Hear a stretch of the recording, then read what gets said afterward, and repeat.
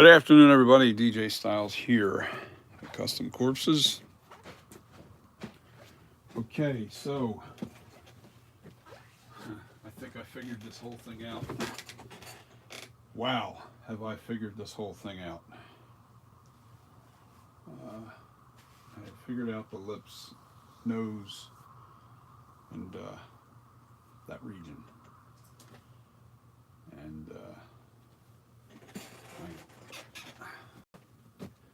now that I know I'm on the money with this, I'm going to shut down this one picture and keep the one picture open. And go to my YouTube channel so I can read your comments.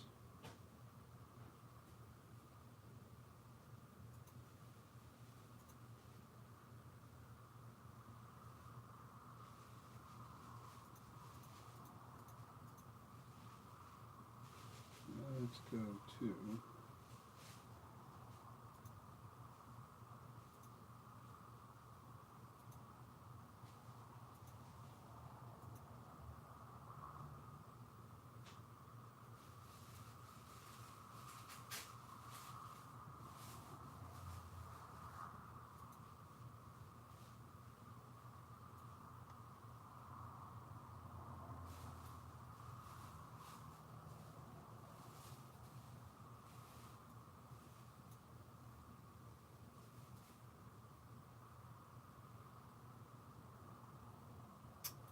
I guess I can't. All right, but that's okay. I have this thing figured out.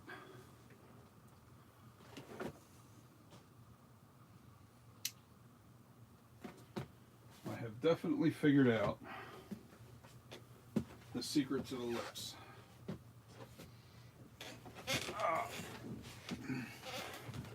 Anybody on with me?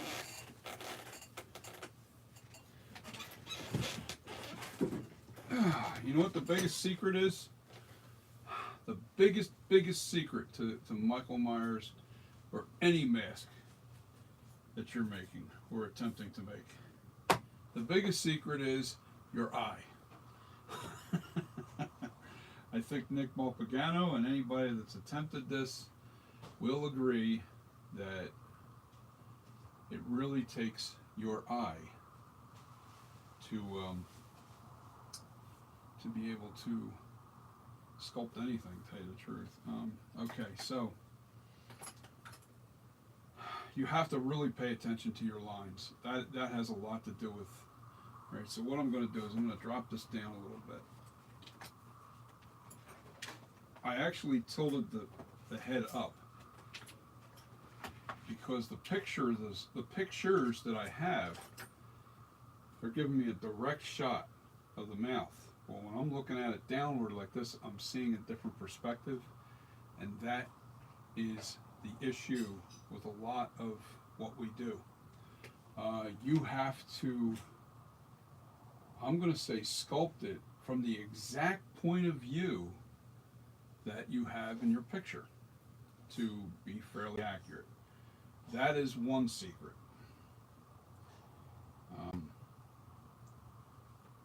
You want to make sure that whatever the picture is, if the picture is a little on the downside, you want to make sure that you're looking at your sculpture in that exact position.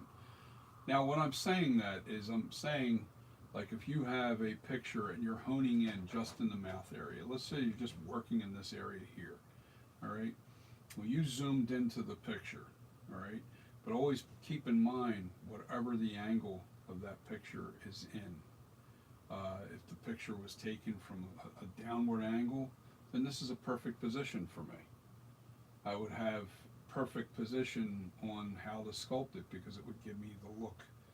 But when I tilt that up, or say the picture is literally straight on, it's a different perspective and different results.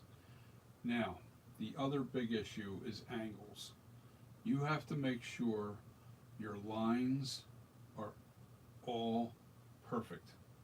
You cannot sculpt anything If you have one line going this way, another line going this way, another line going that way, I mean, if it's supposed to be that way, that's one thing, but your lines are very important. In other words, see this line here? All right, this line has to follow the same direction on this line. All right, same direction, same thing on this side. That line follows this. Now, although this doesn't seem to be a line, but this is a line as well. That also has to follow the same direction, that line. And that is your biggest reveal I will give you today. Anybody that's trying to sculpt this, the secret is definitely your lines. Now, some people do know this, some people don't. I'll guess the people that know this are extremely good at making this mask, or any mask for that matter. On this particular Michael Myers mask, or any Michael Myers, it's really important to make sure your lines are really correct in every possible way. Right now I'm sculpting the chin area, the divot. I've got the lips literally perfect to the flashback mask. And that's what I'm going to base my master copy from. Now this is going to be the 2018 because I got to push. I got to push to get this done. I repositioned the nose holes, made them more accurate. I changed the mouth by putting the correct, I had this upright and was able to put in the way this mouth is supposed to be, and then the drop down. And these lines of clay, that's the secret too. These lines of clay go in like this, and then they go back and smoothed out. But it also, that line has to follow these same lines. If you look at this, the lines follow these lines. That is the secret to the mouth region.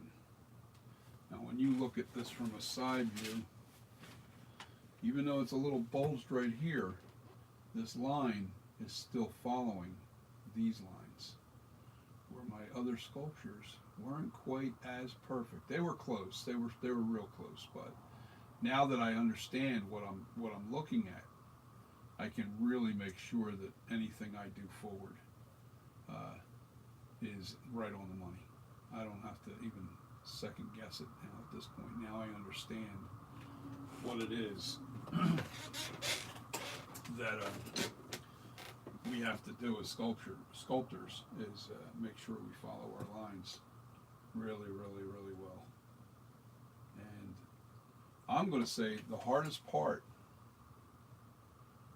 for me so far has been from the tip of the nose down to the bottom of the chin in this region. This whole region has been difficult right here. This from here, this area right here, that area is the hardest part to getting correct, for me anyway. I think that is, let me make sure that line is right. And that line's not quite right, so here's how we're going to fix that. Alright, so you guys can't see what I'm doing here, but if I turn this,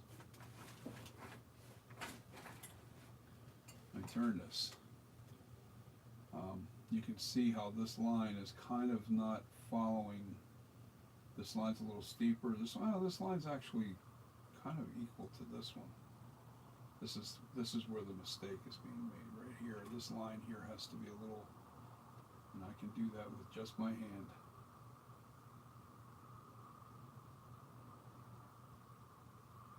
I'm just pushing that little bulge in at the bottom here and trying to get that line to follow.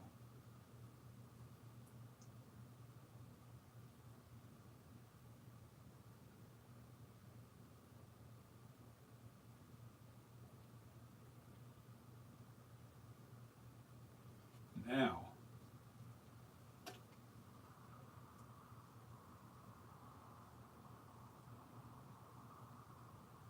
Now that line is right.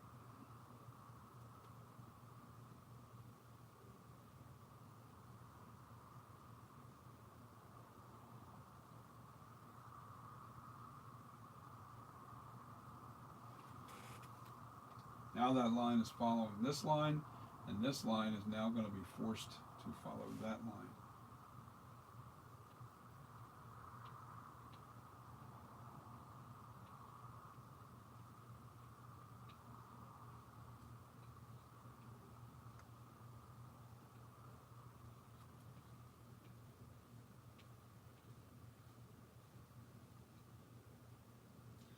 It's unbelievable, and that's why I'm going to say to everybody that how many times I've retooled and how many times I've looked at things and constantly look at it and couldn't figure out, I was looking at it, knew it wasn't right, but couldn't figure out what I was doing wrong.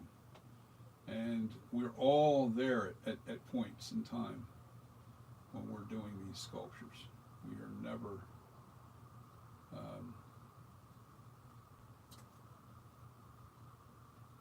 if I could start this sculpture over completely from the beginning, I would be right on the money, because I know all the secrets now. I know all the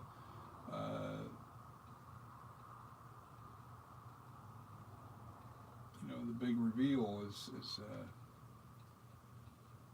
happens with working with the stuff. You cannot learn and you cannot figure out if you're not getting your hands dirty and really doing it. Watching me do it, you learn little secrets, you learn little things, but you're not actually getting your hands dirty, and that's the difference. You have to get your hands dirty. All right, so the top part I'm not trying to cut away from.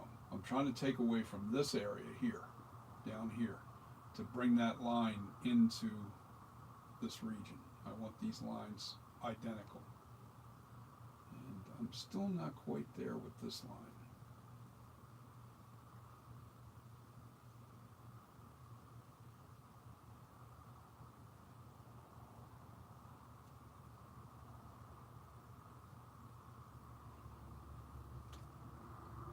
But that's almost there now.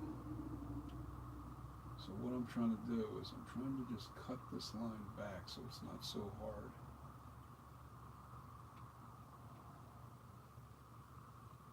Haha. I love it when things work out.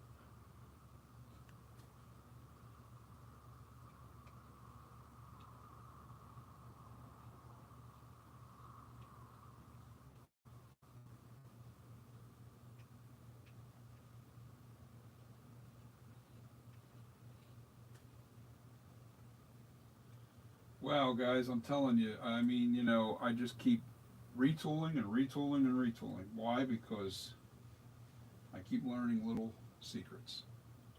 And I'm not going to retool this to the 78 again. I'm not doing that again. That's too much work. I need to get moving with this. I'm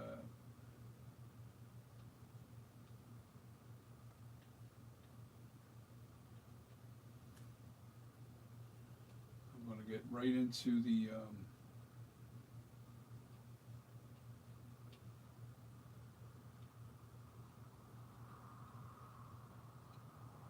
sorry, when I go silent like that, I'm just concentrating on one spot. Like if I see something, I'm really trying to be very careful.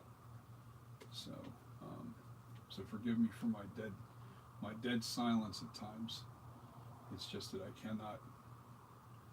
have to pay attention at that moment. It's not like chewing gum and walking at the same time either. Anybody that starts to say that.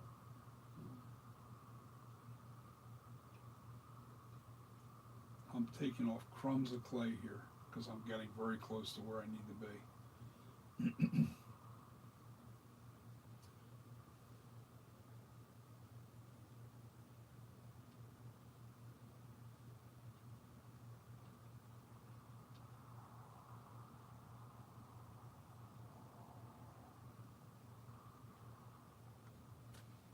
Okay, that's looking like it's really, really close. Let me show you guys, try to profile this.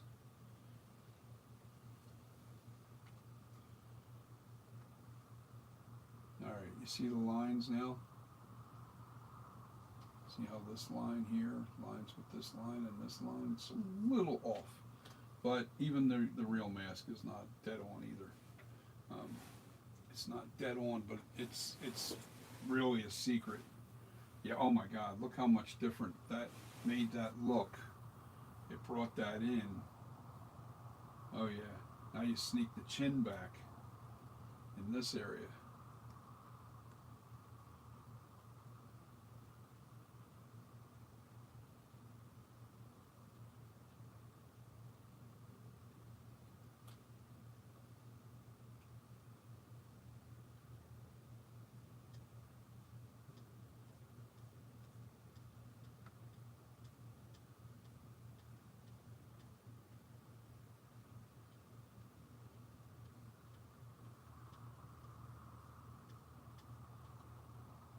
What I'm going to do here,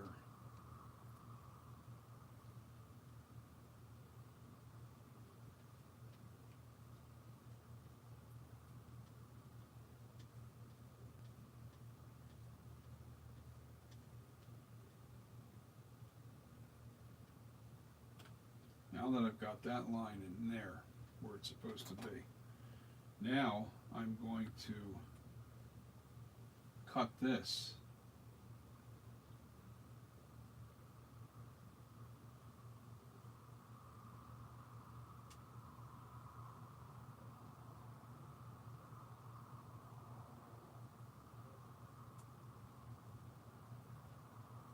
To put the line in correctly.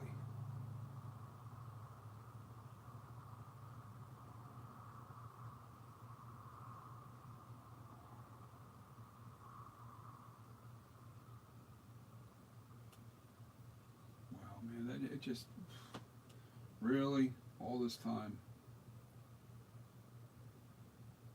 Any comments, guys?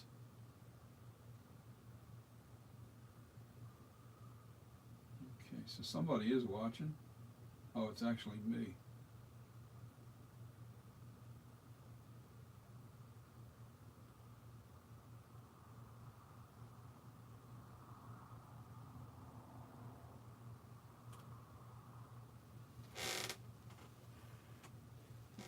What a difference. What a difference.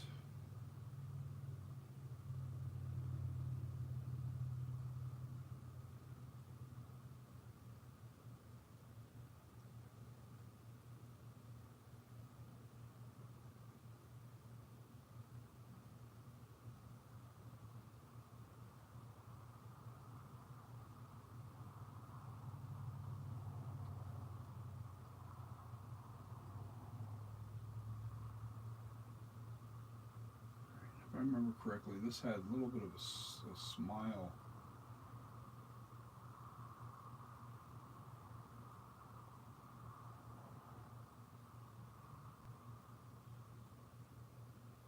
Right on the corner.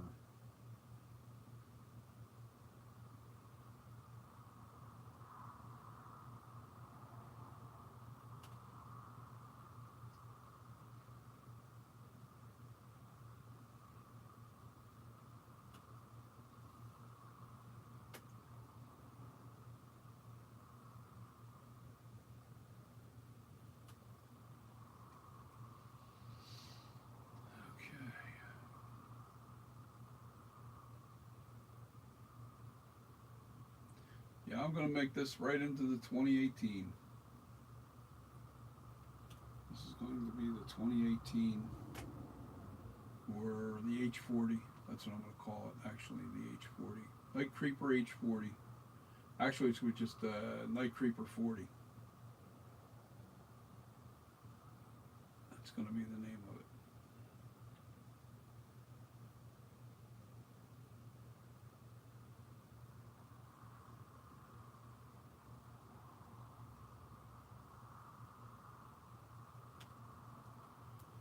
Fixing this side.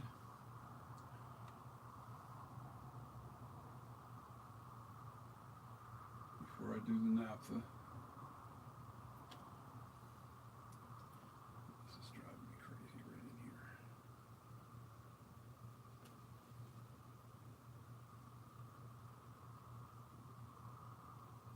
two pieces of clay that just didn't come together right in that spot.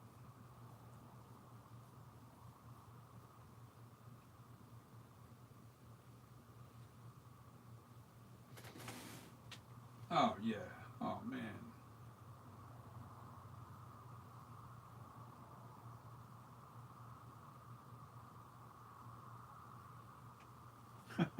Wow.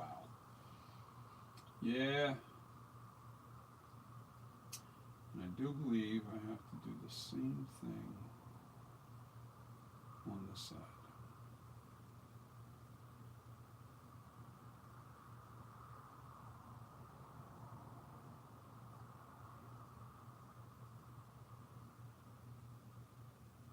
I'm going back too far.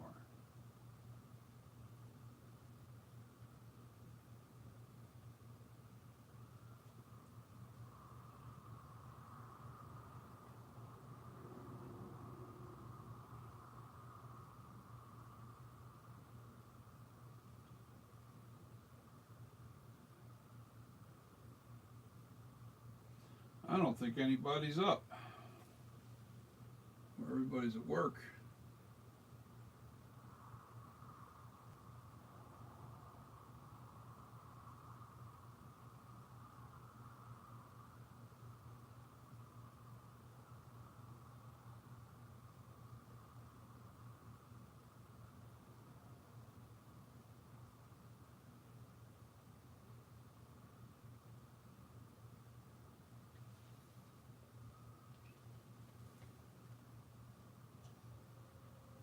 Hmm.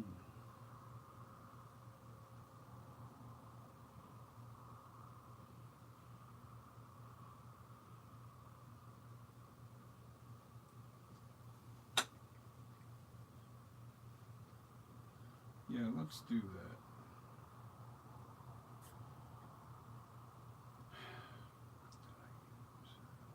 Oh, yeah.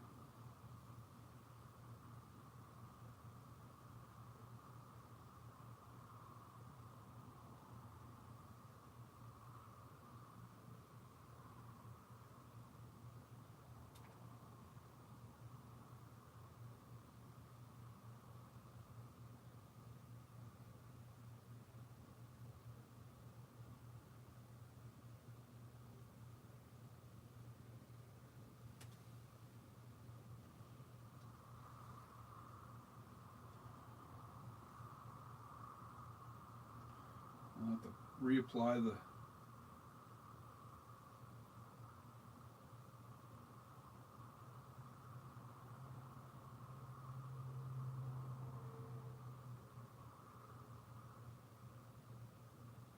air bubble.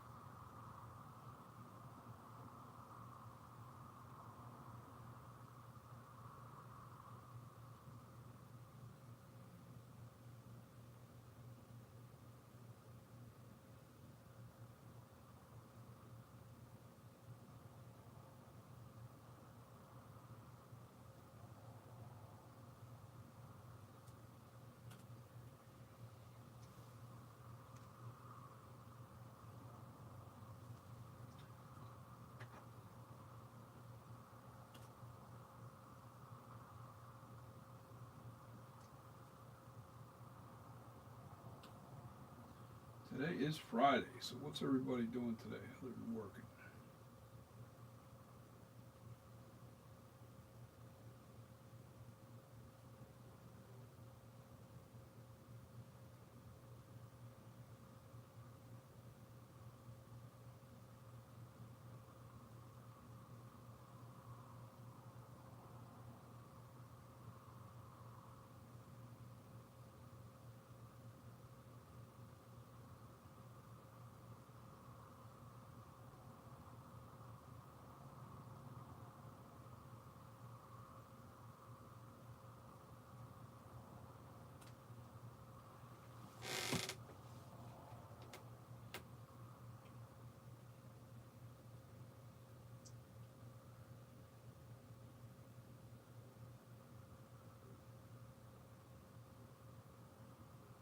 anybody watching today?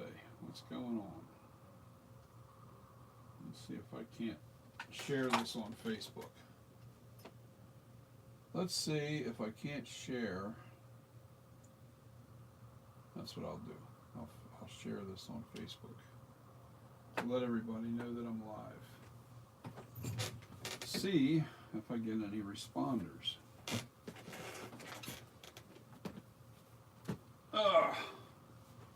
We just never end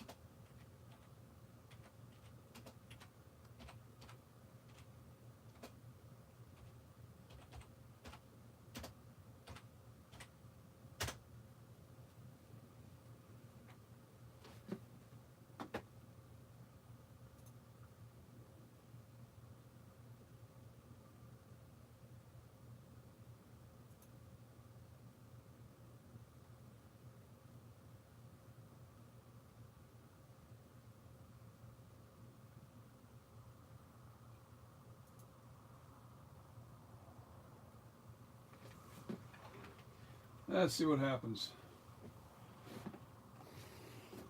I think I'm the only one on. All right. Now on, I'm wearing a shirt.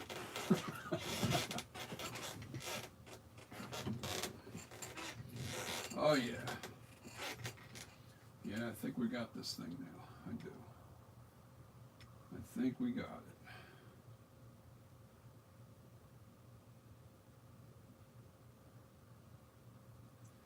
And this will be a really nice, yeah, this is going to be really nice to the,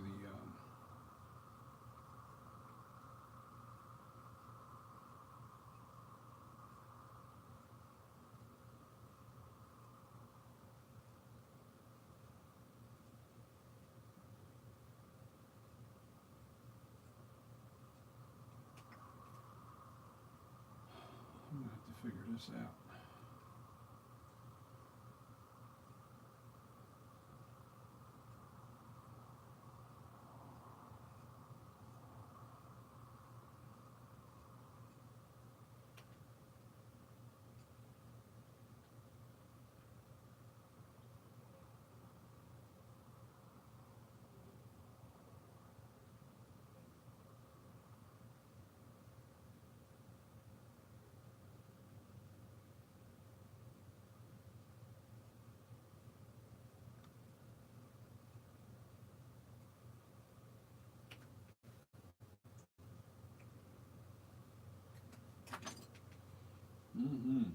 Okay, so.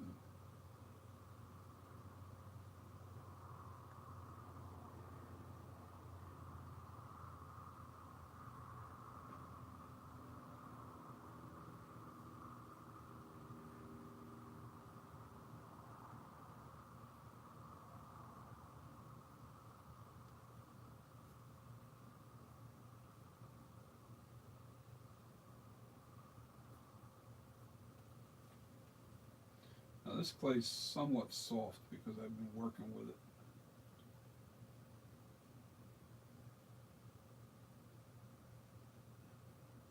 Okay, so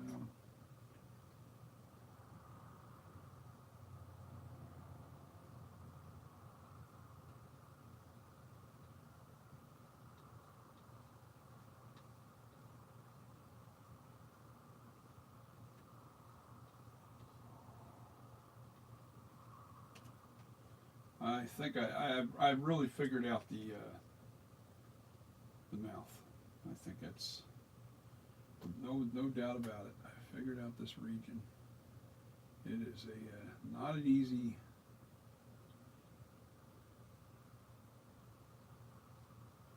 Not easy to do, guys. Not easy to do.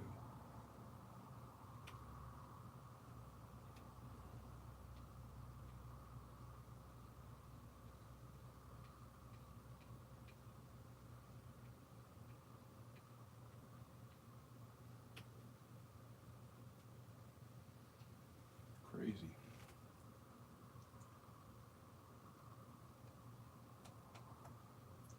It's Friday. Nobody's around.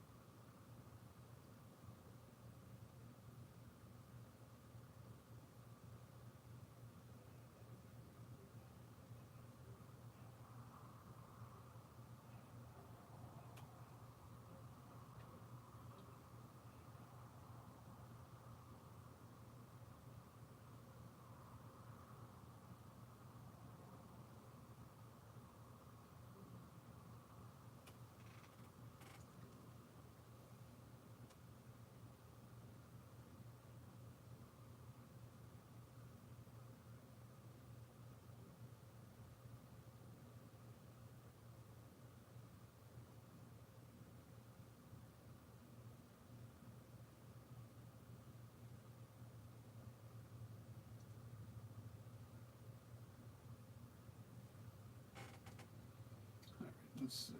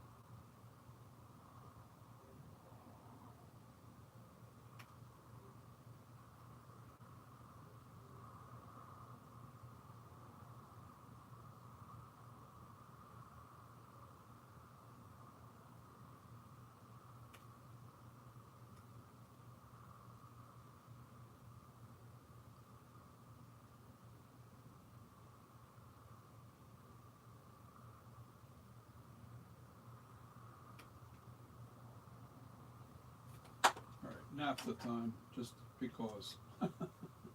Just because I want to see what changes I've made here that will look really good.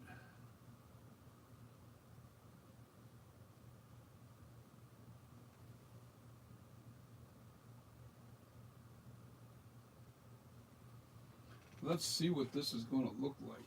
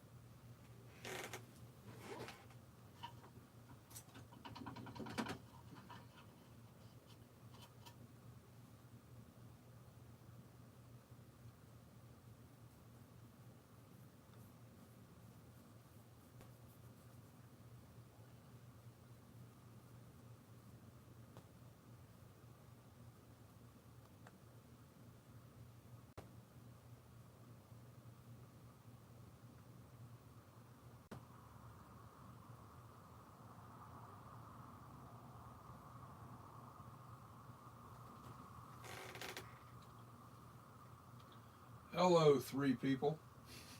I think that's including myself. Thanks for joining the stream. I am perfecting these lips.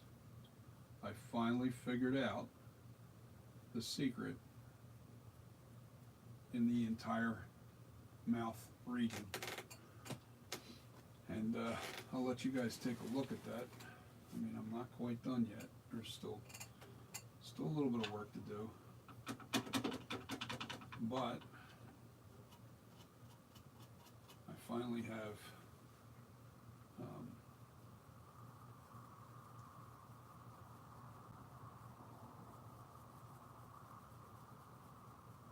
have this thing locked in. Now I know exactly how to do these lips correctly now. A lot of work trying to figure it out. What the heck is that thing?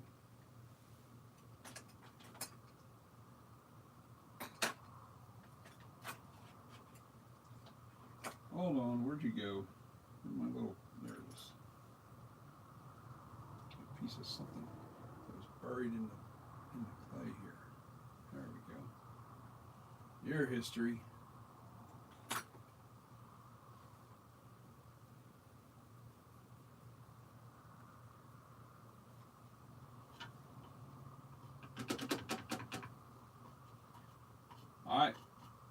I think the mouth, nose, and chin area are the hardest parts to the sculpture.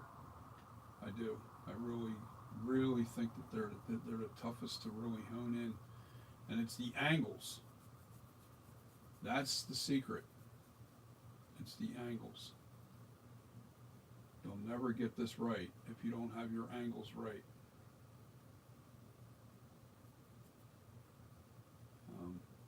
I made my lips to look exactly, and I mean exactly now, to a T, to the Flashback mask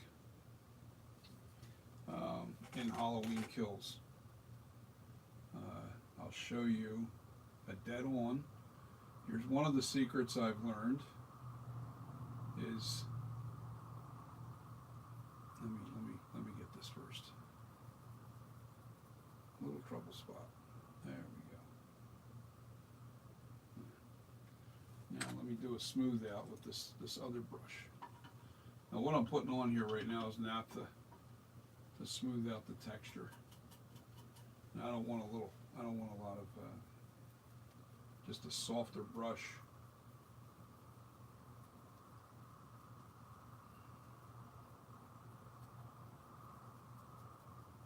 Just a softer brush to take off all the little boogers, I call them.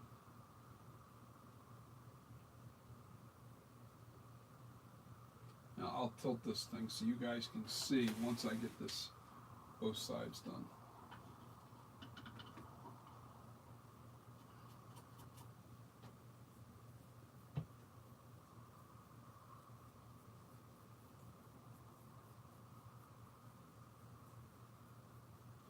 I'll reveal the secret to how to sculpt the Michael Myers flashback lips and chin area.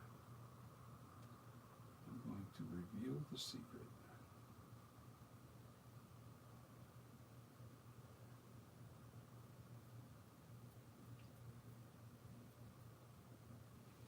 Okay, let me wash that off, both of them.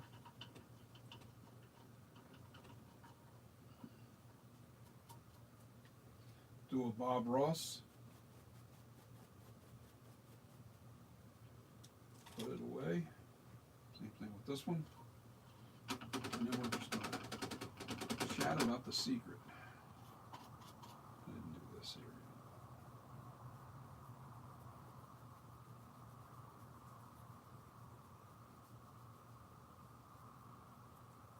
The secret I've learned.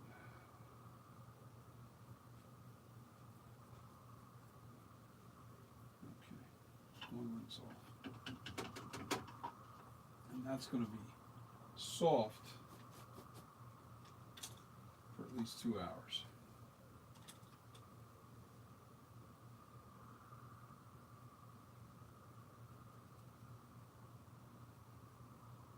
And what this does, naphtha just melts the outermost layer of the clay, and it allows you to smooth your sculpture.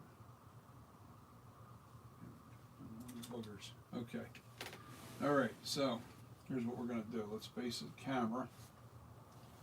Let's face the camera here.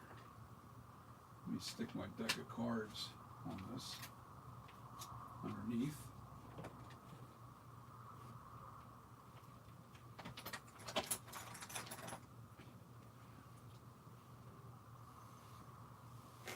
Okay, let me make sure.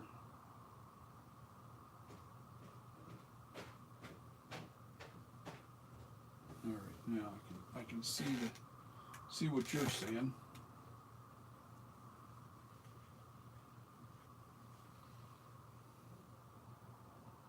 Okay. These are the flashback lips, and the biggest secret to the whole thing is your lines.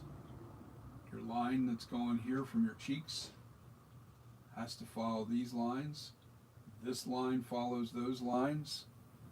All right, and that's how you drop your chin back. Your chin will drop back further. I had to take some more away from here once I started following those lines. That is the secret. You have to make sure your lines are like right here.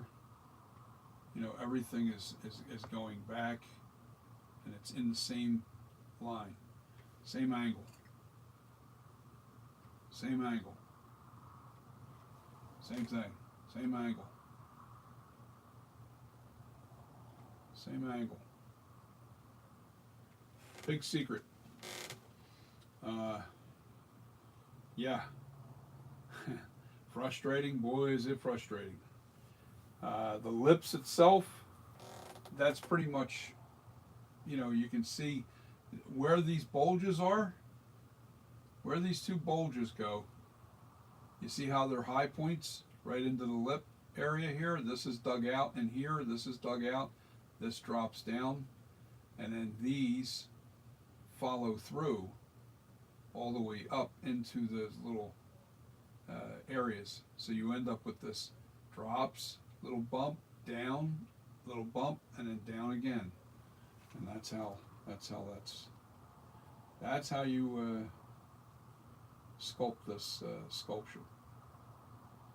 And I'm still I'm looking at the video. The video doesn't do it quite justice. It's pretty nice the way it's set up. Yeah, I can't really make the lips too much bigger. I could go up higher with the lip, but you know what? It doesn't need it. The other thing too, from the nose, from the top of the nose, I need something that you can see. From the top of the nose to the bottom of this, right at the top of the lip, all right, it's scooped. In other words, it's like this. It's not straight down to the lip. And I'll reveal that by turning it so you can see. See that little scoop in that.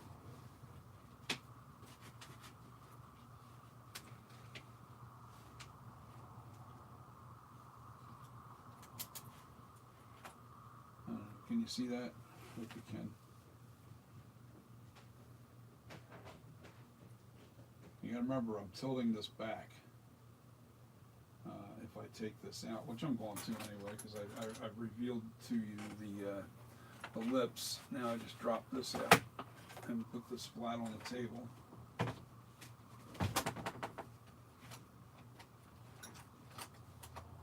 now you can see the angles are right. Now, another little secret to doing any sculpture. All right. If you're going from photographs, all right, you have to remember the number one thing you have to follow is if the camera, now up here where I'm sitting and looking at this sculpture, I'm on a downward look. I'm looking down at the mouth at this angle. This is my eyes are here and I'm looking down at this angle.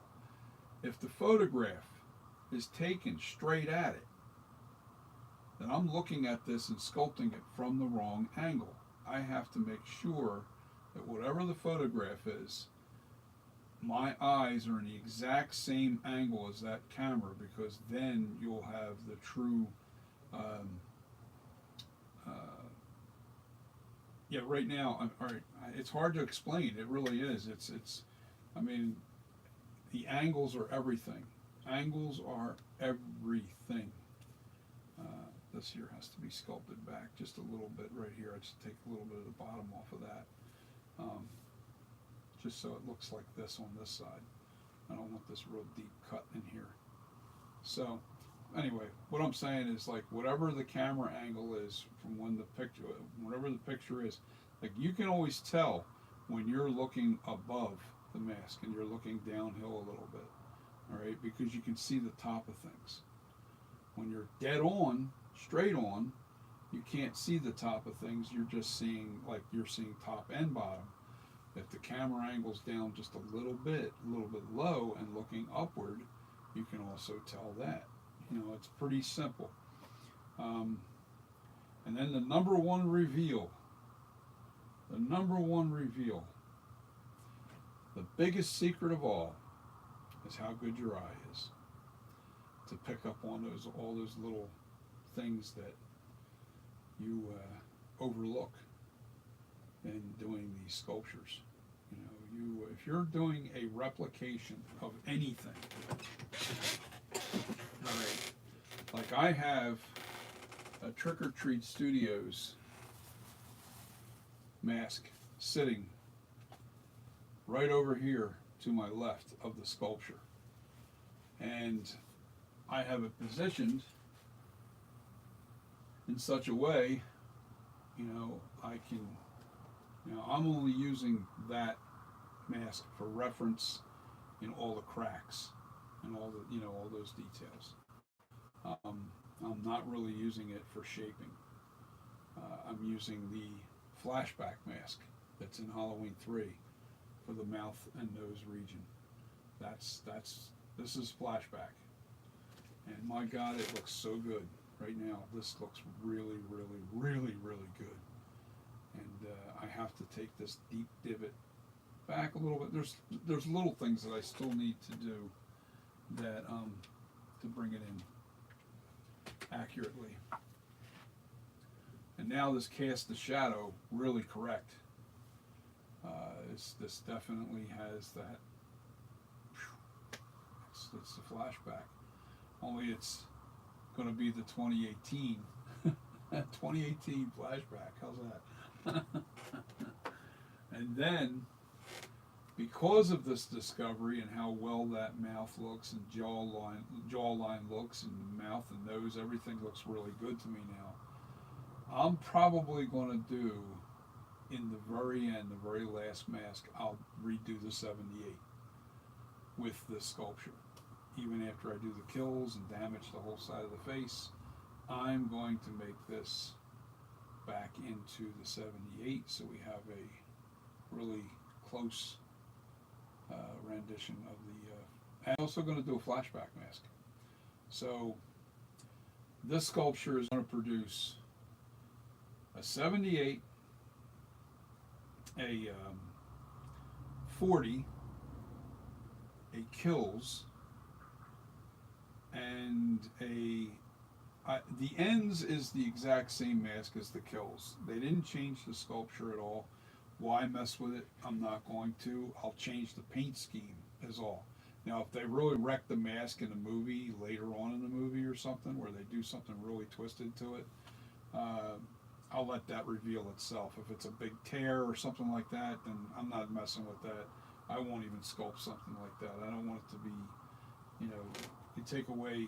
you take anything off that mask. Well, you can take a little bit, because I have an idea of what I want to do for a concept mask, and I'm going to do that for my ends concept. That's what I'm calling it.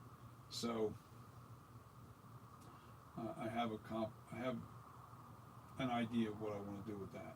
All right, but with that being said, I want to do a 78.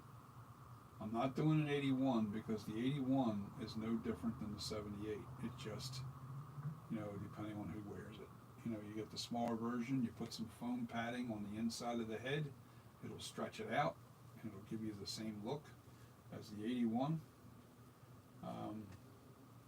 I'm going to go right now, I'm working on the 40. You can see some of the cracks that have already been put in. I've already started that. They're not smoothed out, nothing's there, it's just a little bit of work put in. Not everything, the head's still got to be fixed.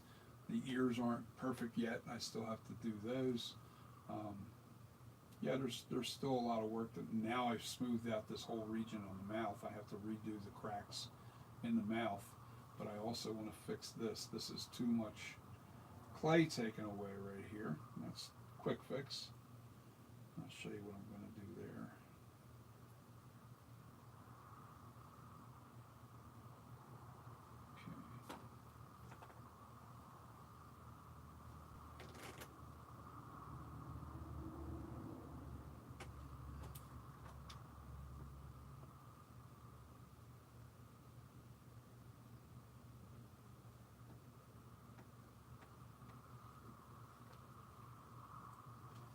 Yeah, we want it to look, good. We want it to look really, really good. Awesome. That is the key.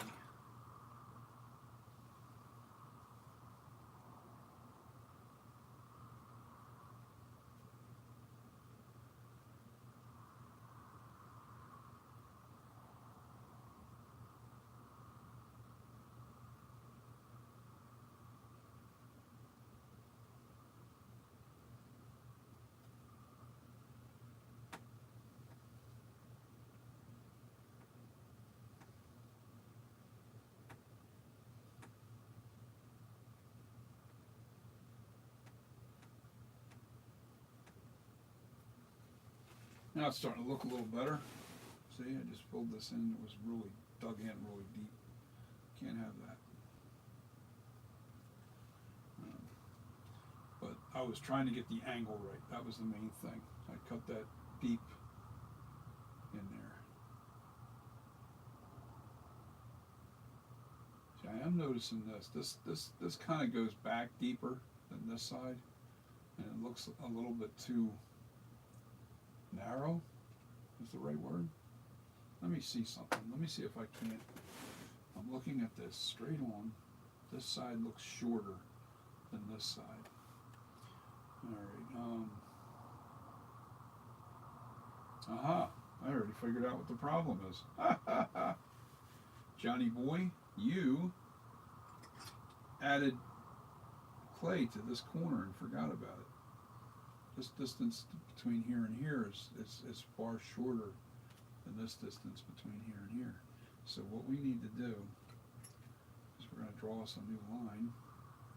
But first, where's my caliper? I don't need the caliper. I'll just use the tool.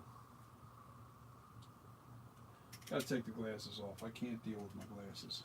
All right, so what I'm doing is I'm just taking this little tool here. No, I don't want to do that. Let me see. Let me just see what this distance is here. It's about right there.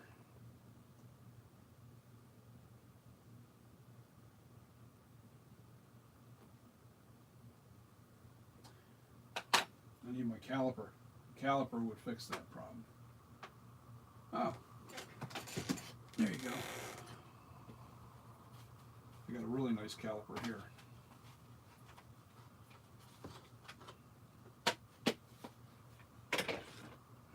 Okay. Now what I want to do is open this up.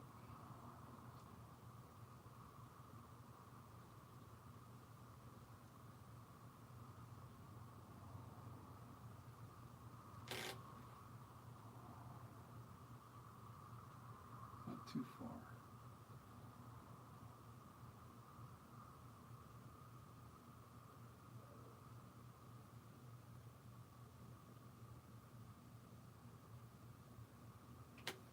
Okay.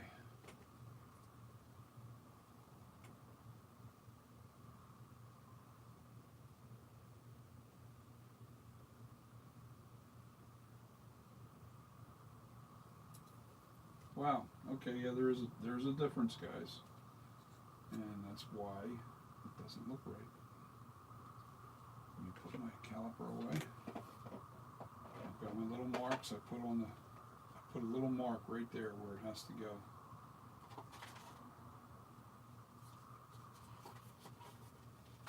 Caliper back on the shelf, baby, so I don't lose it for the next time. I've got a new rule. I've already started to straighten out this whole studio. Nothing gets left on the countertops once I get everything back in its place. I still have some shelving to do over here to my left. And I've been working on that for several days, so this is why you haven't seen me. So let's do this real quick. What am I going to use? I'm going to use the square piece.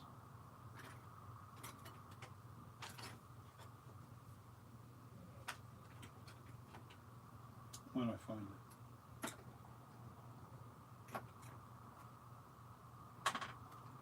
Really? It's here, no doubt. Oh, there it is. It needed teeth. It would reach out and bite me. It needed teeth.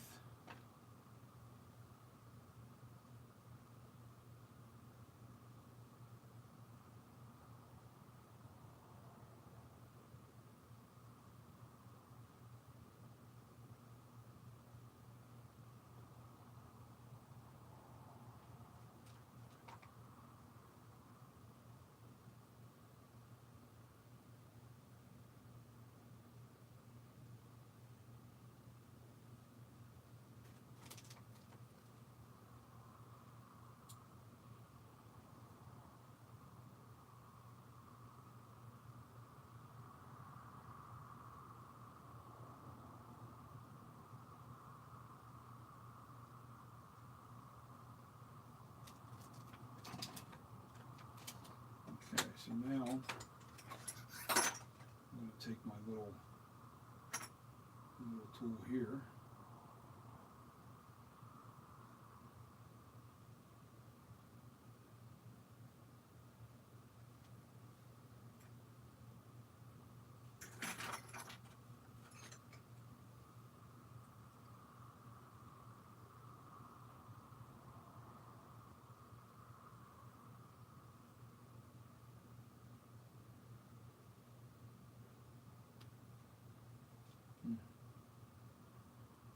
I went too far deep with that. I went too far deep into the flesh there. Alright, so that's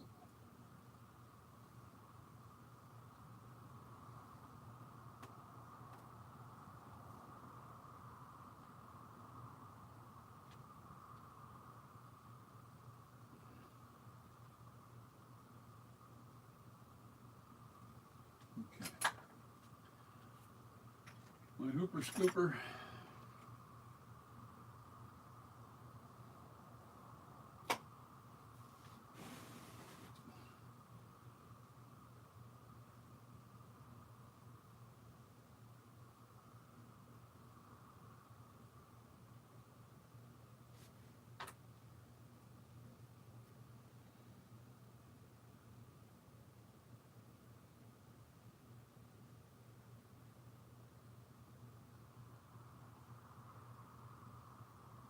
Hey, you're actually seeing me sculpt.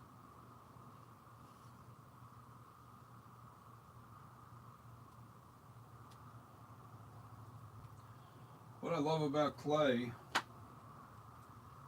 is you make a mistake, you just put another piece of clay back on there. Can't do that in wood. You know what? This needs a little bit more clay, because what I did was put this up higher, and then now I've got a sink spot right there. So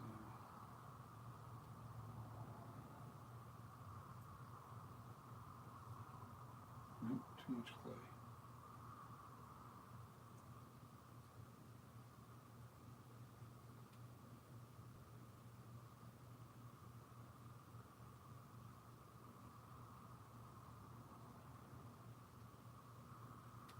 Now we're talking.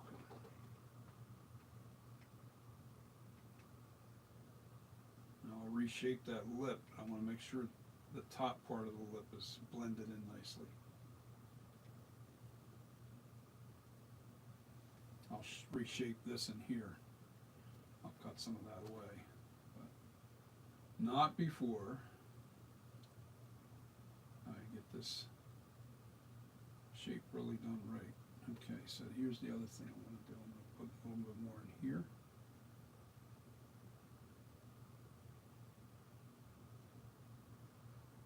See, what I did was I pushed the line back further, and by pushing the line back further, you don't want to dig in. You want to bring the line back and then keep this going accordingly.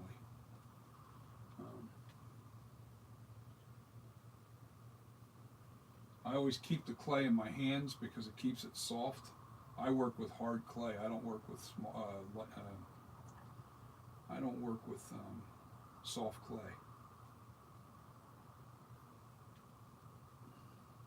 Okay.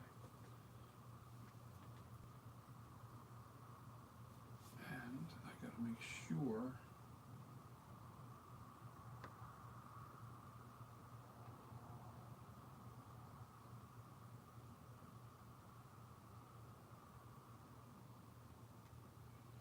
Remember, the angle. See that angle? That's what I want this clay to be in.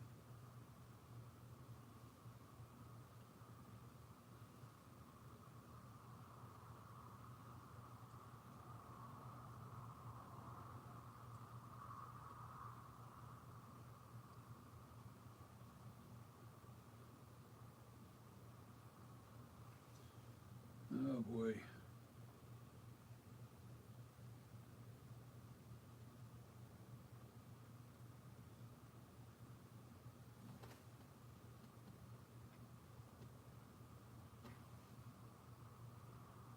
We are getting very, oh my God, that looks so good. Oh yeah, when I'm looking at it from this angle, it's right on the money. It was driving me crazy. It was, why does this feel so tucked in? It didn't match the other side. And now it does. And now it does. And I just want to put a little bit more in here.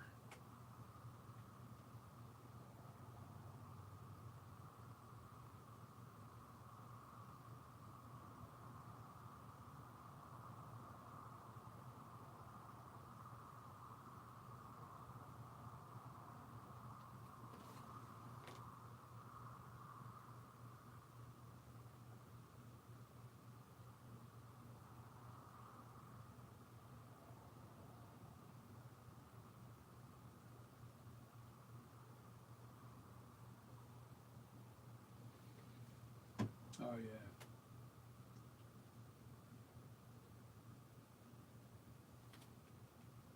So much better. Okay. We need a little hoop scooper. I call them hoop scoopers. Need a little hoop scooper.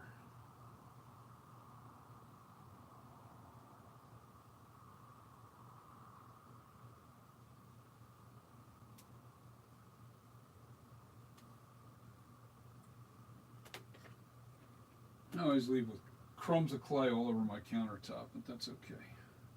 Clean it right up and put it back in the ball. The ball of clay. My magic ball of clay.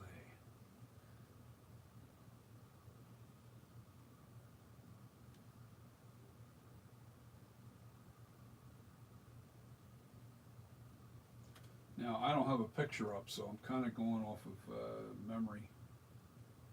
When you do this enough times, you remember all the little.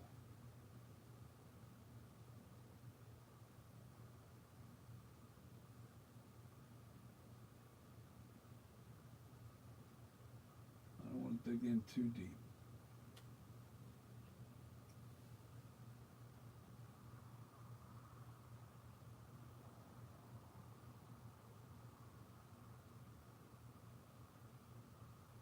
Hey, who's that? Let me put my glasses on. I can't see your comment until I read.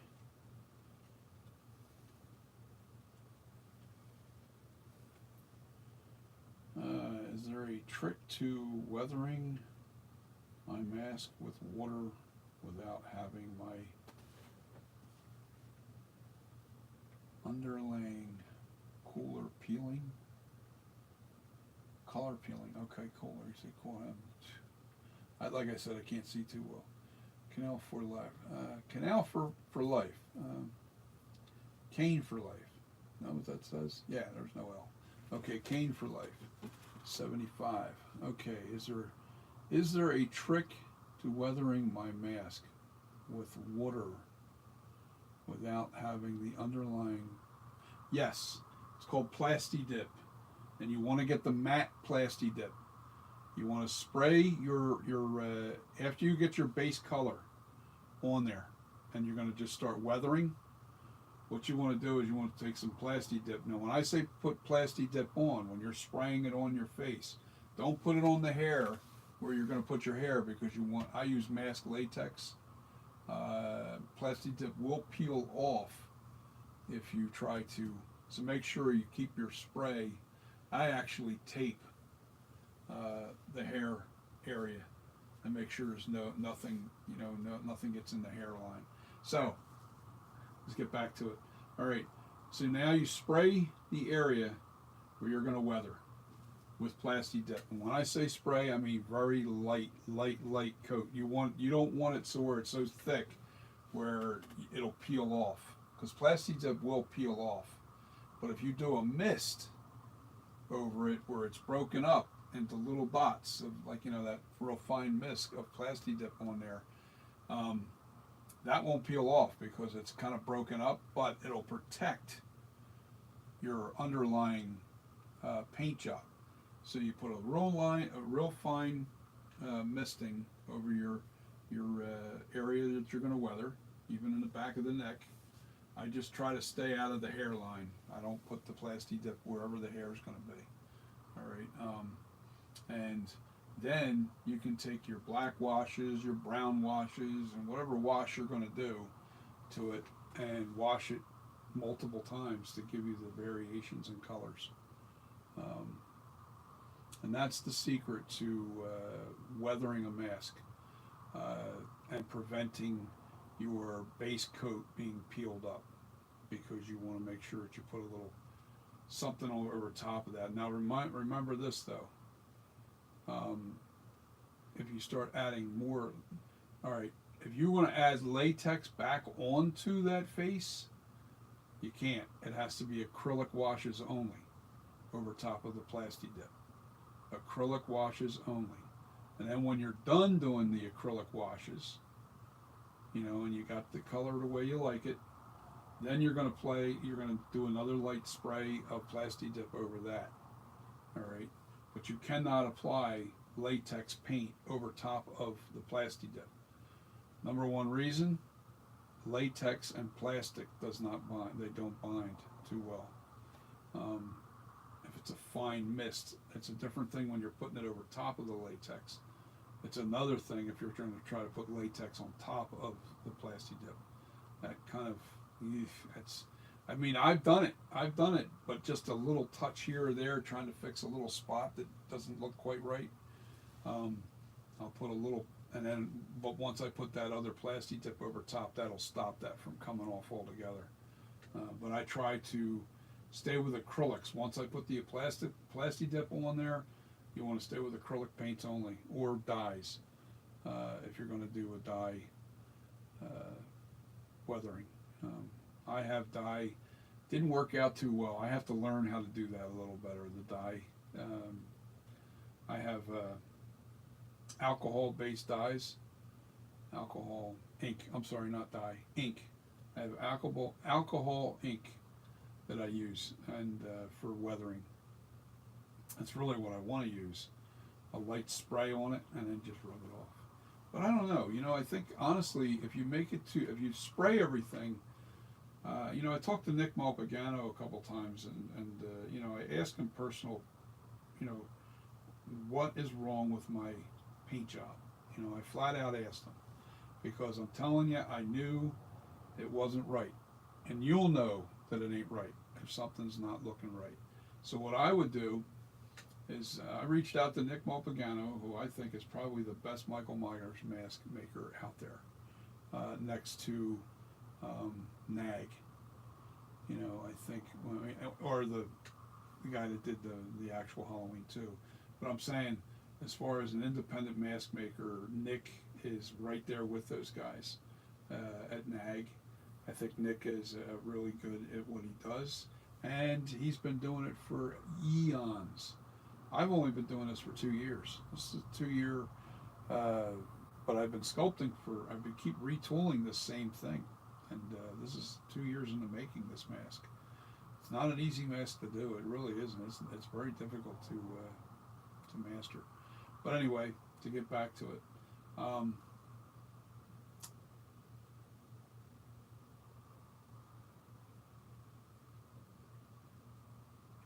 Acrylic base colors, yes. Use liquid latex. Here's the ingredients. You ready? 1 part. You can use acrylic. I use I'll go to Home Depot and get indoor 1 gallon of indoor, whatever color that you're going to make your mask. Like if you want flesh tone, create a flesh tone that you can take there, a sample of something that you really want that same color, and have them, you know, scan that color so you can replicate that color. But you want indoor house paint, latex house paint, flat. All right. You take that indoor latex house paint flat, whatever color it is you're trying to create. You put 1 part, no matter how much you're making, if it's a pint, or if it's a gallon, or if it's 5 gallons. 1 part distilled water, 1 part house indoor or you know, interior flat latex paint. Color is your choice. And 1 part mask latex, not the latex that you buy at Spirit of Halloween. That stuff's too thin. You got to use real mask latex, and it's a 3-part mix, no matter how much you're making. and that is your base coats. I have them right here. You see them right behind the sculpture?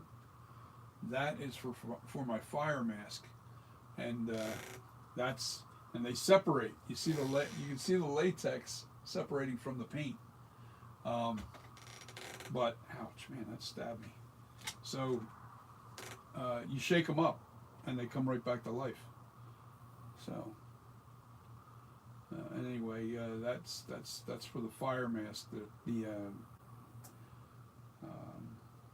Trick or Treat Studios Kills mask, I made a fire mask out of with that paint there, that paint scheme. It was pretty good. It was yellowish. It's yellow, orange, and bright red, almost fluorescent color, but not quite fluorescent.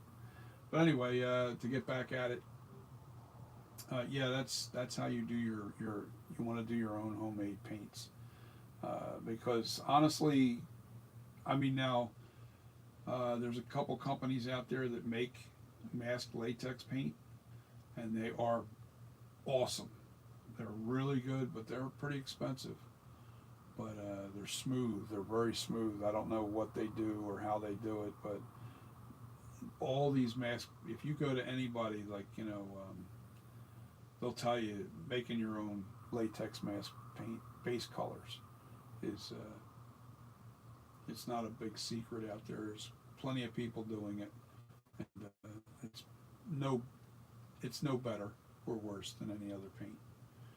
It actually adheres to it. It's stretchy because you put masked latex into that mix that you did, and it's pretty runny. Now, when you're going to do an airbrush, if you're going to apply masked latex paint that you make with an airbrush, you better use something cheap. Get something from Harbor Freight that, like, you know, it doesn't do fine detail. That's not what you can do with an airbrush with latex paint. You need something that's just it just gives you a base spray. I use a big sprayer for my, I got a big spray gun for my base paints. But you don't have to do that. If you want to use your airbrush, you can, but you got to make sure that you get yourself a $10 Harbor Freight airbrush that actually, it's not gravity fed. It's siphon. And I know gravity's better, but they clog.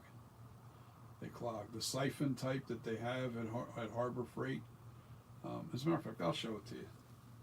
You go to Harbor Freight. This is how I would paint my masks. Hold on. You got to reach in high places to get the sprayer. It's just for base coating. Nothing, no detail. You don't do detail with this.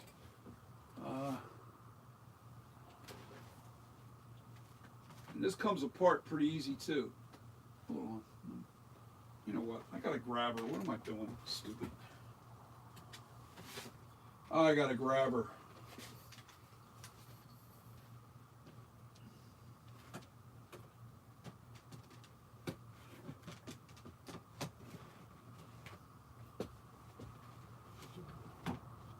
There we go. Now I got it. I don't have to leave it down while I think this is either 10 or 12 bucks right here. This is great for just doing you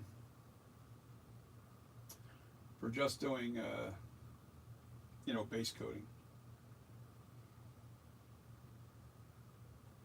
It's called Central Pneumatic. That's who makes these kits, and Harbor Freight's famous for them. They got a ton of these. And what's really cool about this is, you know, it siphons up from here and it blows it out. Now there is a pin in this one.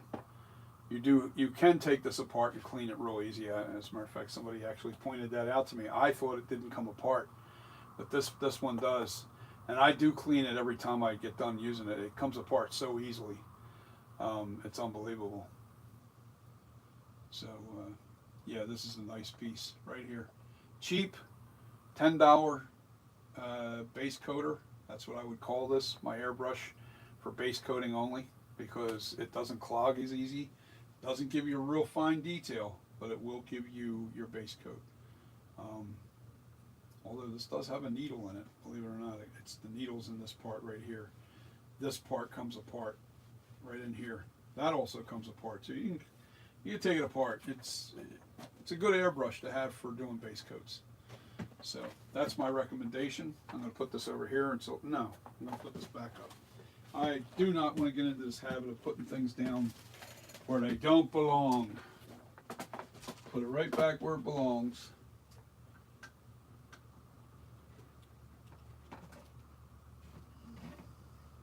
Yeah, Harbor Freight's awesome, man. Come on, really?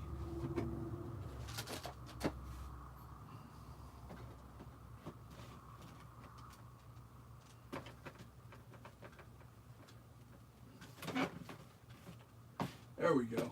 You're in now. In like Flynn. As a matter of fact, guys, when I get done here sculpting this, getting this back to where I want, I like making my latex paints in here, and I have to make up some more flesh color. So I'm going to pull this out, and I'll do a video in probably an hour or two. I'm going to eat after I get done doing this, getting this shape right. And I'm going to make a batch of latex mask paint. I'll make a batch up for you. You can see exactly how I do it. All right, how's that sound? Sound pretty good for you guys? That'll give you something to do. You know what? I'll do it right after I get done doing this. I'm close. I'm very close to finishing this. So I'll keep this off to the side.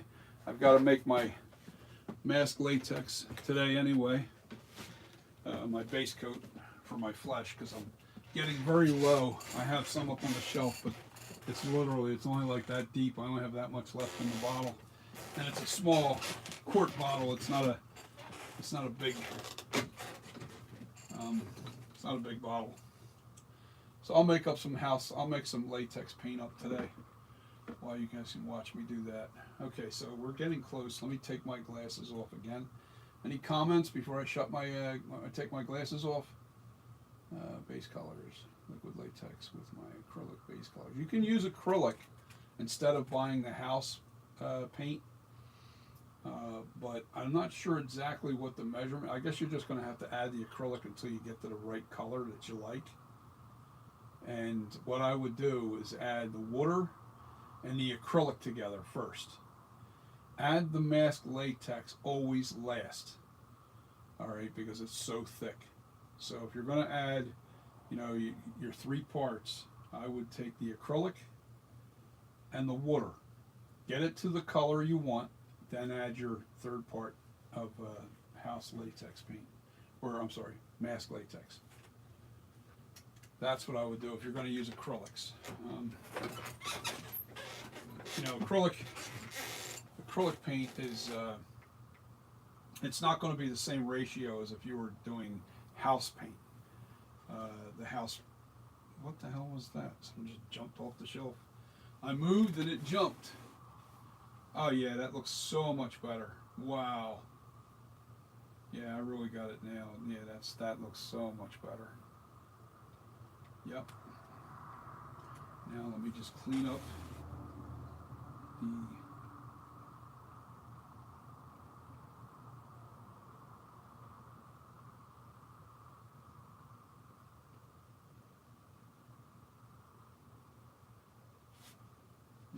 anytime you guys have a question or something, if I can answer it, I'll answer it. And if I can't answer it, I'll turn you on to somebody that can. I'll recommend somebody to watch. I'm no expert at this. I'm learning as I go, as a matter of fact. But I have learned a lot in a short amount of time, because I've got my hands dirty. And that's the key to anything that you learn. When you start making mistakes, boy, you learn hard and fast. And I like learning. I like learning for myself sometimes. And then I can alter things, like doing different things to get to my goal. Because what I'll end up doing is if I learn something, and I go, okay, I watch YouTube and this guy showed me exactly how to do this. I try to come up with different ideas, and I got that from Alan Hops, but I also was I did that all my life, was always try to improve upon somebody else's idea. And I think Alan is the master at it. Alan Hops at Stilt B Studios, he's the master of really figuring out ways to do it cheaper. Like you can go out and buy uh, the products that are available, at high price, and then he'll come up with a solution that is far cheaper and so creative, man. I wish I had a little bit of his creativity, just compared to what I am. I'm creative. I can come up, but I'm not. I don't know. I'm not a visionary, so to speak. I don't know exactly what you want to. I don't know. I don't know. It is what it is. I'm still learning as I go. I'm still learning how to do this.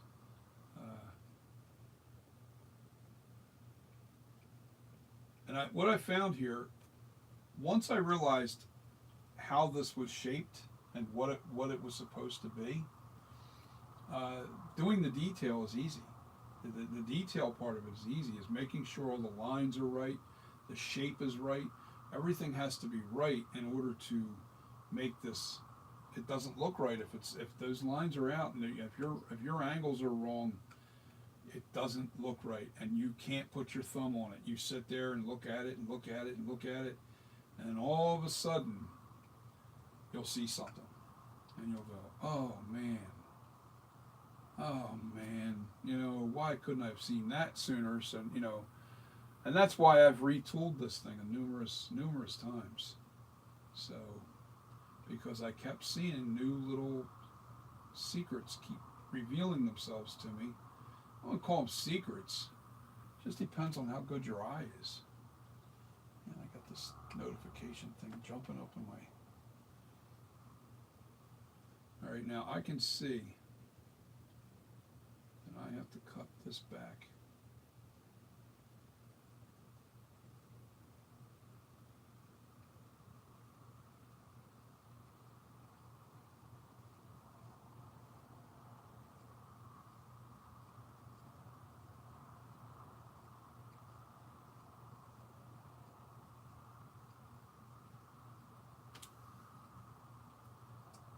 Oh yeah.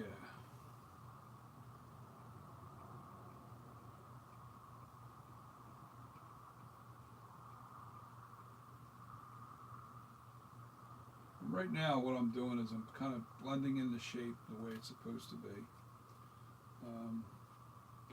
But I'm right there. I'm believe me that this is almost done. This is almost done. Other than just fixing the little imperfections. It's crazy.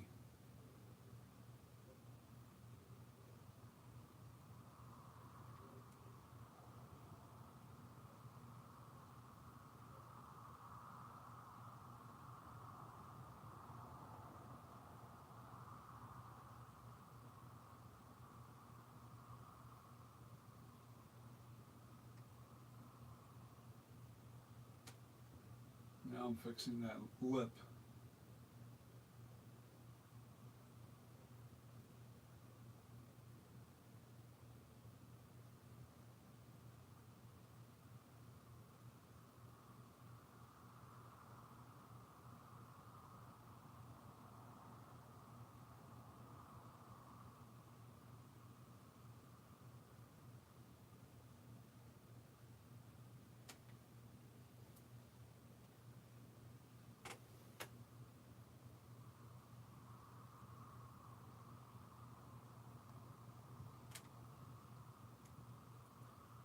And I need that mouse right next to me. I need the mouse next to me.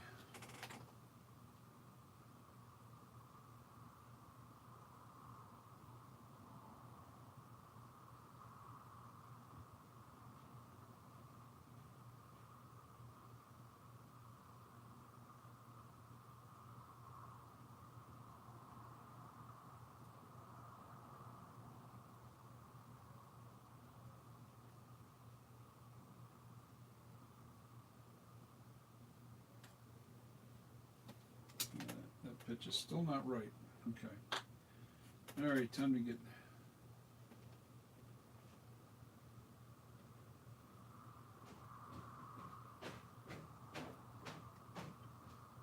Time to get physical.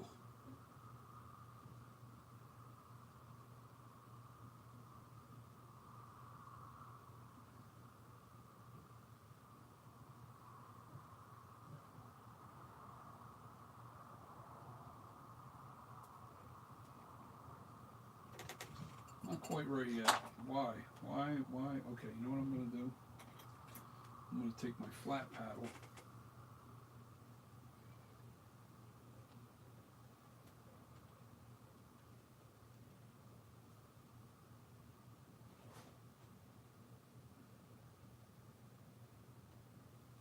There we go.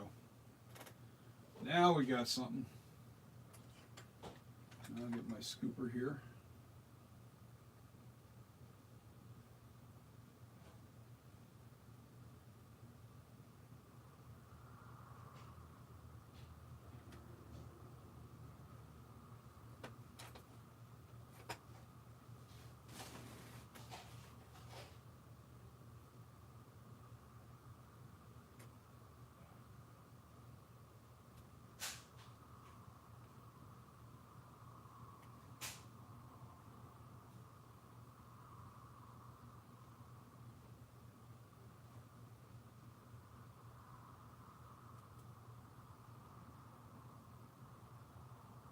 Okay.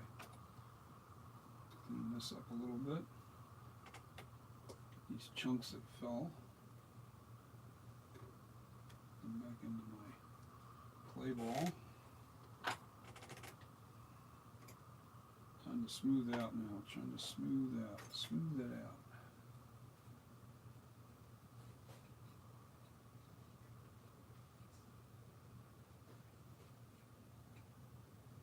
The last thing I put on here is naphtha. I make sure I try to smooth it as best I can with the tools and my hands. And then the last thing I put on here is the naphtha.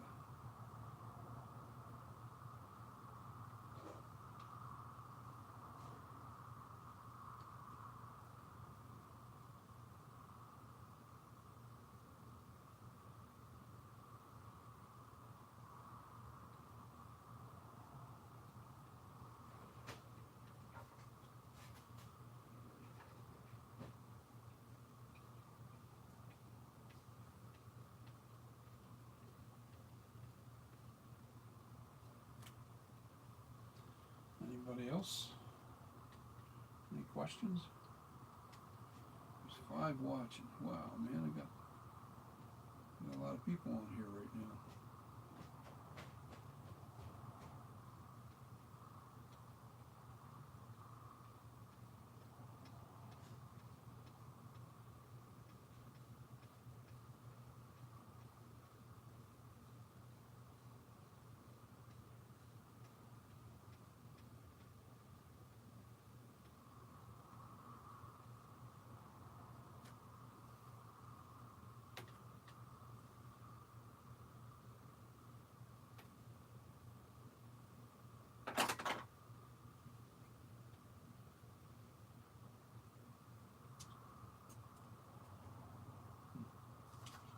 These are in my way.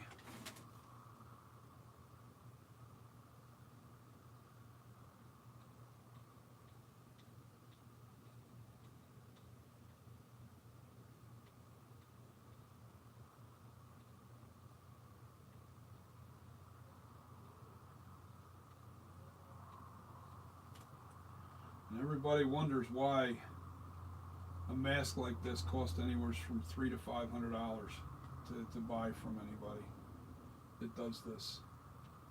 There's a lot of work that goes into this. There really is. You know, this is a 2-year process just making this. Now there's other people out there that are much faster, but not everybody. Most people aren't. They're not very fast. Now, when I say 2 years, I'm not working 8 hours a day. I come on here and I do a couple hours and maybe a couple hours. I might only do maybe 10 hours a whole week. You know what I mean? Sculpting. But in actual time spent sculpting, boy, that's a tough call. I don't know. Maybe a couple of months of 8-hour days is what would it take to do this from start to finish if you were really working hard on it. One of the biggest reasons why I got monster clay, was because it's a wax-based clay, and it doesn't dry out. It doesn't do anything. It'll stay here just like this, and I can walk away. I don't have to cover it. I don't have to wet it down. Wet clay, you have to wet it down because it's a water-based clay, and you always run the risk of having that stiffen up on you in time.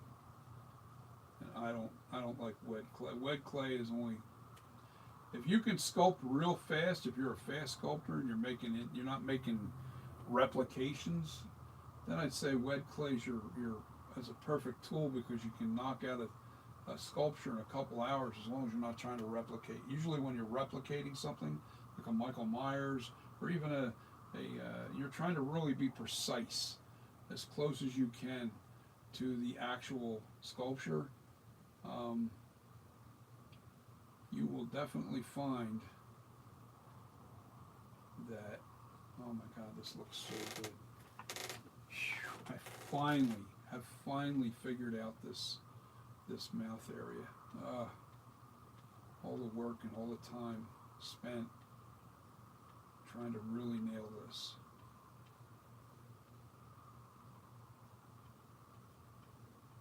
Crazy.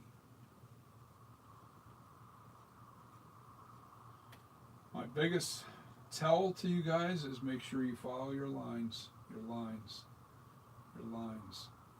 know, that also, when this chin line, it meets up with this line. It comes in, it's in the same spot.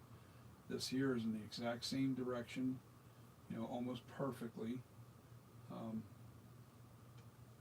That is where the magic is. It really is. I mean, if you don't follow those lines, your sculpture is not going to look real. It's not going to look right, and you'll be banging your head against the wall trying to figure out, like I have been for eons, trying to figure out what is wrong with the sculpture. And I've got it very close to where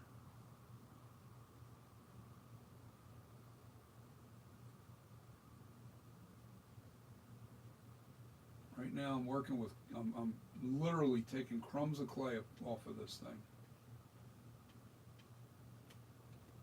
And the only way, now I got to feel. Alright, I feel that little divot there, and this here, I don't want this ridge to be real bumpy here. I want this to kind of really blend in nicely right in this area. You know, I don't want this right here, I don't want a bump there. I want that to be naturally the contour of the jaw. And then there's a little dip right where I'm working now. But it's got to come in naturally.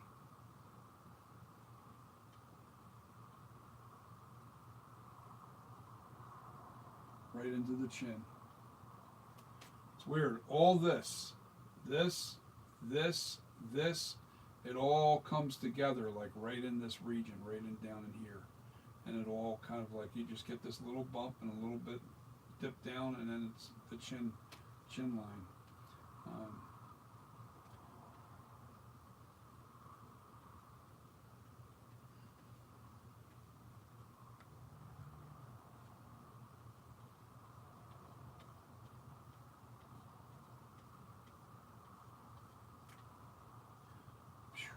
I'll tell you, you know, it really isn't an easy, it's not an easy sculpture. Wow, that looks really, really, really good. I mean, I'm not patting myself on the back, but holy mackerel, I really got this thing down. Yep. I fixed this mouth over on this side. This was not right. It was driving me crazy. And all it was I dug too deep this way into the face. I dug way too deep in that direction. Did you guys leave another comment? Let me read.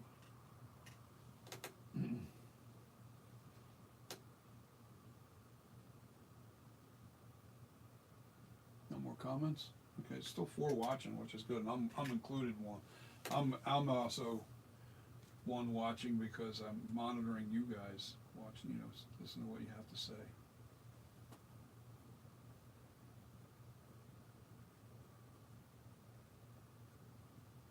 There's a little bit of a piece of clay that's got to come out of there. Come on, man. Hooper scooper time.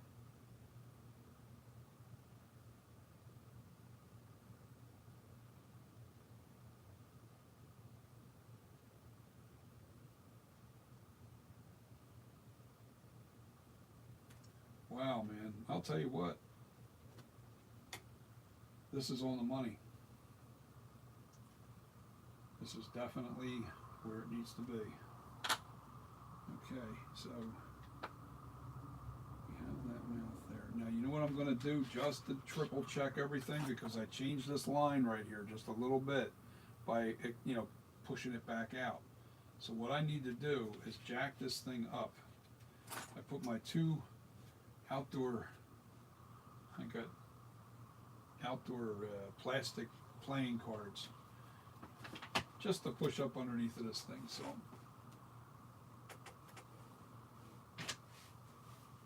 oh wow.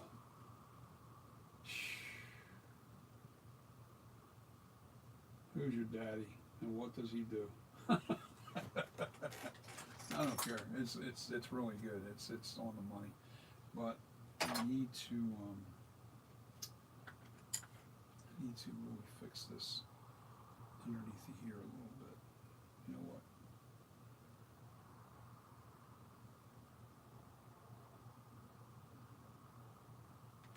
Who's your daddy?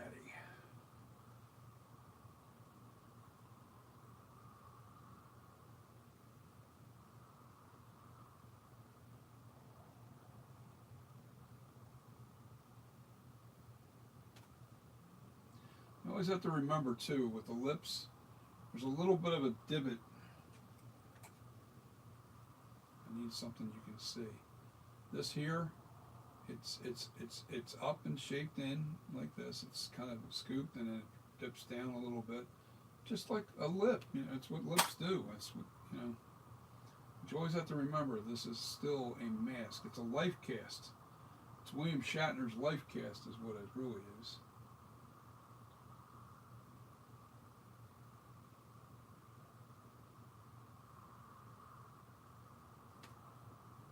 Just getting the little imperfections out of there.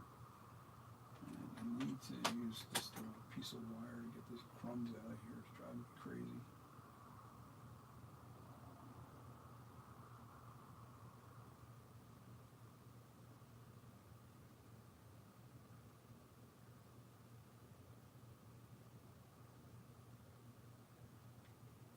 Wow, that is so cool.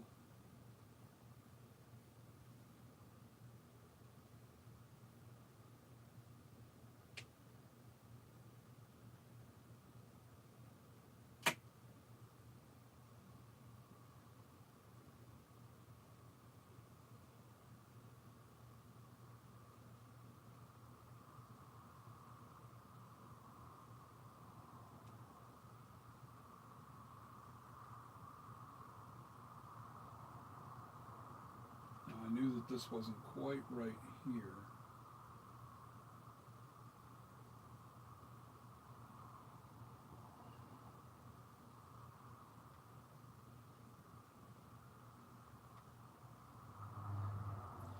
It is time for a little bit of, not quite, I want to do something with this nose. This nose is driving me a little crazy over here on this side.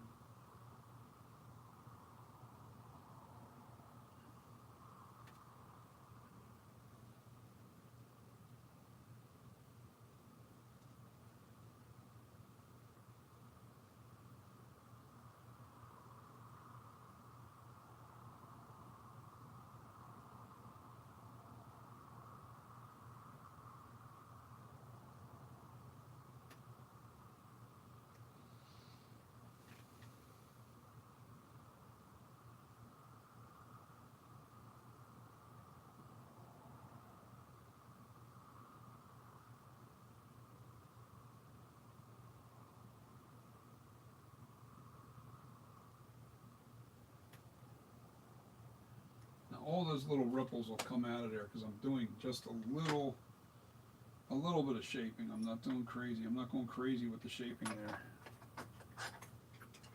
And I'll come back in here like this with this flat edge one. Ooh, that's not going to work too good there. Nope, not there either. I have to go down with it. That's not going to work. Okay. All right, so the next best thing is I've got a large hoop, and I can go in here and really, yeah.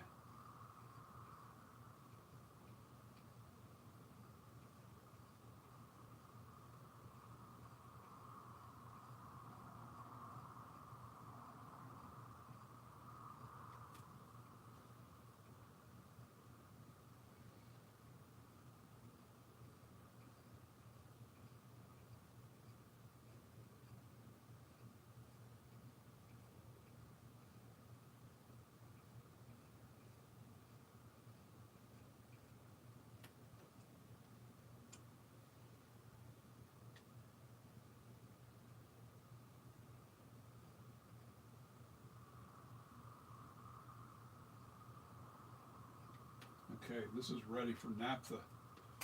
Naphtha, baby, naphtha. Let's do some naphtha on this. See how she looks. A friend of mine's going to poop his panties when he sees this update on the lips, because this has been my thorn in my side. Getting these lips to look right, and it is not an easy task. It really is not easy. At least not for me. This one's the hard one for me. This is definitely hard. Yeah, you see that black stuff that's on my sculpture? Oh, like an idiot. I was messing with charcoal. And I got it on the countertop last night, and I got it on my hand, and I was touching the sculpture, and I got, oh my God, and I'm touching my clay ball, and it had black all over it. I was like, and you can't wash it out. It doesn't come out. Oh, this is so nice. Oh my God, this looks really good. Looks really, really good.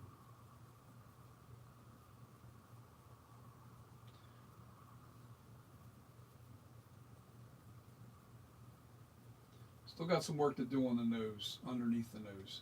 I want to make sure that shape's real nice. Now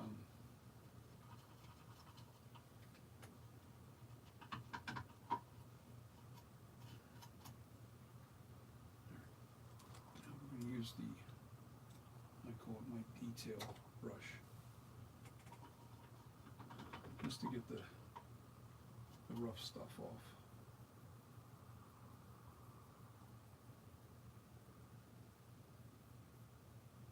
When he sees this, when Pipe Master sees this, man, he's going to be like, oh my God. I can tell, or I can already tell, because I know what he's constantly, referring to the flashback mask. He really likes the way the flashback mask mouth looks. So we are doing a flashback mask lips and mouth.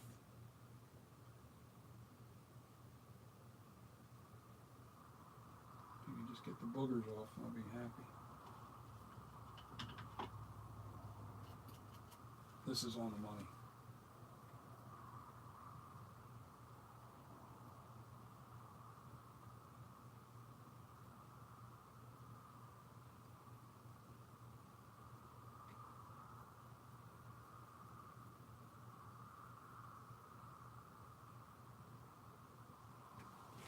There it is.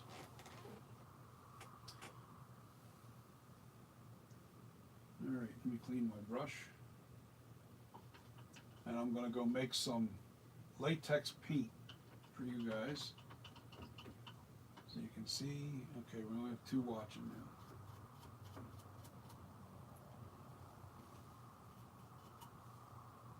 Okay.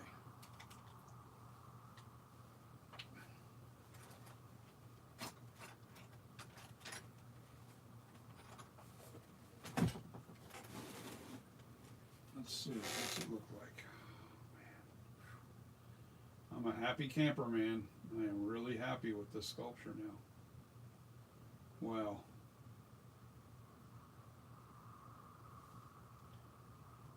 All right, let me read your text.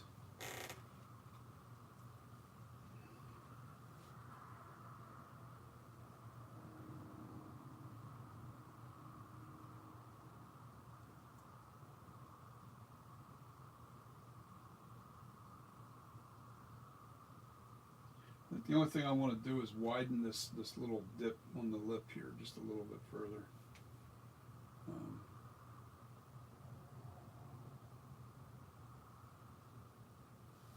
Okay, so now that that's done, let me put these tools away for now.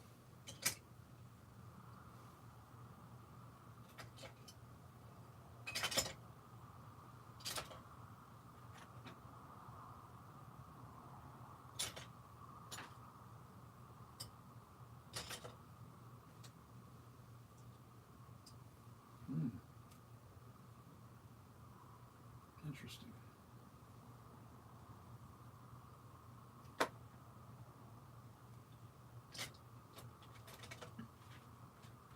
My little deck of cards right over here.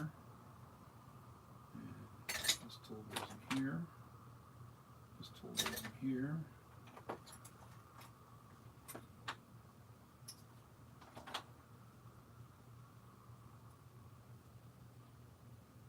These tools I'm going to leave out. This tool I don't need. That tool goes there. These I'll leave out because they seem like they're the ones I have the hardest time trying to find. That can go in here. And that's my little press for the use for the... Okay. Now let's go make some mask latex paint, but I gotta find my flesh tone back in this corner first.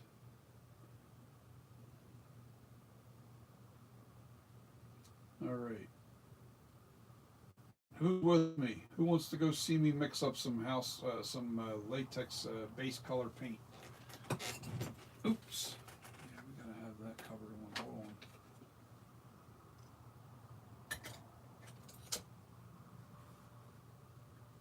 Cover my caps back up.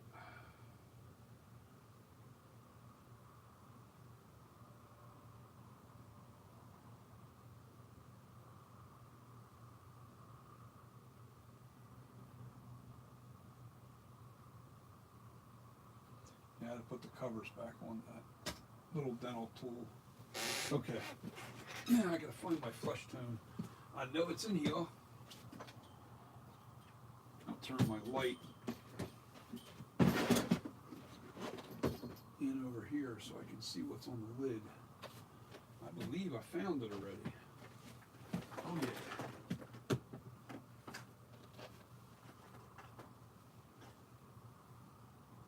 Drop something.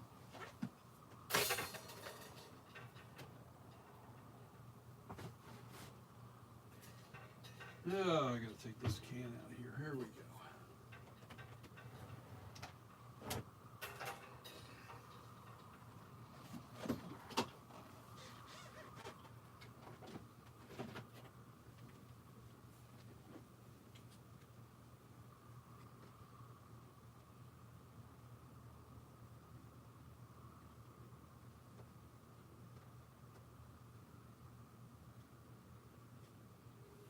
Okay, I got the paint out.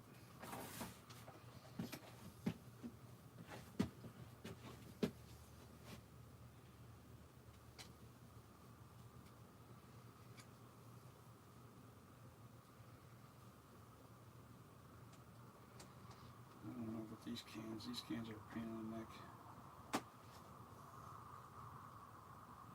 Now I might have to go to the inside of that. We'll find out in a minute. All right, first thing I'm going to do is I got to go to get the cup that I use for this.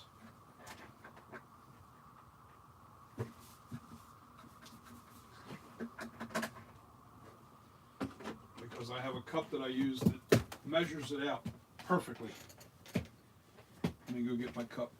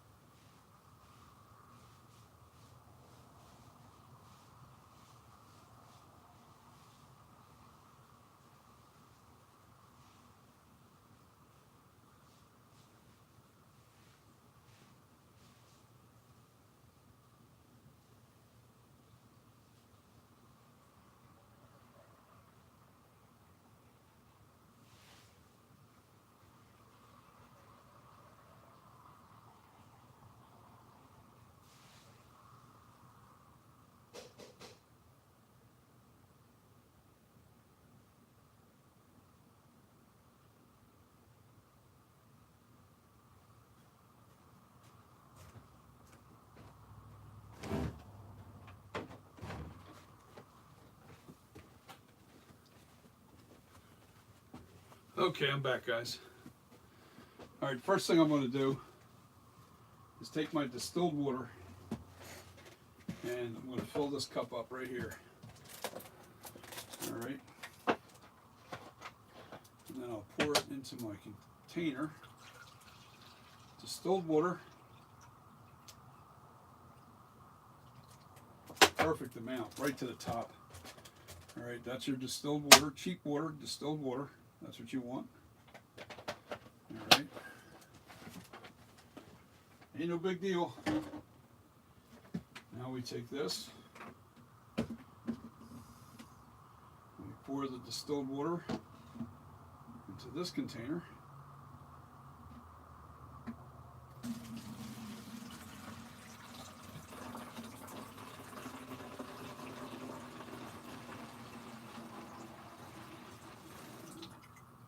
All right, that's one part. Now, the rest I have to do outside. Take my cup with me, my little pour spout. This is the flush tone that's on there, and I'll show it to you outside. And I'm not plugged in, so I can take you with me with no problem.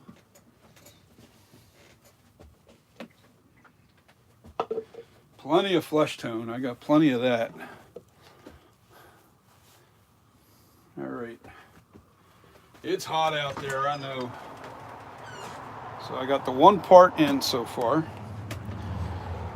We're going outside into the heat. Let me shut my door. I got you on a standstill. I just heard a bang. I don't know what that was. Hopefully that wasn't a car accident or something, because it didn't sound like there was any screeching or anything. It just crashed. Anyway, we're going to do it right on this table here. Oh, yeah. So I always had the water first.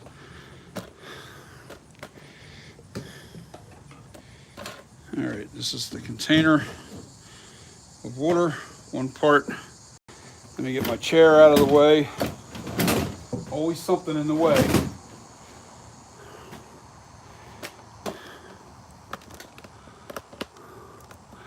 Let me zoom back out so you guys can see what I'm doing. Okay, this is the jug we're using. All right. This is the paint. And there's the Plasti Dip, by the way. You can always tell the clear, matte finish because of the cap. If it's shiny, the other stuff, it has a very shiny, clear cap. But I use that for the Plasti Dip. All right, and of course I didn't bring out my, let's use a screwdriver here.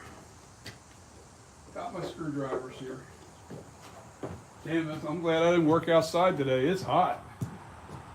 It's real hot out here. I'm gonna mix this up too before I go and try and.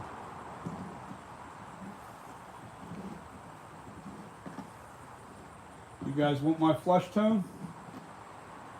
Do a still shot of this lid. I'll show it to you. You go to Lowe's or Home Depot. All right.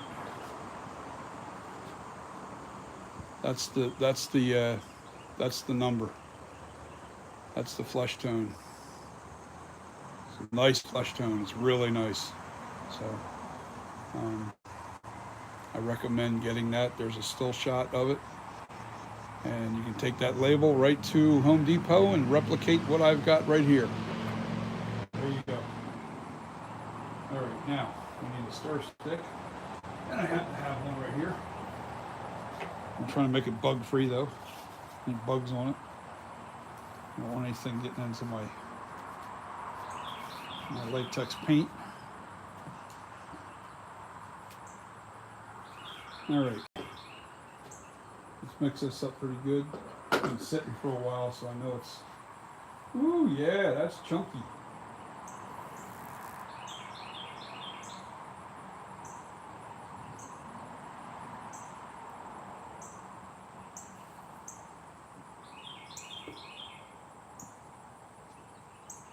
We want that smooth. Okay, so you're gonna have to watch me mix for a little bit here. I need to get my chair if I'm gonna be standing here mixing that. Been a while since I had to make up my latex.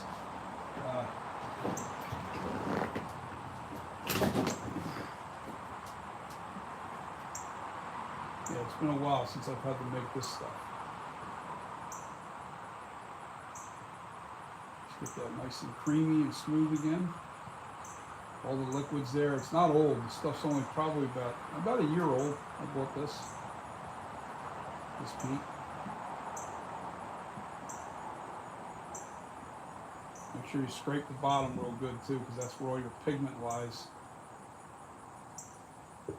And all they do when they mix their paints is they use an acrylic to color the latex paint. You know, this is nothing but distilled water. Now, outdoor, make sure you don't use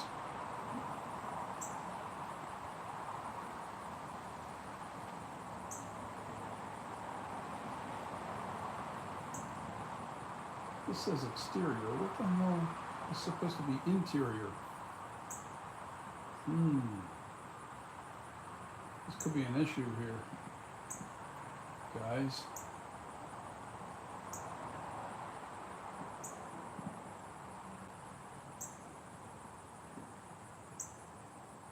I mean, I'm not going to be able to use this. This is exterior. They made a mistake. They were supposed to make interior for me, and it's not. It's exterior.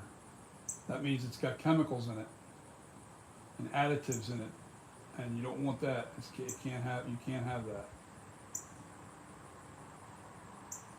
Oh, can't use this.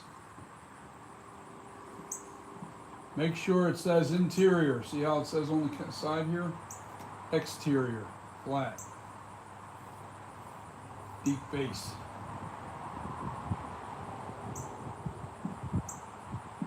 I'm going to take that back, even though it's a year old. I'm going to take it back because it's never been used and I've never paid attention. I know I didn't order exterior. Whoever mixed this made the mistake and grabbed the wrong stuff. No doubt, because I know I would not use interior only. Mix it up.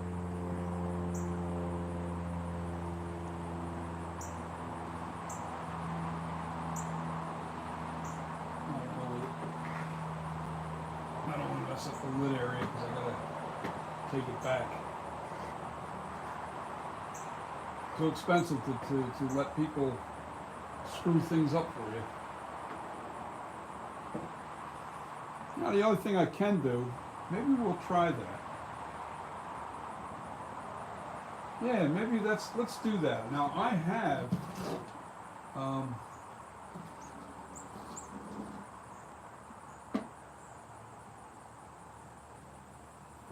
burnt sienna, which is basically this color. Let me see. Let me go get the burnt sienna. Let's see. I want to put it right next to it and see how close it is in color. And maybe I can add a little something to it. And maybe we'll make our new flesh color right here with just acrylic. Alright, so this can't.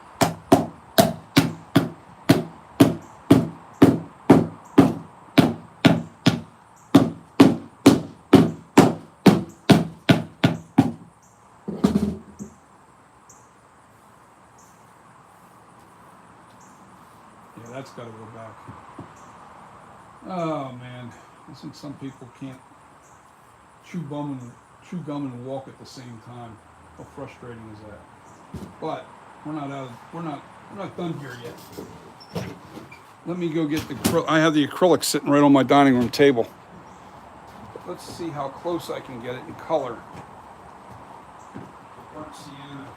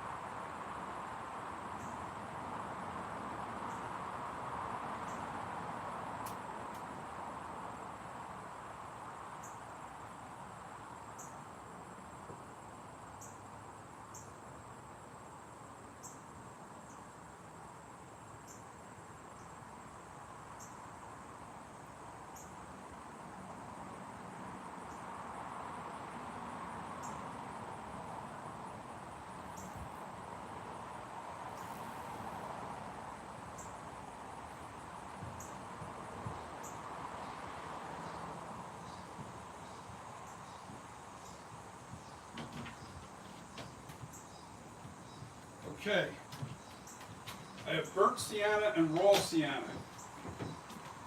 It's going to be mainly raw sienna. There you go, here's the colors. Here's burnt sienna and there's raw sienna. This is just a shade different than the raw sienna, just a shade. It's got a little more red tone to it. You can see that. And here's how we're going to do this.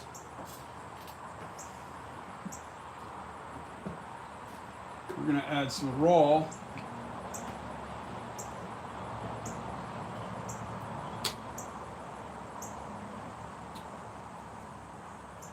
Just a squirt. I'm going to shake this up.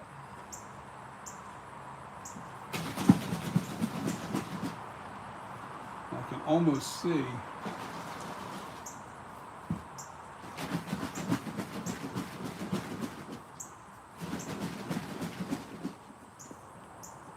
it's close.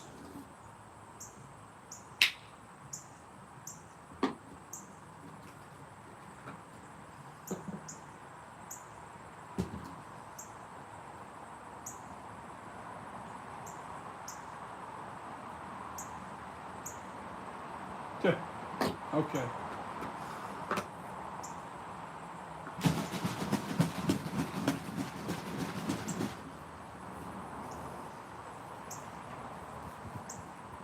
Now what I'm going to do, because this isn't taking up a lot of space, is I'm going to add 1 more cup of distilled water to this.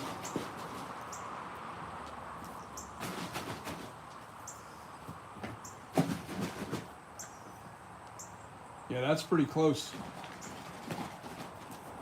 Raw sienna and burnt sienna combined. There you go. There's your acrylic mix. All right. Always add a little bit. It's mostly the raw sienna, and throw a little burnt into it. I use them mainly for washes, but we're gonna get away with it here. Well, let's see. We're gonna add two giant cups of distilled water and 2 cups of masked latex to this paint and see what it looks like. And if I have to add more,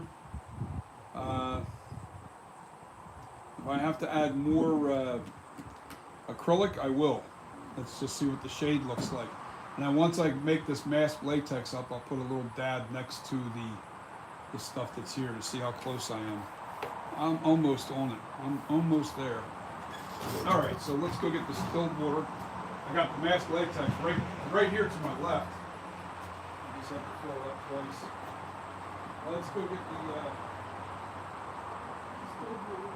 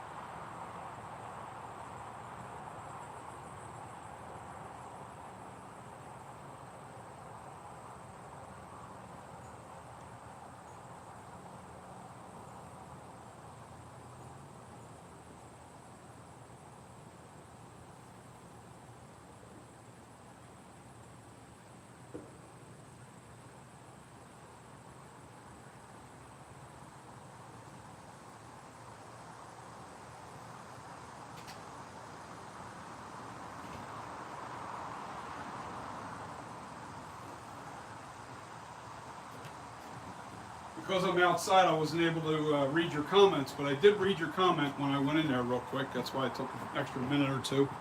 How did I get into mask making? I've been a disc jockey for 45 years. I've been an artist ever as far back as I can remember.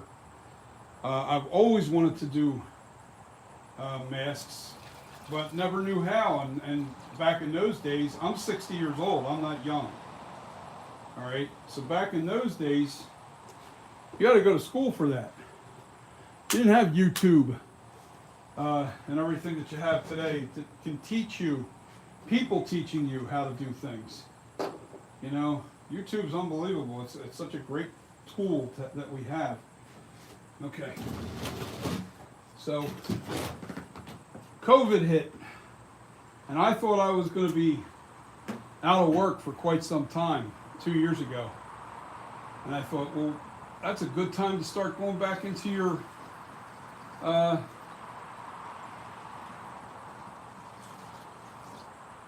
that's a great time to actually take advantage of and get back into your art. Let me mix this up and see what it looks like. I'm still holding the color pretty true. We just need to add the latex to it. It's about a half a bottle. You know what? I'm gonna dump a little bit out of here because I want to make sure I have enough room for 2 cups of latex, because that's a lot of water. Okay, so we're going to mix 2 things of latex. All right. Mask latex right here.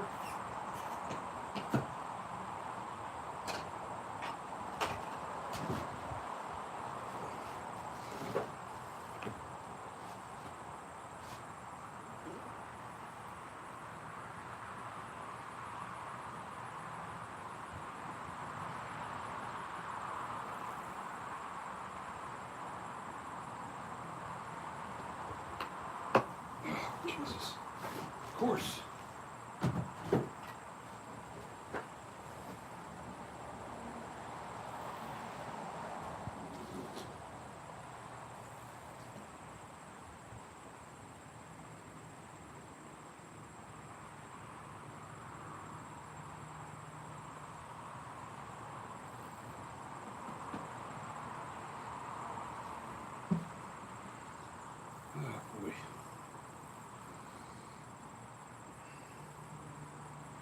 don't think I dumped out enough water.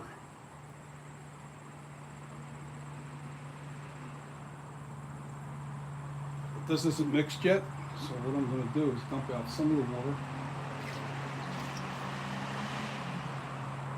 and add that other bottle. Add one more cup of latex to that.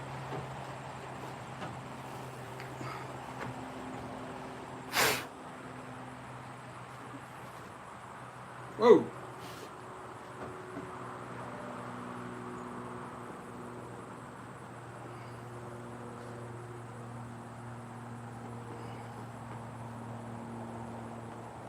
Good enough. And then I got clean up. Alright, that's it for the mask latex. I like the house paint better, and I'll tell you why.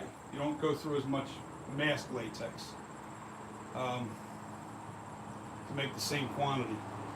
So I have to definitely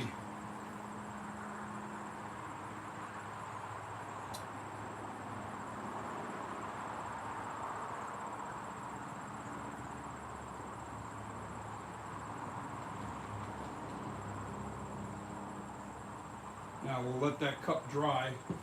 It'll peel right out of there. I'll let this stuff dry on the table. It'll peel right out of there. I need my paper towels. Clean my hands.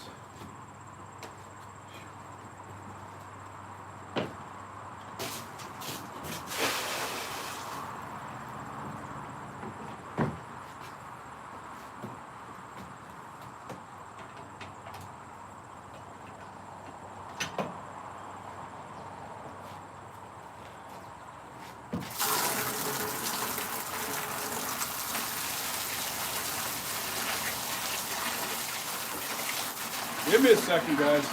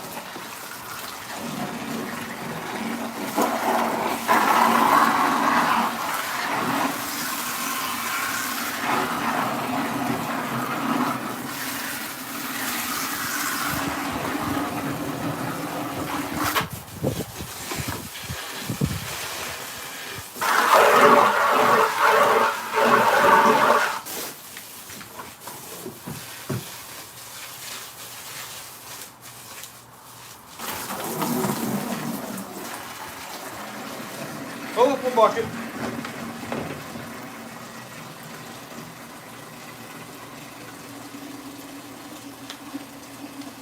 I got the latex off my hands now. I just have to clean off the bottle.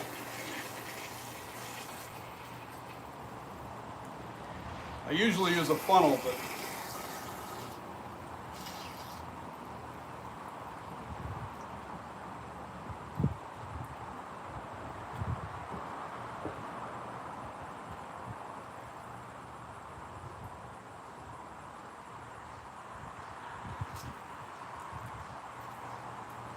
all right.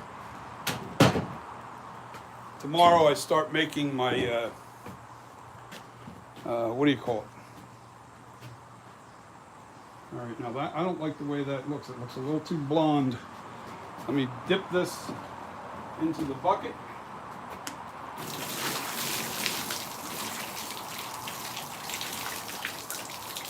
Clean the bottle off with all the latex.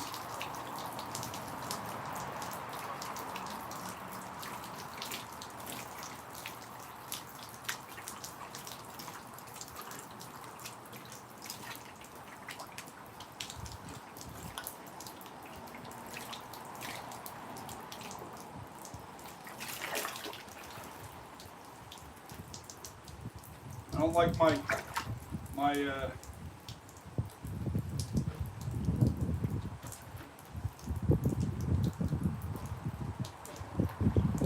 I don't like my flesh tone to be too light. I like it darker.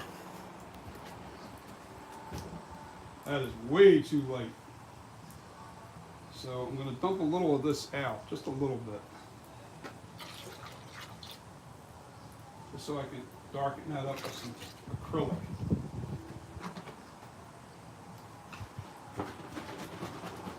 I'm going to have to order more acrylic too, because I won't ever do this again. Not me. I'll stick to doing the house paint. You got to have interior paint though. I thought they mixed me up interior, they made me exterior, and that really pisses me off, because I know I don't make those mistakes. All right, so.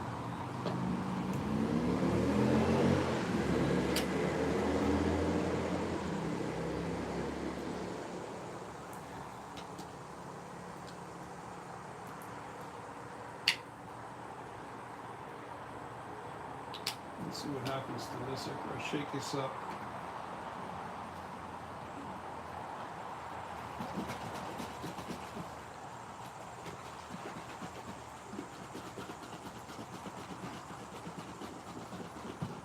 Yeah, I won't ever do this again.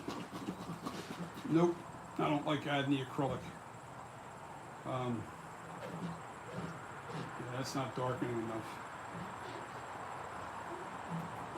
It almost looks blonde.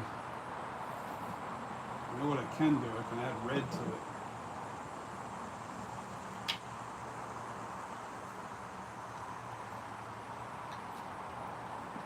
I'm gonna have to go get some more of this stuff. All because of one mix.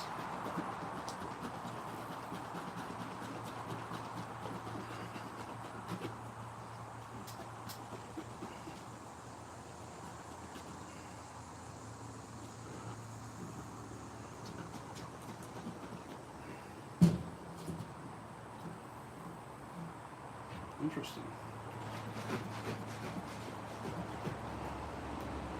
Oh, there we go. It's starting to really mix now. Good.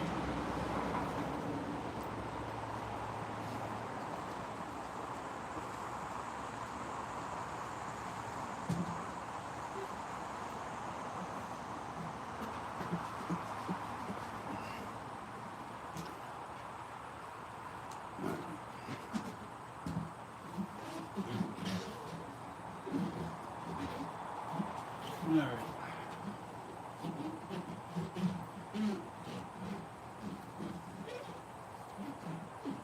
Let me get this cleaned off again. Whew. I need to order more acrylic.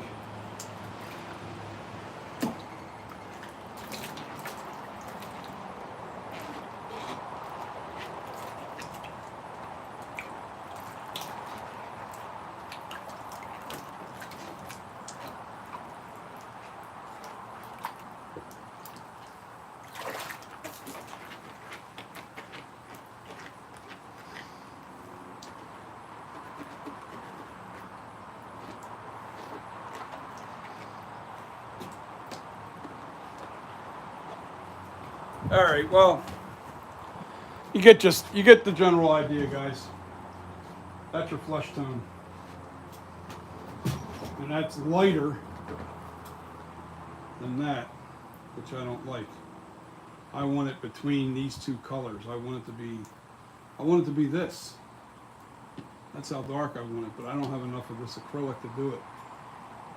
And that ticks me off that I have to waste all that acrylic paint to make that gallon of paint, latex paint. That's a lot of paint there. But that'll last me a long time. That'll last me a year or two. So, yeah, the Sienna, burnt Sienna and raw Sienna. That's your combination to give you flesh tone, because burnt Sienna has red tones in it. Raw Sienna also has red tones in it, but very light. And that's That's a pretty good flesh tone, you know, if you think about it. You know, it's a little light for my shade of skin. It falls in between here and here. I got a little bit of oliveness to me. For a Michael Myers mask, that's fine.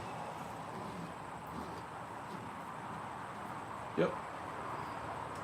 But I like sticking to the paint. It's better. Let them make the color that you need, the exact same shade, and then you add that to your 1 part distilled water, 1 part house paint, interior, and 1 part mask latex. See, this would have filled, if I had just stuck with what I was going to do, this would have probably filled this up to about here. If I had just used one cup of house latex paint, 1 cup of distilled water, and 1 cup of mask latex. I saved myself a lot of latex and mask latex by doing this, doing the other method. Doing this method, you're using a lot more mask latex, and mask latex is not cheap. So do yourself a favor. Don't go this route with the acrylic. Unless you're making small batches. If you're making real small batches, that's a different thing. But when it comes to base coating, you blow through. If you do 10 masks, you're going to go through half of that bottle. So my advice is to stick with the house latex paint. Interior, not exterior. Exterior has glues and additives to it, and you don't want that on your mask. Always stick with interior flat house latex paint. And I got the perfect color. I just need to go down there and tell them, look, you guys made a mistake, a big mistake.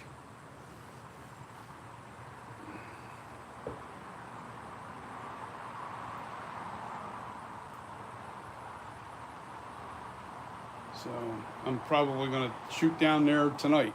Now that I've seen that they've made this mistake, I'm going to go down there tonight and make sure that they take it back. I can't find my receipt. I'm just looking to replace this paint because it's not right. Took it off and it's not the right color. It's not the right stuff. Frustrating, man. I can't stand it with, you know, like, it's bad enough I've got a million things going on to try to remember all the different things that I'm doing, not just mask making, all the stuff that I do with my DJing and everything else. And somebody can't open their ears and just get this one thing right. Don't put in, I want interior, not exterior. And I always kind of go out of my way to explain what I'm doing and why I'm doing it, and this is why I can't have an interior. I always do that with the people that are down there sometimes because, like, just for this reason. Now I got to take that back. Unbelievable.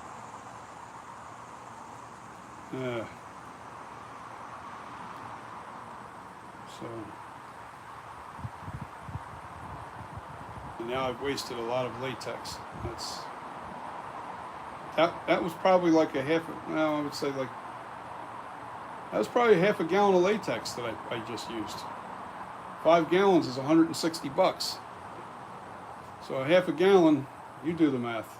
I'm too tired. But it's still a lot of money to spend on latex. All right, so let's get back inside. We've done our damage out here. You know, when I started pouring that second cup, I wanted to stop myself, but it was already too late because I got stuff made up. Oh, no, it wasn't. I could have went down there and got that damn paint swapped out and then came back and finished the job. Once again, another mistake. Thank God I ordered another 5 gallons. It's already in my house. I got probably 5.5 gallons of latex. But I'm going to have to order more acrylic now just because of that. I'm going to have to order the burnt and raw Sienna. I might even go down to Michael's later on and just go get it there. It's the same price. What's the difference? I'm not saving anything getting it there. Maybe I can get a bigger bottle than that. So, anyway. I'll be able to darken this up. As a matter of fact, I think I'm going to try and darken it the way it's supposed to be anyway. And I'll just go get more. I'm not making any new mask right now anyway. I got to wait till I make the mold. So, let's add a little more to this monstrosity.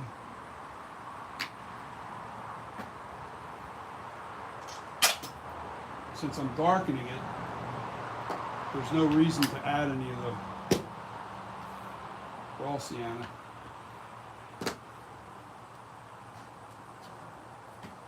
Yeah, this is like a 3 liter.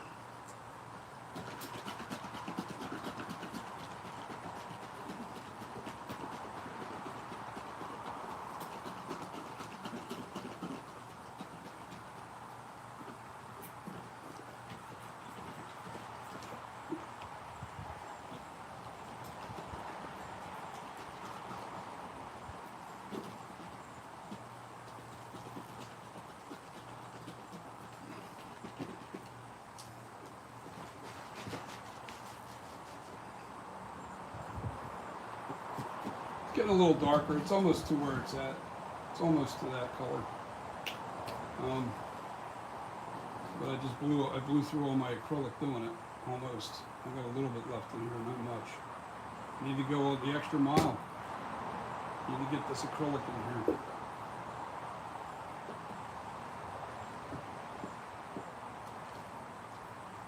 Dumping a little out. What a waste.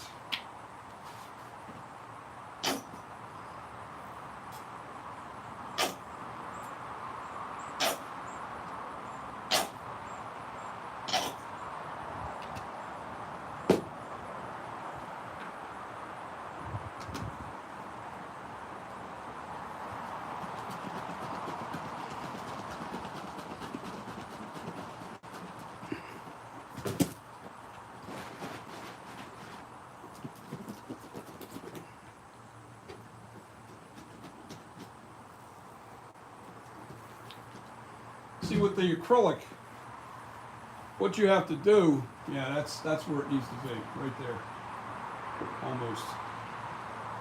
I don't have enough acrylic to get it that dark. We're close. We're close. This looks more like this now. Yeah, it's about that color now. I can't believe I just wasted all that. That's aggravating. Should have never done that. Wasted latex, wasted acrylic. I mean, I got a batch that'll do the job, don't get me wrong. But saving money by using house latex paint, you're definitely saving money.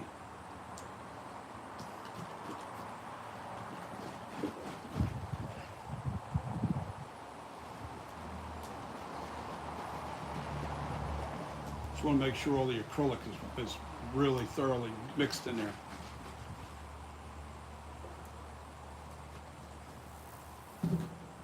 Now that's a better flesh tone anyway. It looks pretty good. That's a nice flesh tone.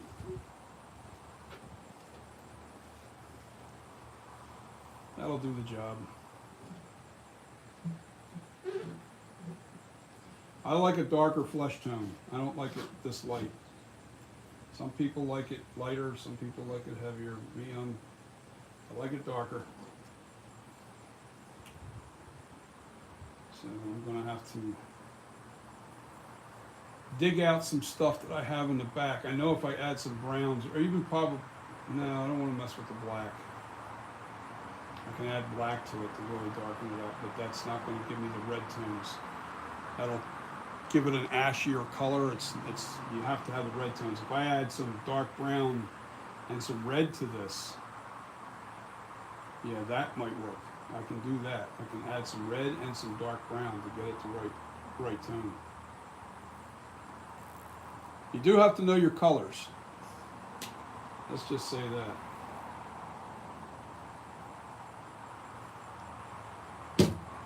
wasted. That tube is just about empty. Burnt sienna. I'm going to go to Michael's. If I'm going to go down there and replace this, I'm going to go to Michael's and get some, hopefully they have the burnt sienna in stock, because they always seem like they're always out of that. A lot of artists use that color. And the raw sienna.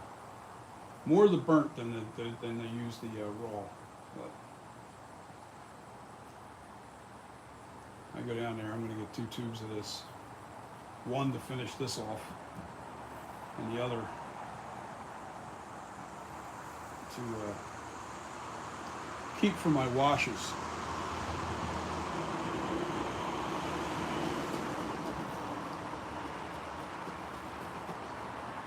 Yeah, that's pretty close. It's not real far off from that. It's not too far off. So, okay, let's go back into the room. I'm going to come back out here when I get off. When I stop streaming, I'm going to come back out here and put this.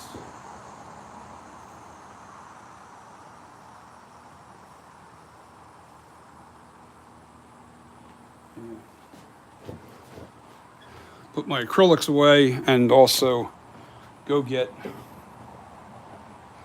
the right paint. Anyway, so you guys watch me put acrylic to make the latex paint, but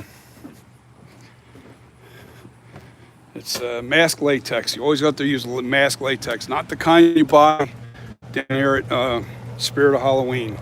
It's not the same stuff, not even close. Mask latex, you saw how thick it was, the way it poured. Shoot, sorry.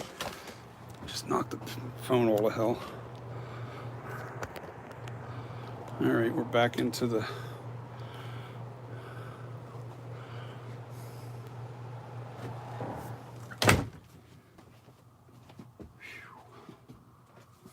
Boy, we got 7 people watching. I don't know if I should go off now or not. It's crazy. Yeah, so I got my light stand back. Yeah, so now here's my original flesh tone.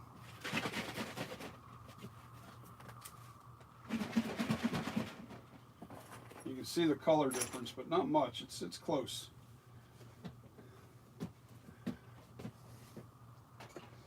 This is just a little bit darker. We want that color.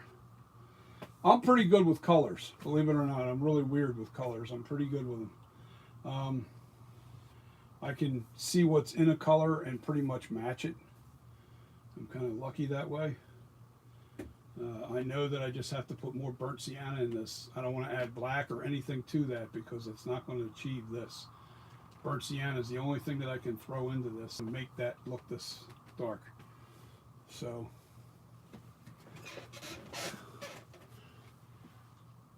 it looks like it's on. I'm looking at the video. I'm looking at the video now. I'm watching myself online here.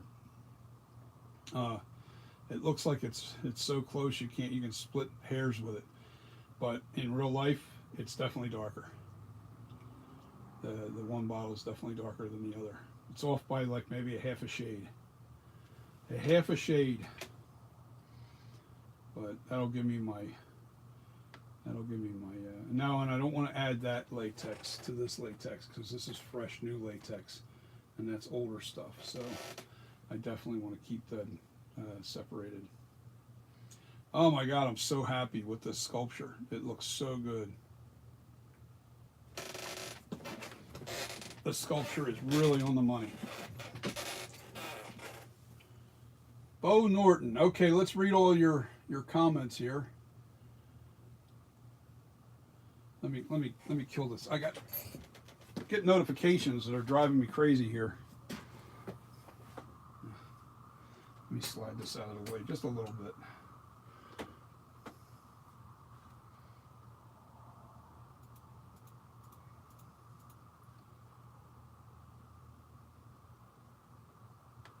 Okay. Let's check it out, guys. Yeah, this sculpture is really on the money now. And some of you guys have been with me all day. And you heard what I said about how to correctly get this right. And I mean, I'm no expert. I just keep making mistakes myself. I keep learning from them. So I'm not boasting or bragging or anything like that. Not even close. Pulling my chair back. My main thing is I started getting into this because of COVID. I used to be an artist. I've been an artist all my life. All my life. I used to do relief carvings, mainly sceneries and stuff. I never did human figures. I never painted human, what do they call them? Come on. People pose. I never did anything like that. So the only thing I ever did was trees and mountains and oceans and, seascapes and, and that's what I worked on. And I usually did what they call 5-tier relief carving. Relief carving, have you ever heard of that? I used to put it into sceneries. I had a guy that did he had a big, nice, beautiful ranch. And the front of, actually, I think it was the back of the house. He had a really beautiful stream and beautiful trees that really dangled down. It was just a gorgeous scene. And he wanted this scenery in panoramic in his cabinets. So it took me 2 years to sculpt. I had to take shots. I had to take the pictures all the way around of the exact scene of what he wanted. I took those shots and then I put them in the cabinets that went around his kitchen like this. It was an L shape. And actually it was rounded.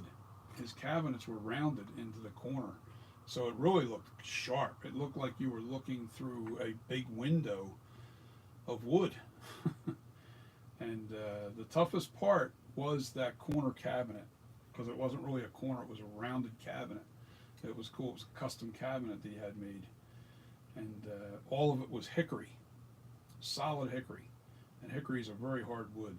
But that's my art of what I used to do. I did some paintings and some drawings, but I'm not real great at painting. I'm okay with it.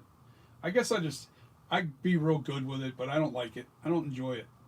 I always found that painting, no matter how beautiful the painting is, you gotta die for it to be worth anything, so I'd rather do something like this and make something that people love and they put it on their shelf and they really, really, now it's a niche. Yes, everybody's not a Michael Myers fan. Not everybody's a mask collector. But I really like making something that, people will cherish. And it's an honor for me to have you guys as collectors that are really anal, and I like somebody that's very particular about his Michael Myers mask, because the more somebody's more particular, and if I can get that guy to buy my mask and he puts it on his shelf, that tells me I'm close. I'm where I need to be as far as what it looks like, how it's supposed to look. And I actually think I'm I'm on the money here. Yeah, this is really nice. The sculpture is, here, I turned it towards you guys a little bit, so you can see what I see.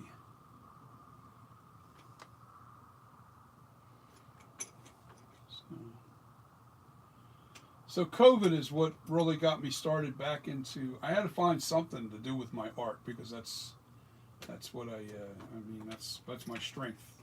I'm no brainiac. I'm no rocket scientist by far. I'm good with my hands. I can build things. I can make things. I can do stuff. My father was a carpenter, not by trade, but he was a merchant marine, and he was a tankerman. But he also made a lot of stuff.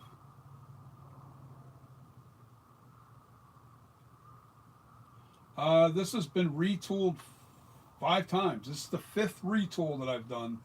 And when I say retool, like I make an adjustment. Like I'll get it close, and then I'll make it, you know, and then I'll see something. Even after I've molded it, I've molded this already. I've already made a master mold out of this, and then just today, over the last 2 days, I finally figured out how to sculpt the mouth, the chin, and you know the nose right. All this is just today. I finally figured out the secrets of how to sculpt the mouth. This, I think, in my opinion, where my hand is covering, is the hardest part of doing a Michael Myers mask. This area right here where I'm covering is the hardest part of making a Michael Myers mask. Everything else to me was fairly easy, not super easy, but it was fairly easy. And this is the Night Creeper 78. It took 2 years of sculpting to get it very close. It's CCR. It's just an ongoing thing. I'm a perfectionist. That's one of my problems. One of my issues with why I keep pushing and trying to really do this thing perfect. But I am pushing forward and making this the 2018. Let me zoom in so you guys can see the sculpture a little bit better. You're farther. I keep the camera about 6 feet away, because if you get too close, it doesn't look right. So we're going to zoom in. You know what I'm going to do? I'm going to lower this too, so you're looking more straight at the. Give me a second here. We'll go as low as we can go.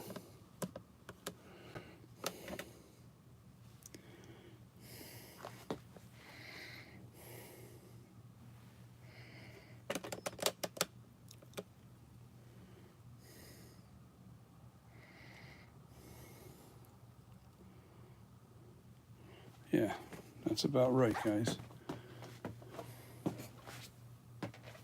Now, I'm still not quite done, believe it or not. It looks close, but I'll show you where I'm going to fix. I'll show you what I'm going to fix and how I'm going to fix it. Give me a sec. Pushing my chair back to where I'm comfortable. I have 9 vertebrae in my back that are fused. Okay. So, this is the area. Right here, I want to, this little part right here that's showing, I want that to go out a little bit further, a little wider, just a little wider. This just looks, this ledge of lip, I'll call it the ledge of lip. The ledge of lip is just a little too narrow here. It just needs to be a little wider, and that's no big deal. And I'll show you, as a matter of fact, I'll do it right now because I'm having fun. And you guys are still on with me. I got 6 people on. This is crazy. I don't usually get that many people. And somebody just said something, so let me read. Okay, amazing sculpt. And thanks explaining the paint mixes. Yeah, do yourself a favor, Daniel. And who else was it that was asking? Oh, come on.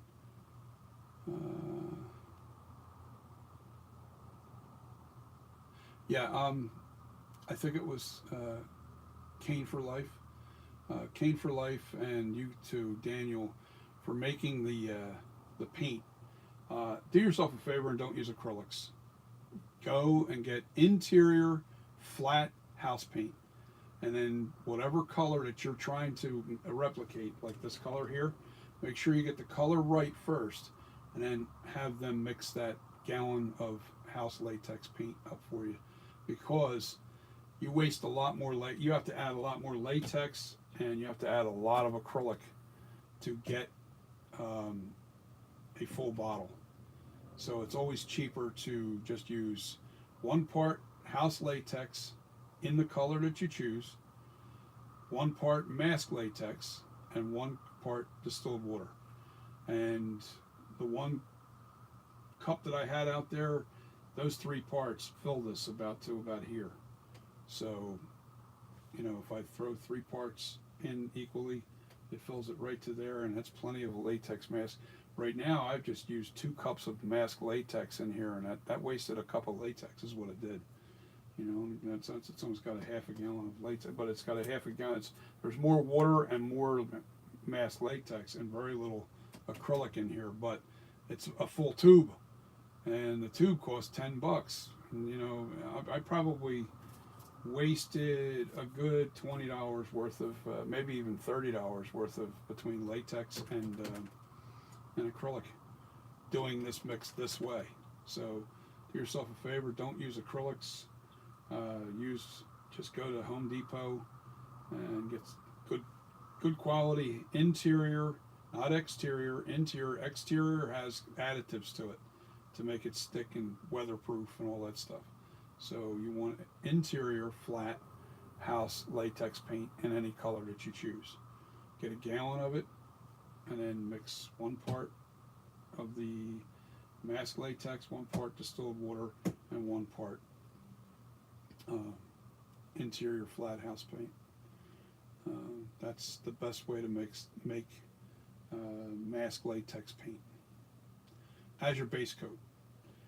The rest of it, when you get your base coats on, like I'll put this latex, I'll spray, say this is a latex mask, I'd spray this the whole thing I would spray flesh, this color. I would spray the whole thing except for the head. I won't mess with the head. I try not to put anything on the head because I want latex to stick to latex. When I stick my hair on, I use mask latex. I don't like using tacky glue or any of that stuff. I just think mask latex, nothing holds better than latex against latex. It's a super strong bond. You'll never get that hair off of there. If you want to rehair it, you're going to have some issues. But I always use that. Now, if you want to, if somebody asks me and they say, look, I don't like your hair job too much, and I don't care if somebody says that to me. So if you guys don't like it, you just say something. I'd rather you say it than not say it, and then I'll be thinking I'm doing a good job, and it's not what you guys like. Now, I don't follow just one person's opinion. Just get that straight. If I hear a lot of people saying the same thing, reiterating, saying basically the same thing, your hair jobs need work, this needs work, that needs work. I get a lot of those comments. I'm going to listen. I'm going to pay attention. And I like criticism. I do. I really like it, as long as it's corrective criticism. Not just to be a jerk. I don't do that. I don't play that game. So, corrective criticism. There's nothing wrong with that. That's how we learn. That's how we get good. So, thank you so much, Daniel, for that compliment on the sculpture. But it's not done yet. I still have to fix it a little bit. The lips, I think they need to be just a little bit bigger, just a little higher right here. They need to be a little bit higher right here, the tops, and this here. But the width is perfect. This underlip here, this ridge on the lip, that has to be just a little wider. And I've been warming up a piece of clay to do that. So here we go. I got that one in one hand. Let me get this out of the way. Well, now we got some flesh tone, and I'll darken it because I'm probably going to go to Michael's in a little while. Got to take my glasses off, guys. Sorry. All right, so I need this turned to me just a little bit. And all I'm going to do is I'm maybe going to half these. Put one on one side.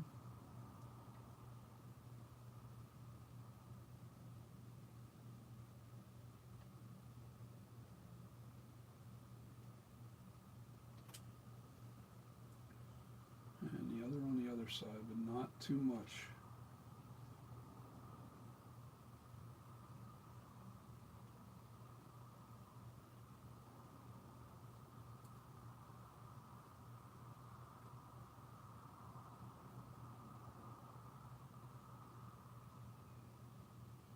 And notice I stayed in line with what was there.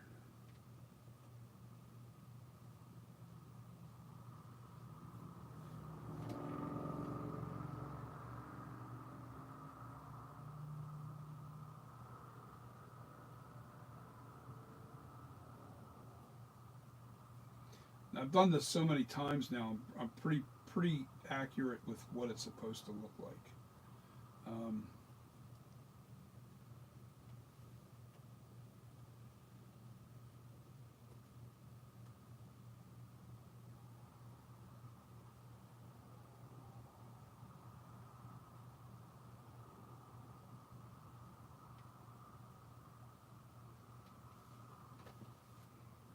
Okay. Now I just smooth out. And I've got these tools that I kept out. I don't need any more of this. Now I'll keep it in my hand anyway because I want to smooth this out, but very carefully.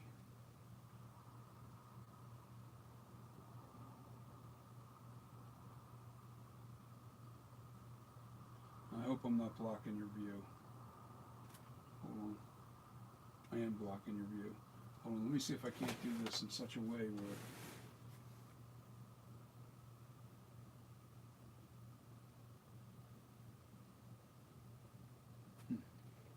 No, I'm not getting an accurate look at that. I have to...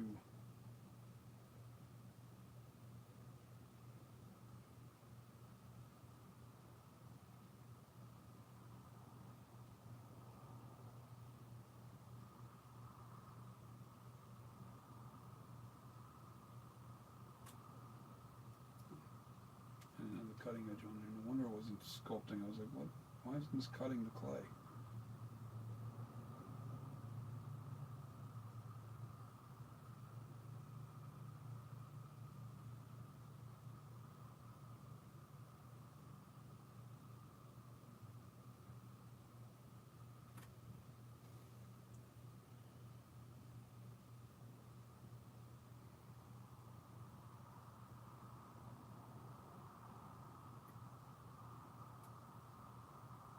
Sorry, I'm blocking your view. But you can see what I'm doing here now. I'm lowering this chunk that was on top.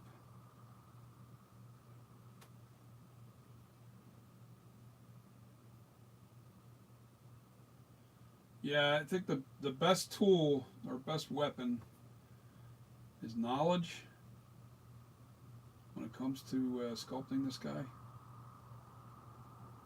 A lot of knowledge, a lot of pictures, and a really good eye. Because no matter how much I explain to anybody how to do this or what's, what secrets I'm revealing here,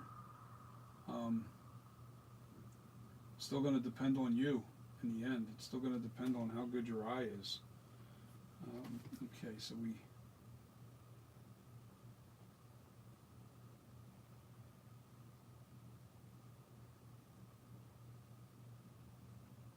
I don't have any pictures up right now, so I'm kind of going off of, see, I already have the shape down, so the details I kind of have memorized. Kind of hard to explain how that's possible, but if I knew how I did things, I'd be rich beyond belief. Because if I can actually make you be able to do exactly what I'm doing, that's worth all the weight in gold right there, being able to show somebody exactly how to do something.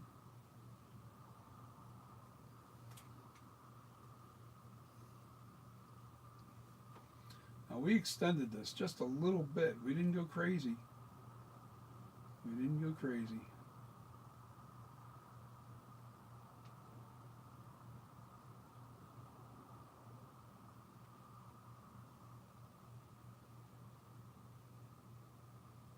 And all I did was did the continuation of where that lump is.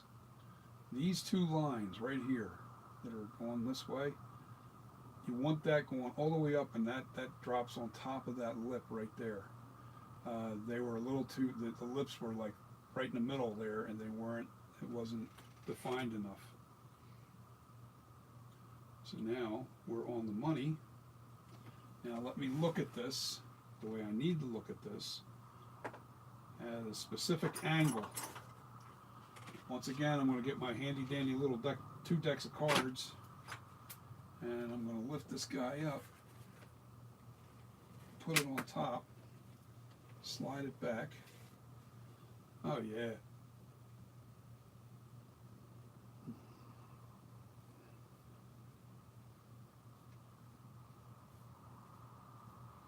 I can see the little things that I need to do, but the majority of what needs to be done now is just smoothing out. There's a little bit of a ridge here that I don't like, that's a little too heavy duty.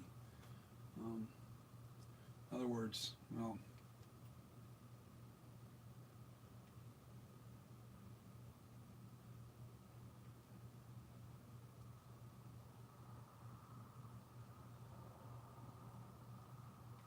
that's that. Now the other side, but I need the smaller.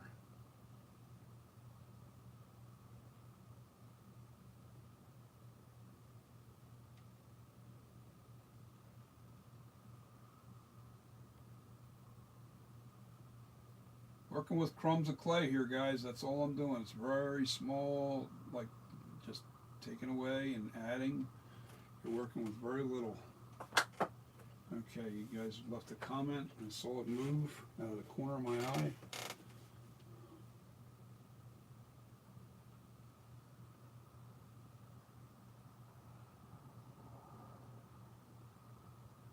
Yeah, well, I mean, I can tell you the reason why I tilted this back, Daniel, is because what we have are still shots of the mask, all right? And it's so important to be able to, I need to bring this mouth level with my eye to actually see the detail that goes on inside of here. If the mask, if the thing is down level on the ground, in other words, I take the deck of cards out of here and I drop that down, now the level is here and this is the camera angle, and yet my eyes are down in this direction. I'm not getting what it should look like. Like let me see, I'll turn this to you guys.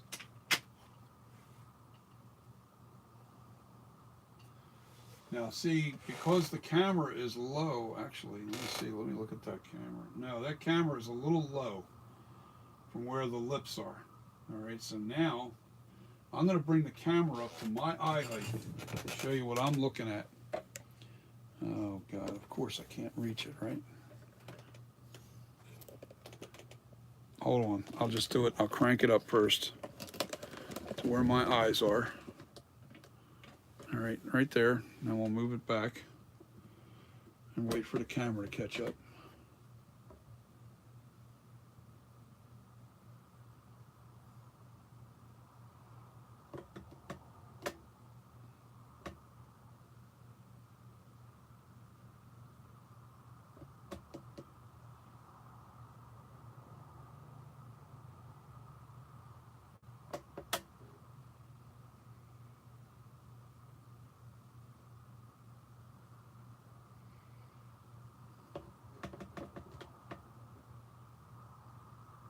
Trying to get the camera on it.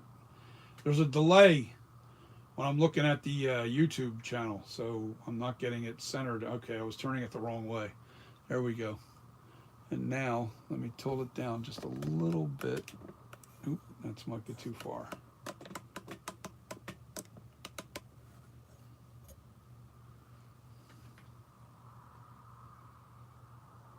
No, too far.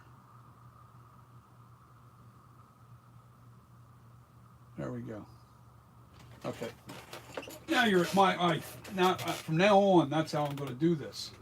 I want the camera to be exactly where my eyes are, height-wise. This way you can see the reasons why I do what I do. All right. See now, if I take this out, and hopefully the camera picks this up. I take this out and I drop it down. All right, now my eyes are up here and I'm looking down at it like this. So I don't really pick up the detail that's inside the lip area, and you don't really see it really good. Um, so your camera angle is everything. When you're sculpting this, you want to make sure that you lift it, you turn it, you got to make sure that whatever picture you have that's on the screen, pay attention to the actual camera angle that they took the shot with. In other words, you can tell if the picture was taken dead on, or a little bit high, or a little bit low, or a little bit to the right, or a little bit to the left. You can tell if you look carefully, you can see that. And remember, when you're sculpting, you have to sculpt in the exact same angle that that camera shot was taken of that mask that you're trying to replicate.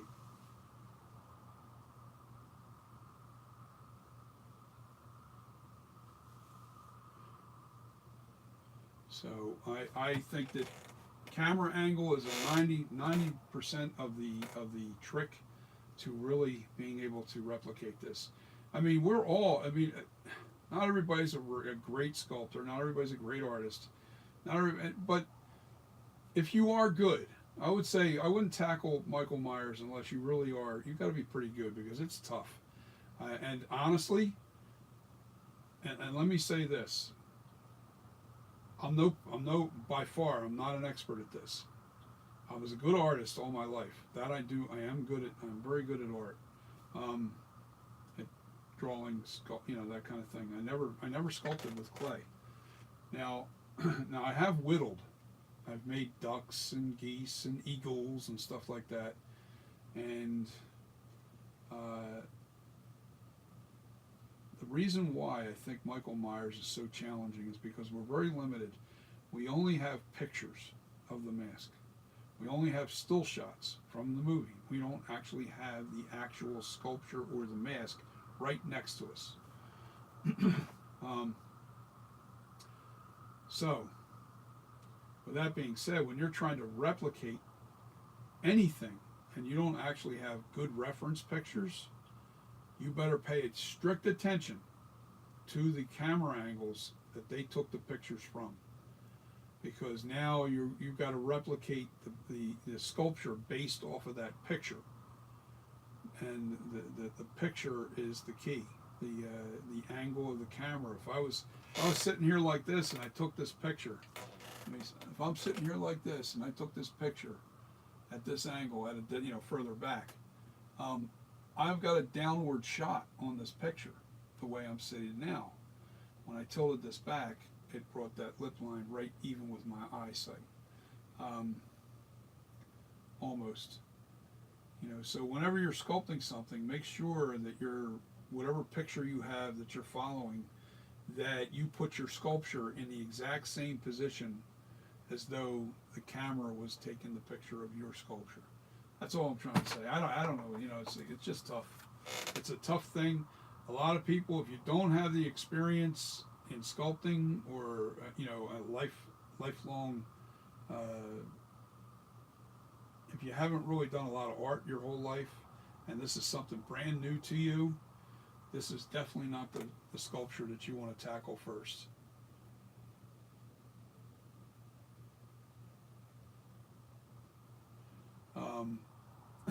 There's a lot of things. Thank you, Daniel, and I'm glad you're happy with. I'm guessing, Daniel, you're a collector, big time collector, because this is definitely challenging. This is pushing my abilities to the maximum. It really is.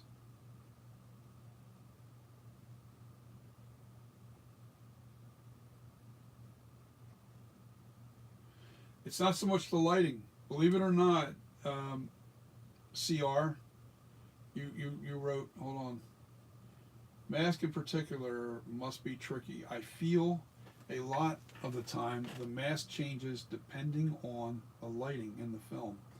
Yeah, lighting's important. Don't get me wrong, lighting's important, but it's also the way the camera took the shot of the mask. It depends on where that camera is. It's such a balance of, and that's why Michael Myers. I think John Carpenter is a genius, not just good. He's a genius. He knew how to shoot this mask. He knew how to light it. He knew exactly how he wanted to frame this mask, as far as when he.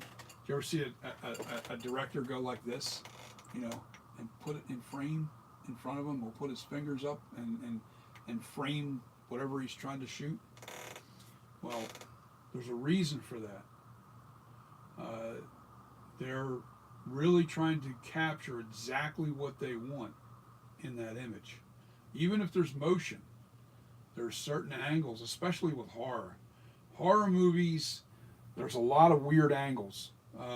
Low angles, high angles, just odd angles is what gives it the creepiness. If you just shoot that, um,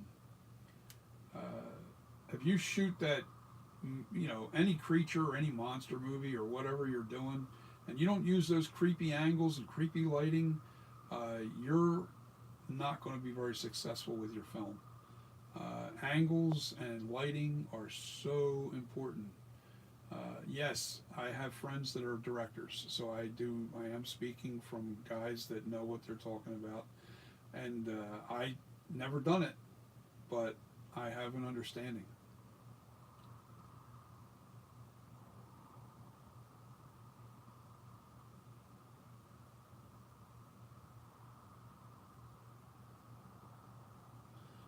Gotta love you, Daniel, man. It's guys like you that keep us, you know, wanting to do what we're doing here.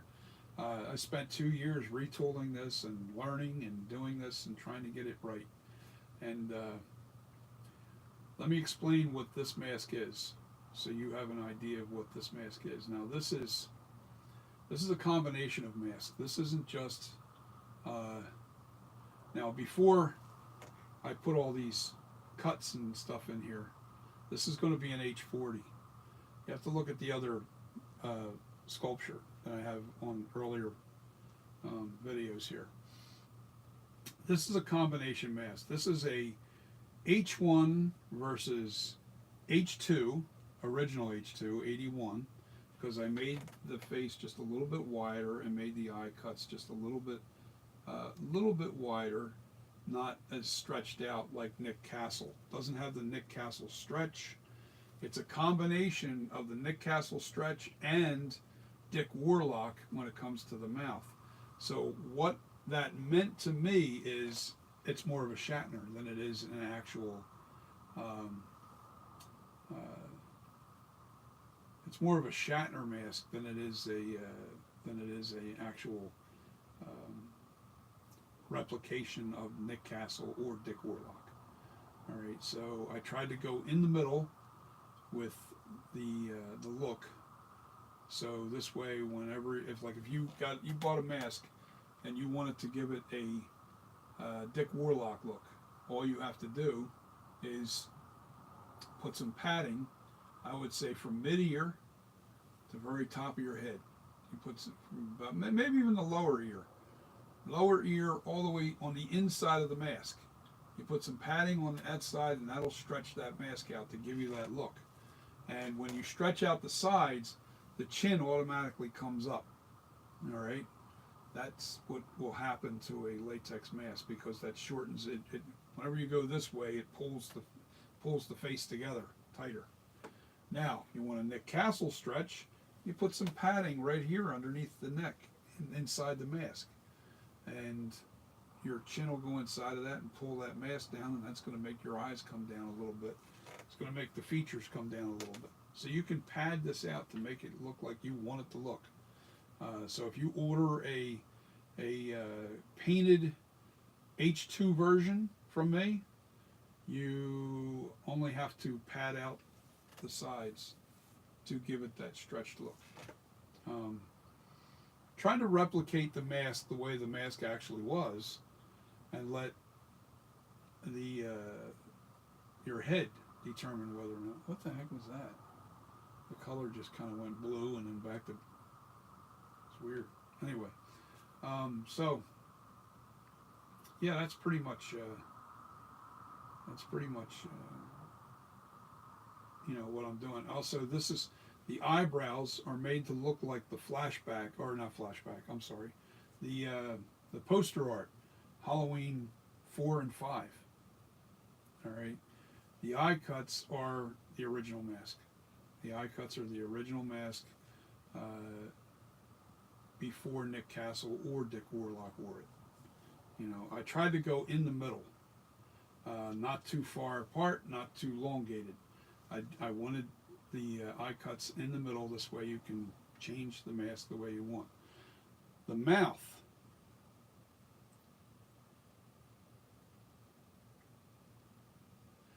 All right. The key to let me finish this one point though. The mouth. I decided, which I think looks very close to the original Shatner mask. The mouth in the flashback mask is what I've tried to replicate here. This is the flashback in Halloween Kills, lips and mouth. And it has that little crookedness to the nose. It's a little bit on a slant this way. It's not straight up and down like that. It's a little bit slanted, all right, and it goes a little bit to the right. So the slant's there from the H1. The nose holes are pretty much like the flashback mask too. So there's all these little things going on. Now let me read your Plasti Dip, good for protecting or preserving latex mask. Plasti Dip, as long as you keep it a very light coat, you don't want a heavy coat on there.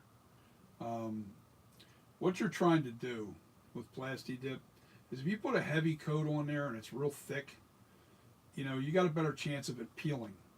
It'll peel. If it's just splatted on there, just little droplets all over the place, a very light misting on the whole thing, that's a broken up coating, but it'll preserve. And it also allow you to, now I like to put, to preserve my mask, I put regular old-fashioned Armor All on the rubber. I use regular Armor All, and I put that on the inside of the mask and the outside of the mask. Anytime you wear your mask, if you're going to go trick-or-treating, or if you're older and you just want to go scare some kids, you wear the mask and it gets sweaty, make sure you wash it with just a little bit of water and maybe some Dawn dish soap, but very, very light, very, very little, just to clean it out. Then I would powder the inside. You can reapply Armor All, and then I would let that dry. Then powder the inside. Now I like cornstarch more than any kind of powder that there is out there, and the reason why I like it the most is because it really absorbs moisture. All right, moisture is what destroys these masks. So do yourself a favor and get yourself some cornstarch. Always keep the cornstarch on the inside of the mask.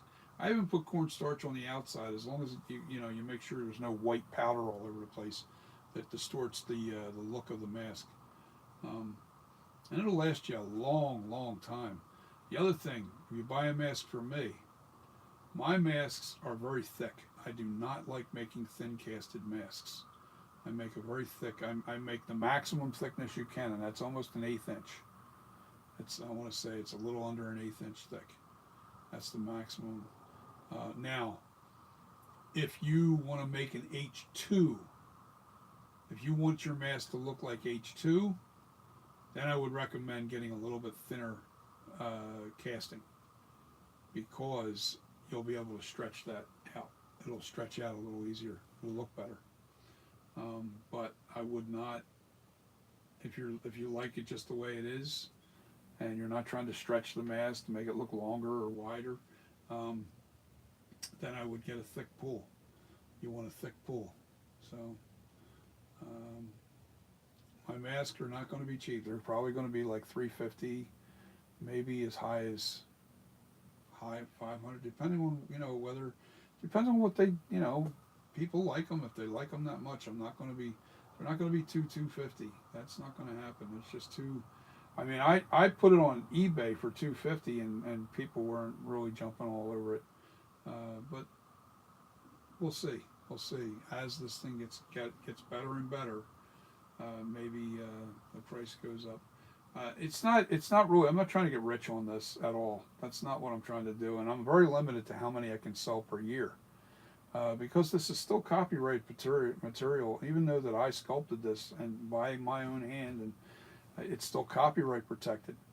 And you don't, when you make something like this, you gotta really limit to how many you can sell. You could probably get away with maybe 25 to 30 a year. That's it. And with that being said, I can't sell it for $250. It's just too cheap. Maybe 250 is about the minimum I can ever go on a mask. Blank pools, if you guys want a blank pool, I'm going to sell them for 125, but that means I don't cut nothing. I take it out of the mold and I ship it to you. Now, if you want me to cut the eye holes out for you and the nose holes and make the little slit in the lip for you and the ear holes and all that stuff, all that extra stuff, cutting out the piercing in the neck, I can do that. It's not really that much time consuming, but every time I put my hands on something, it takes me away from something else. All right, so if you want a blank pull, it's 125, and you got the responsibility of cutting the eye holes out. Now, I will tell you in this video how you cut eye holes. All right, when you cut the eyes out on this, you want to make sure you follow the line exactly. All right, but you want to be about probably a 1/16 in, a 1/16 of an inch on the inside of the cut. Now this is how your mask would come to you. The eye cuts this would be a solid rubber mask. This is how it would look, just like it is here. The eye cuts are here. You want to cut on the very edge of that. Make sure you don't cut into the face or cut too far up or too far in. You want to keep your cut. All right, let me see if can I give a good shot. See where my fingernail is on the edge of that? Let me see if I can turn it. I'll turn it to you a little bit. See my fingernail is? You see the shadowing of this edge, the outer edge to the inside of my finger? That's about where you want to cut, all the way around the inside of that, all the way around. You want to be about a 1/16 of an inch from the edge of your eye cuts. Never cut too far in. You don't want to cut all the way to the back of the sculpture, because the eye cut is not the back here. The eye cut is the shape of the eye cut is the very outer edge. That's the shape of the eye, not this back section here and not up inside of here. That's why I don't really go real too deep. Maybe I should go even shallower for you so you can see what that is. But that's how you cut the eye cuts out. The ears, I always turn the mask inside out when I cut the ears. And whenever I cut the ears, I cut them on this angle right here. I follow from this point to this point. Is how I cut my ear holes. When this is turned inside out and there's a little dimple sticking out where you have to cut.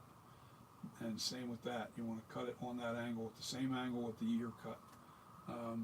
The nose cuts, I cut my nose cuts at this angle. That's how I cut my nose cuts, the dimples that are on the inside. I cut it this way. I don't cut it this way. I don't cut it straight up and down. You cut it in the direction of the nose when it's inside out. The lip line, I would just use a razor knife. Just take a little razor knife and follow that and just make a slit there. Don't cut anything away from it.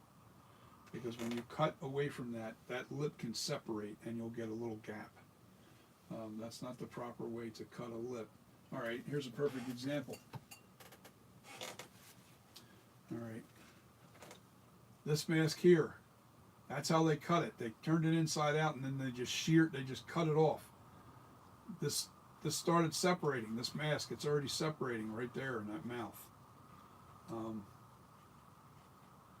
you can see a little space between the lips. That's not what you want. So, yeah, anyway, I still got a little bit more sculpting to do with this guy. Not much.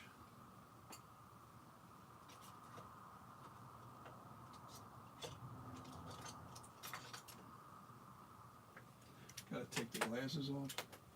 Okay, so what? No problem, Daniel. Just curious, Daniel, are you a teenager? Are you a young adult? Are you an older man like myself? I'm 60 years old. And the only thing I can teach you is what I've learned as I'm learning it. I'm learning it as I go. As they say, I'm faking it.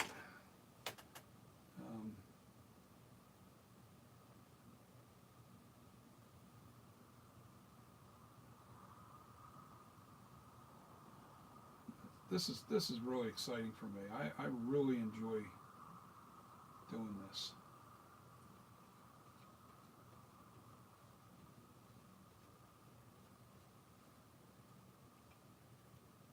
I think that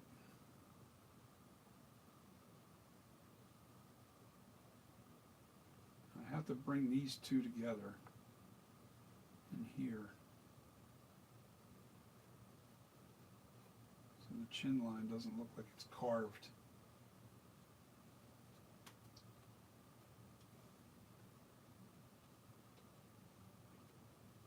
I mean, I don't know if anybody else is doing what I'm doing. I guess some people will get mad because I'm revealing some pretty good secrets. The reason why I don't feel bad about doing that, it still comes down to the artist. It still comes down what your abilities are. It's not, it's what you can see. You know,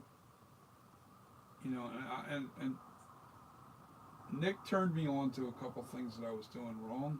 Nick Mopagano of Handy Boy Studios. But he doesn't like to reveal too much, you know, and I don't share what he tells me. I won't do that. I won't share that knowledge. Whenever somebody shows me something or tells me something, and it's pretty much a, you know, if they tell me, look, this is this is between you and me. If they tell me that, then I won't share that knowledge because, you know, it's disrespectful because they spent years learning that little. Whenever I learn something, I share it with you guys. I don't really care. I'm trying to build my channel up too, and get that to where it's monetized. You know, and it's more about, I'm 60 years old right now. In 2 years, I would like to be making money on my channel. That's my goal. I'm hoping that, you know, that happens. But if it doesn't, it doesn't. You know, I keep getting more subscribers, which is good. But let me see. Am I almost done here? I'm ready for naphtha.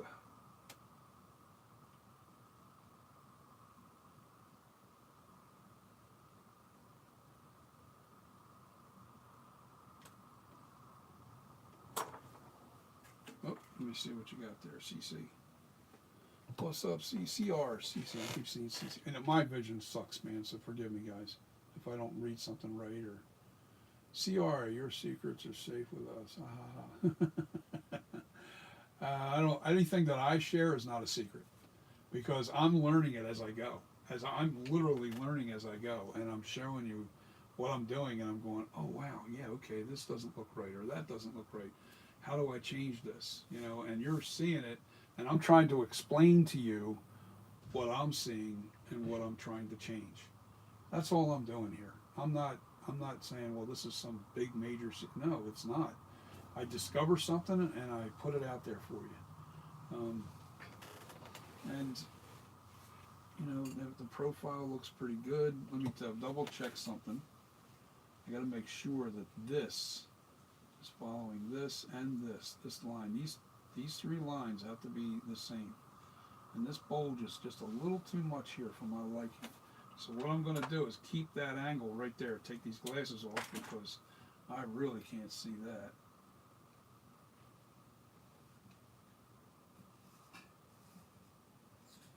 What up, man? Hey, I talked to my brother. He made room. He said he had to make room. And Okay. The batteries on the charger for the weed beater? Yeah, no, it's on the windowsill. Okay. Hold on a second. Let me, I'm live. Oh, hey. It's on the windowsill. I'm just, learned something with this. Uh-huh. All right. Once I started looking at, look how much better the mouth looks. That's What did I do? What did I do? You put the, I'm going to say the outer part of his mouth there. It looks... No, you know what? I discovered the secret today at some point, and as I was doing this. And the key is lines. I wasn't following the lines correctly. In other words, these lines, Ah, I see. this line, all these lines all go down in this direction, and they all kind of push the chin back. It pushes this chin back, believe it or not, and I have to actually take a little bit more of this side off. See what that did? See the significance and change, the way it looks? Even the lips, man, you got to see the way these lips look. Hold on. I'll adjust this chin as I go. But you got to see this. Look at how nice they look in here. Yeah. Now, if I show you the picture, which I can do, I'm going to do that. Bear with me, guys. I'm just going to jump up out of the seat and block your view for a second. I just want to show him the picture of the flashback mask. I just need to shrink this down for a sec.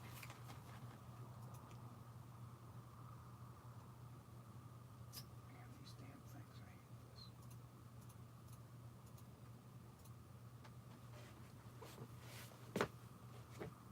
hate this. Yeah. Look how close that is. Amen. Now, if I show you the other picture where the angle, the lines, I'm like, holy shit. It's such a, let me show you to you. I'll show it to you. Actually, I'll just shrink this down because my flashback. Where's the flashback? Here it is.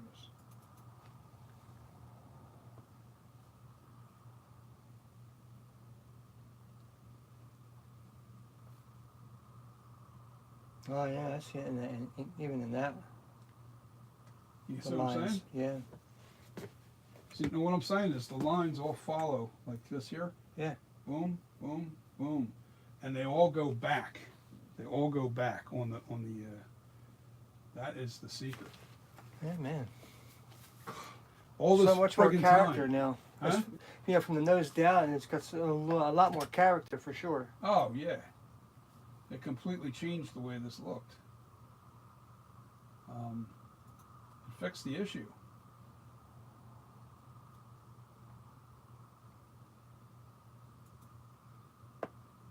Yeah, it fixed the issue, man. I'm like 7 people on here so far. Yeah, man. But I've been on here for quite a while. Yeah, the lines have to be right. This here is perfect. I don't have to mess with the side at all.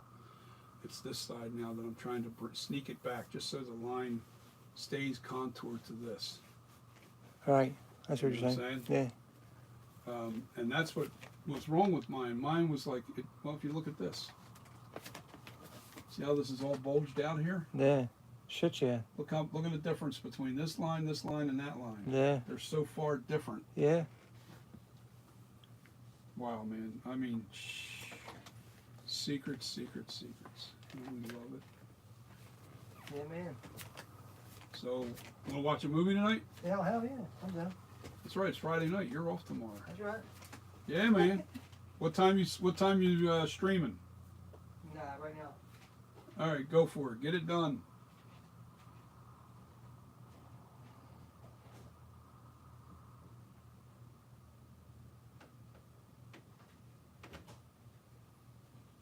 that section right there needs to be blended better, right in here.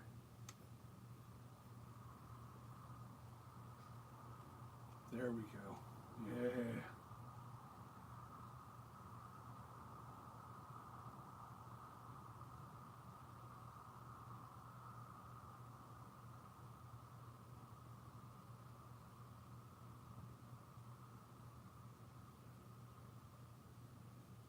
Now this clay that I use is a hard clay.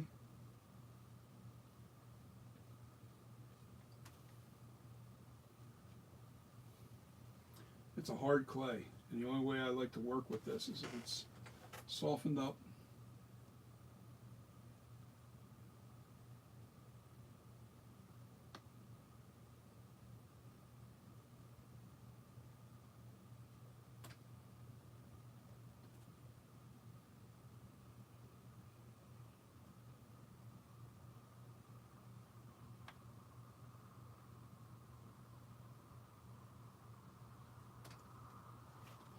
Okay, what am I looking at here?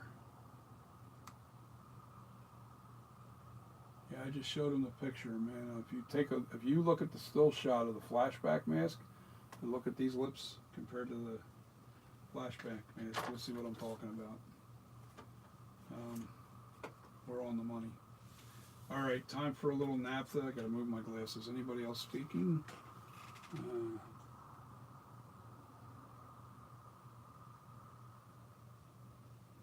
Myers, Bo Norton, Myers was the very first mask I had ever done. I've never done any latex mask. This is my first sculpture. And yes, it's been retooled several times. I've told you that. I've told everybody that as I've done this. Because I kept learning new things and kept seeing new things and discovering as I go. Yeah, this is a 2-year. This is my 5th time I've retooled this. Only this time I'm not going to take it back to the original 78. I'm going to go on with the 40. I'm going to make this look like the 40.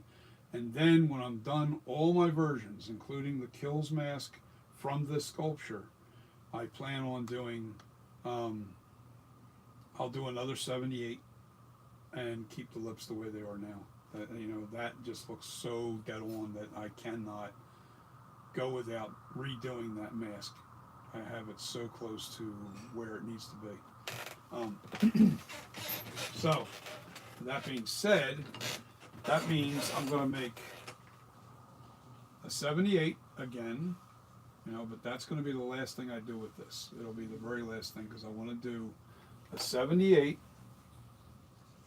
No, I may do, I'm going to do, all right, here's how it's going to go. I'm going to do the 78, I already did once. I already got one of those done. That's done. I've got I'm working on the H40. Then it's going to be the Kills.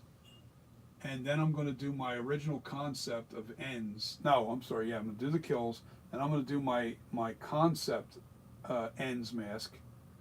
Not based on the movie at all because they didn't do anything to the Kills mask in ends, at least to our knowledge so far.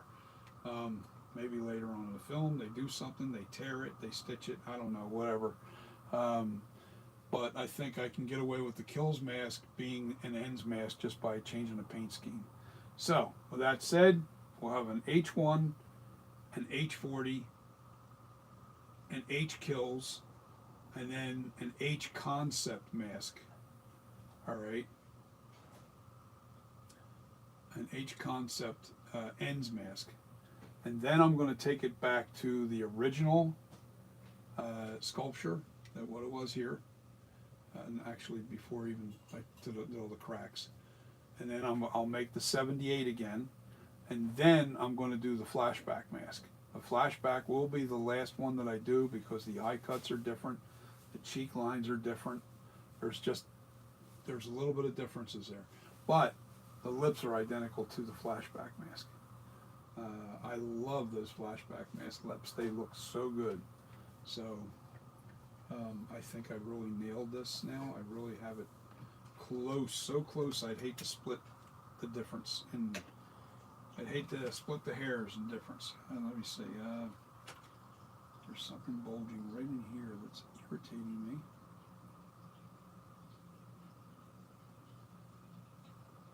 These little imperfections, I shouldn't even straighten them out. That actually makes it look more authentic. You make everything look too realistic. But all my sculptures are going to be based off of this base sculpture right here. Everything's going to be based from this sculpture, not a complete redo. Right.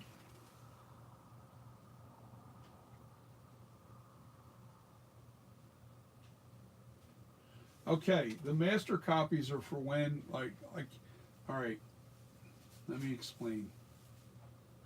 All right. Okay, let's say you put this in a mold, all right, and you make your mold out of, I use Ultra Cal 30, which is stone. I make the mold, and that's the size of the mold, this exact size of this sculpture. Now, latex, when I put a latex mask, I put latex, and I do what they call dwell casting. Dwell casting is when you take this the mold, turn it upside down so the neck is the top and the head is just, you fill it up with latex all the way to the bridge, all the way to the neck. All right, you fill it all the way up to the neckline. All right, and then you let it dwell in the mold for like 2 hours for your thickness. Then you pour out the excess latex back into your bucket.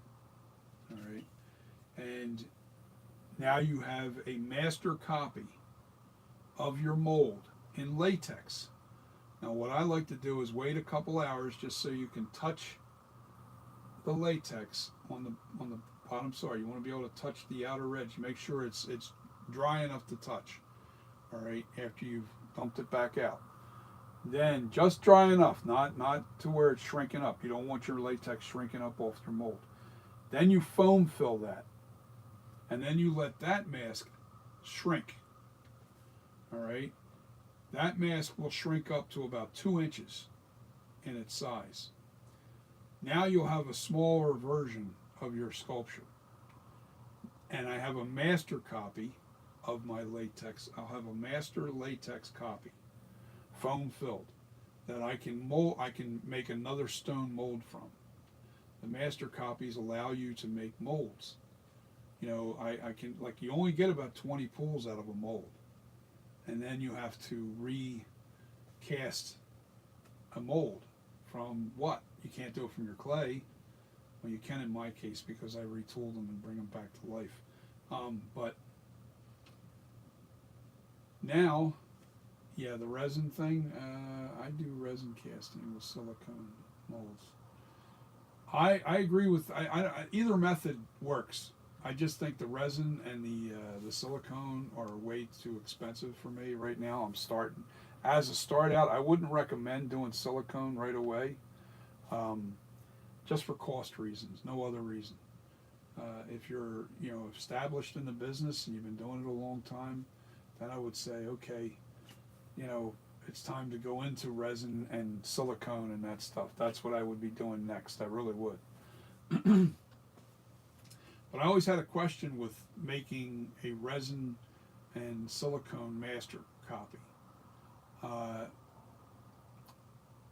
See, the problem with doing resin as your master, you have to slush cast. And I hate slush casting.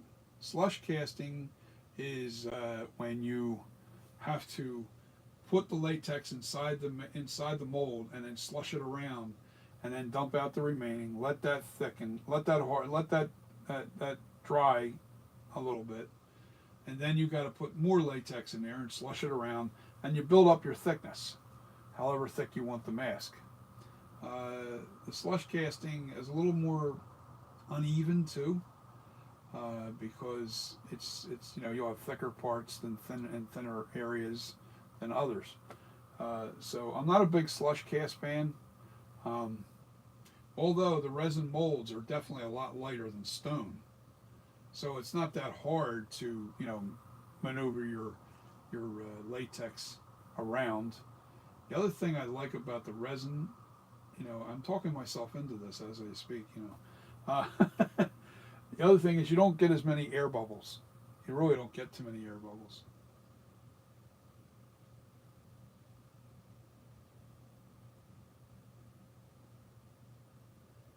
Yes, yeah, you want to save your first pull, so it has your first, and then and foam fill that first pull. I actually make urethane masters. This way, I never lose the original size of the sculpture.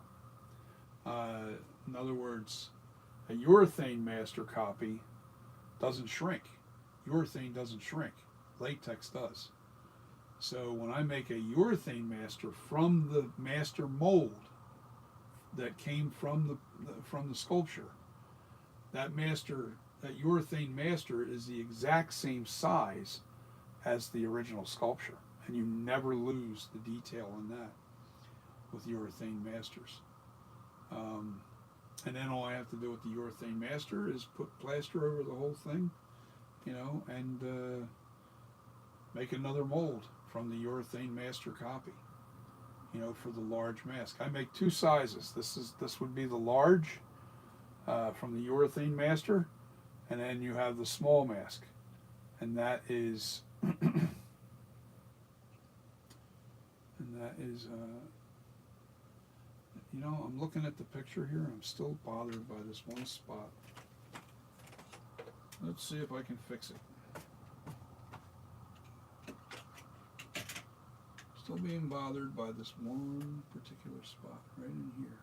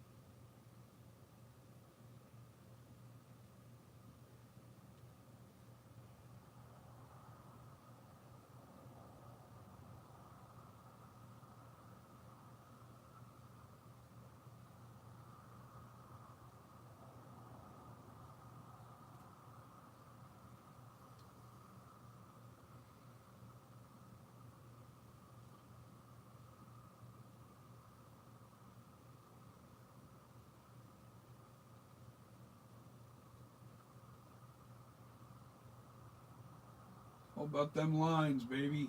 Keep them lines right. Keep those lines right.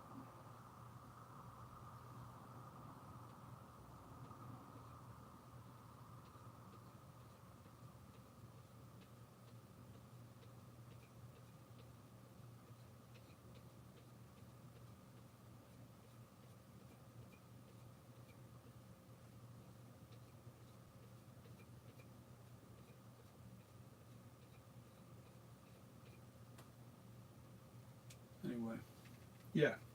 Okay, where was I at when I was talking to you guys? Yeah, the silicone molds. I like that. I like that method too. I think it's. I've never done the silicone.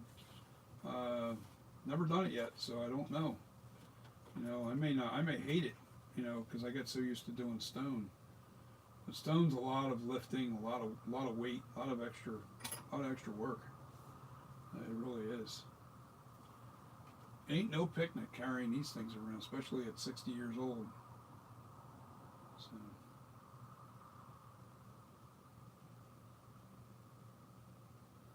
I'm almost to the point where I'm just going to start aging this thing.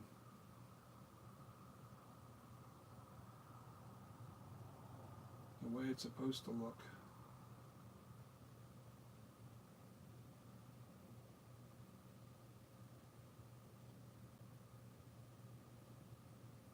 Alright, so with that being said, let's do this real quick. Let's do some naphtha on this bad boy. And we'll see what we got. We'll see what she reveals. Naphtha smooths it out really nice. It reveals all the little mistakes.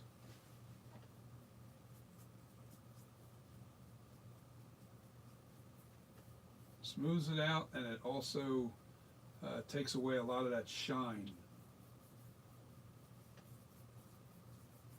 And you don't want shine, trust me.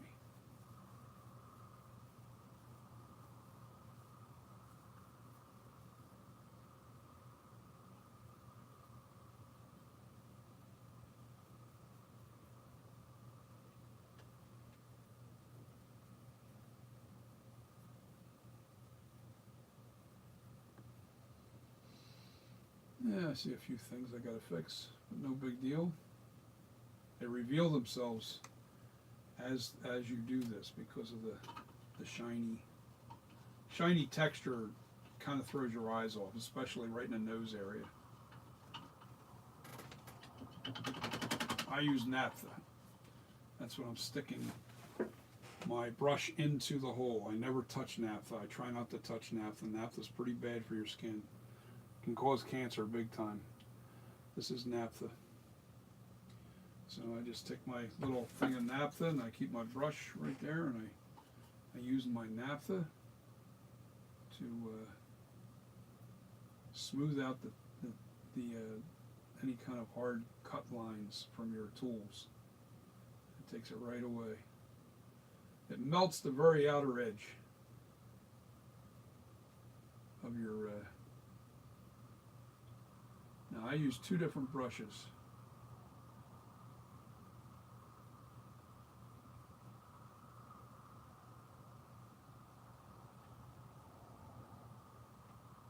Now I can't start sculpting on this again because the naphtha softens it up too much. So I gotta leave it alone for a couple of hours before I can fix anything that's wrong with it. Alright, that's clean. Now I use my smoothing brush. And that's just a nicer brush, finer bristles. And that takes any kind of the, it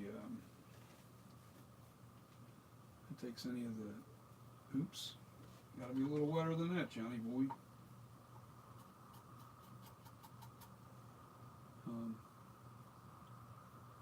Any kind of like little, I call them boogers.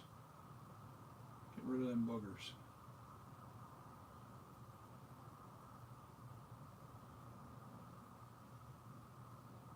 Oh, this one here is creating boogers. What the hell is going on here?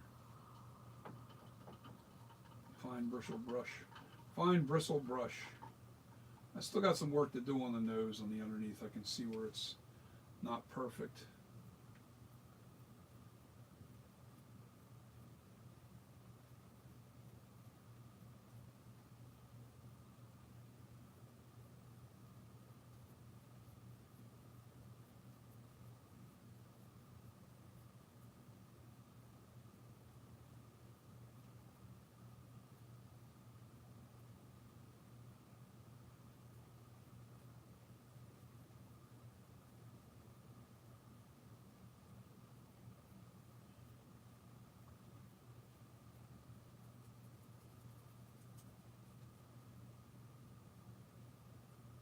See what I can do with the naphtha. I'm not going to do any more sculpting on this tonight.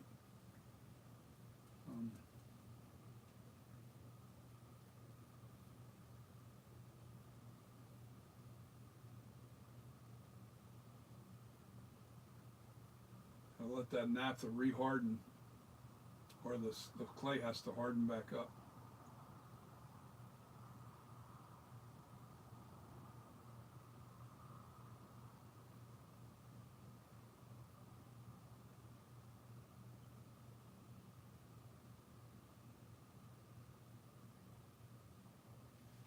Okay, that's it. Let's put it down level. See what it looks like.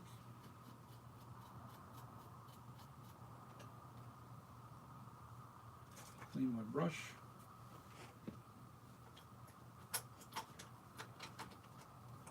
I gotta really check my lines now. This is the part where I want to make sure my lines are right.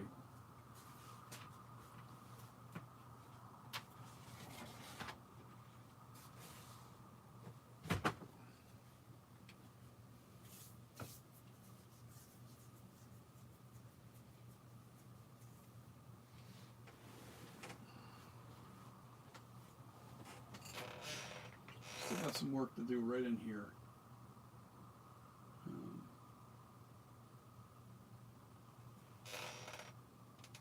Not much though, just a little bit.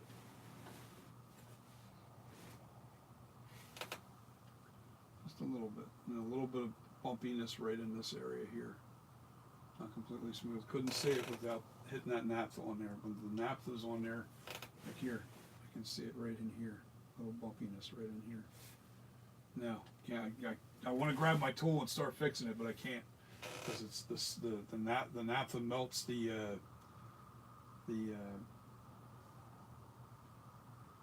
clay really soft, and I really wet it this time, so it's going to have to really wait.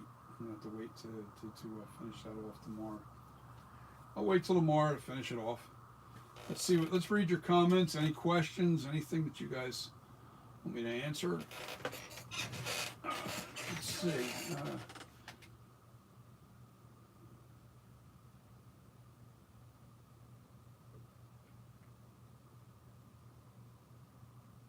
Yes, your first.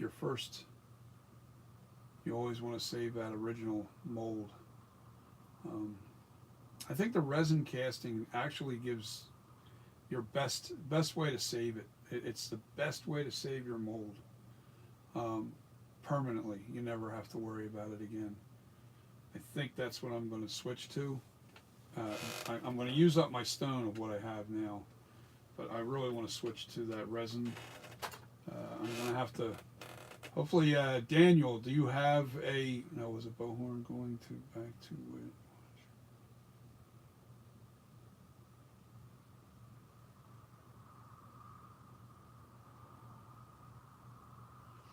You know, some of my other videos, you'll watch them, you see where I'm at now, and you'll see like, oh my God, he is so far away from, you know, what it should look like. And my opinion at that point was, I thought I was close.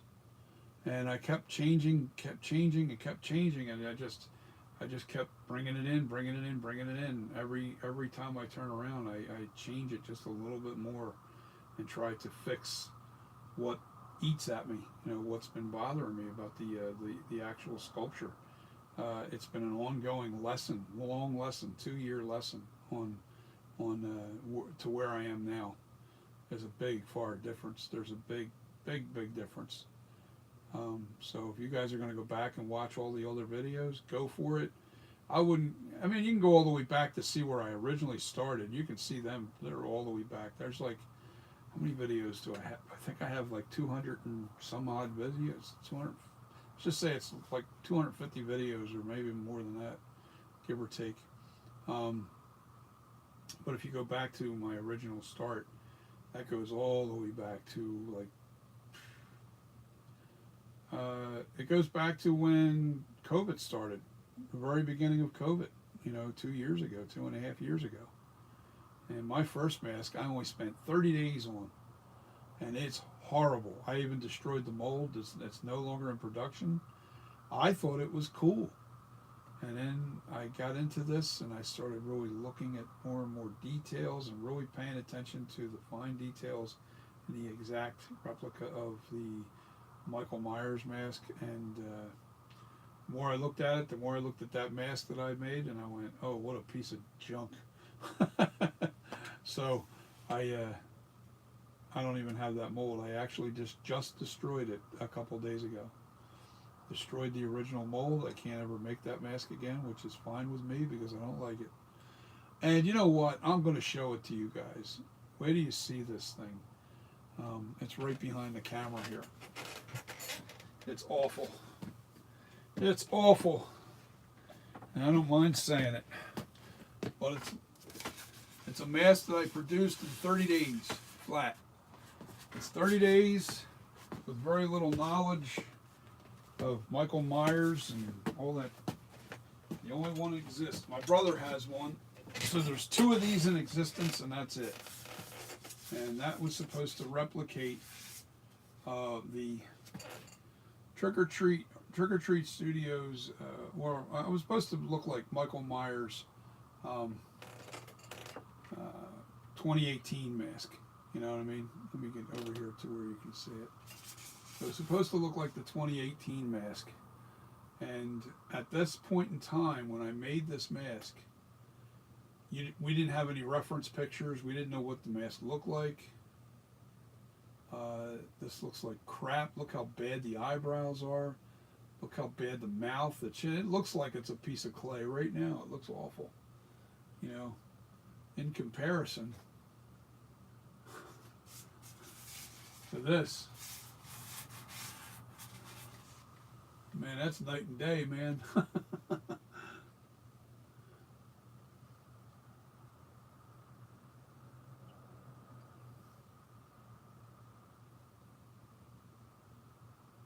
Nah, this was a piece of junk. I would never even say, you know, when I look at this, man, I think, oh my God, that is horrible. I look, because I'm seeing this in 3 dimensions. So I'm not like seeing it just on camera. But I mean, it has all the cracks and everything. The details are in there. The mask is a very thick mask. You see how thick that mask is? It's an 1/8 inch thick.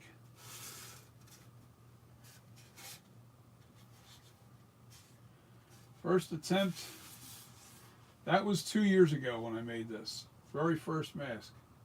And I thought it was the bomb. And then I started realizing this was awful. And I went back to the drawing board. And I kept working and kept working. And then thought to myself, the one time I did come to a point and I said, you know what? I am going to make I got to make a perfect version. I have to. I have the ability. I know I have the ability. I know I have the eye. But it's all about discovery. And I've never done human anything. I've never done any kind of human paintings or even whittled.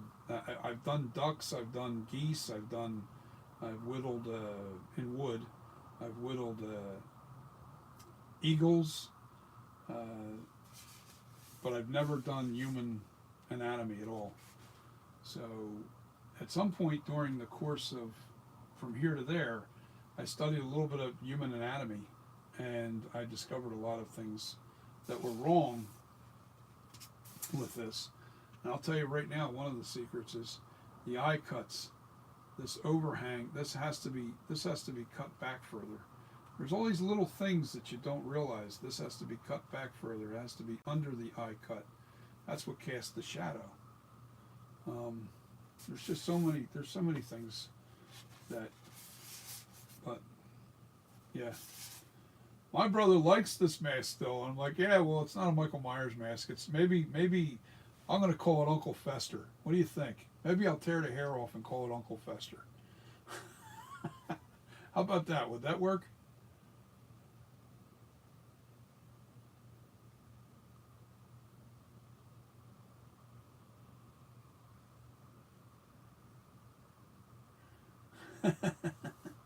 Yeah, we'll take the hair off and call it Uncle Fester. Uncle Fester mask. Anyway, that's here nor there. Oh my God, I'm not even sure what time it is right now. I know one thing: my butt's getting hungry. Hungry. So I'm definitely done sculpting for the day. I got 7 people watching. That's including me, so that's 6 people watching. Any questions, guys? Uncle Myers. Yeah, we can call it Uncle Myers. Michael Fester Myers. Uncle Myers. Yeah, that's a bad mask. And I don't mind saying it. I don't care. Criticize it, badger it, do whatever you guys want to do to it, because you're telling the truth. It was a first attempt, and I only spent 30 days on that mask. That's all I can say in my defense with that mask. But you know, I'm not a proud guy. I believe in making mistakes is your best way to is to perfect. It's the best way to perfect things. The more mistakes you make, the better you get. Watching videos helps you, but does not make you good. And you have to get your hands dirty. You have to get involved. You have to do things to get better at whatever it is you're doing. So, guys, if you guys are really into this thing and or you're thinking about getting into mask making, don't go crazy. Don't spend a lot of money on, like, you know. I already knew I was an artist. I knew I could sculpt. I knew I could do. I knew I could whittle. I knew that I could do this. At what level, I wasn't sure of. Well, I just do a light. I spray it pretty good. I spray the Armor on pretty good, and then I rub it in just a little bit with a wet towel, and then let it dry. You know, let it dry on its own. You don't have to go crazy with the Armor All, but you know, you just put a little bit on there. Doesn't hurt. Put it on the inside, especially. It'll make your mask last a long time. Now I'm noticing something here. I just noticed. Now that I've cut this back this way on this side, I've got to add a little bit of chin on this side, and a little bit of meat to this area here. Not much, just a little bit, but that's a tomorrow project. I'll get it right. I want this to look even. This in here. This has to look right.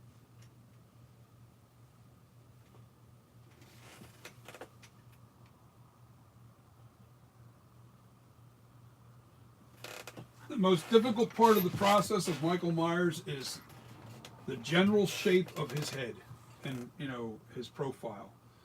His profile has to be right, and which is, I say it's like this, and then it tucks back in with the chin. The profile, and I mean when I say profile, you take a side view of it. Profile, your angles have to be extremely on. I think the most difficult part for me is actually the mouth area, mouth and nose area. Ears I have no problem with. I have easy time with ears. The nose, mouth, and chin area and jawline are your hardest parts, I believe. That's for me, though. I mean, it might be easier for somebody else. For whatever reason, I had the hardest time with this region right here to get it right. If your cheeks are if the cheek lines are up too high or they're too low, the cheek lines are just underneath the nose. That's where the cheek line falls. Just underneath the nose. The jaw line falls in it kind of, you got your round chin, and then it cuts into the jawline, which I have to beef this out just a little bit, because what happened was when I did this, and I dug into this area here, I took a little bit too much away from here. And now I can see it from one side to the other. All I have to do to fix that is just add a little bit of clay right in this area here. Actually, that's not going to hurt.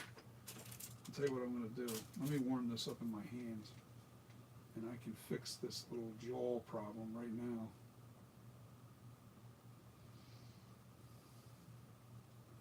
I'm going to pinch a little bit off of my hand, warm that up. It's already kind of warm. It's not real hard yet.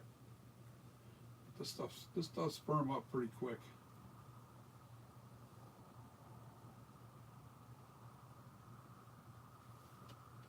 And now that I'm looking down on it like this, I can see where the jawline is wrong.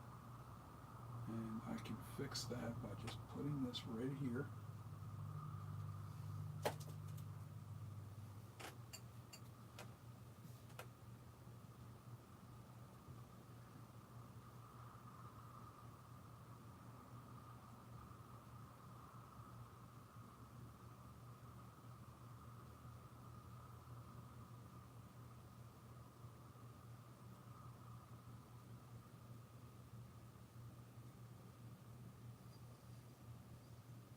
Now, by doing this, you have to remember this jawline not only goes back this way and this way, it's underneath, it's everywhere. You have to build that out. As long as I'm not sculpting in this region, I'm okay. It's still a little soft there, but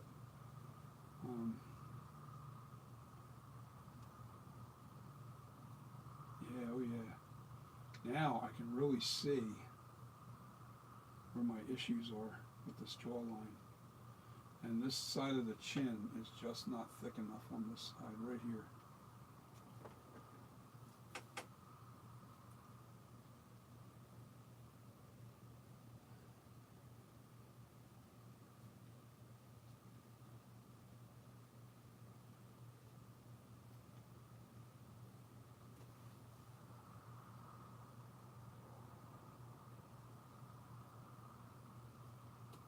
Always step back from your project too, always.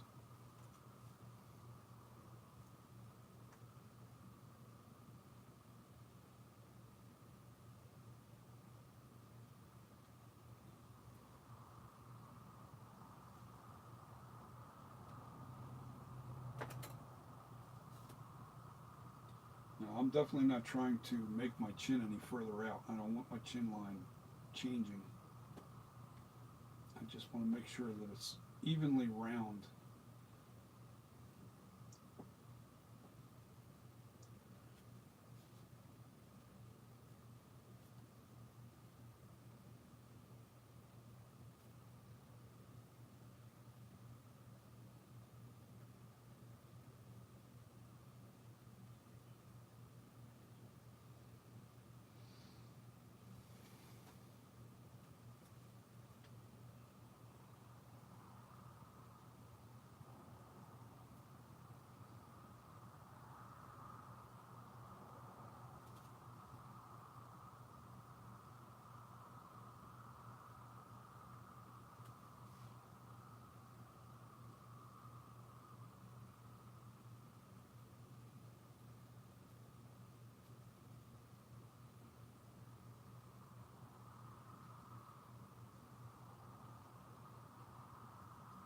I'll read your comments in a minute. I do see the things moving. I see it on the corner of my eye. Just want to make sure I have the right.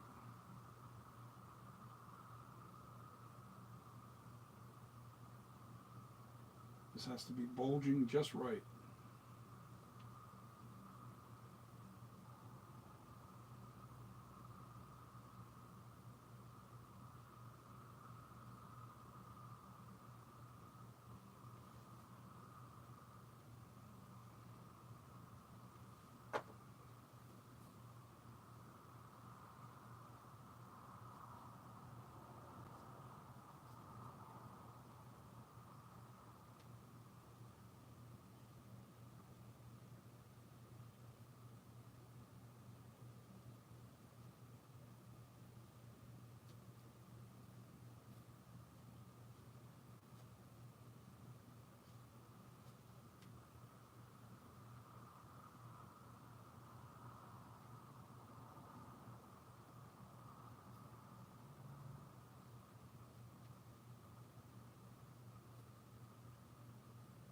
Yeah, now I got the shape right. All right, let me see. Oh yeah, now I got it. Now tomorrow I'll smooth that out.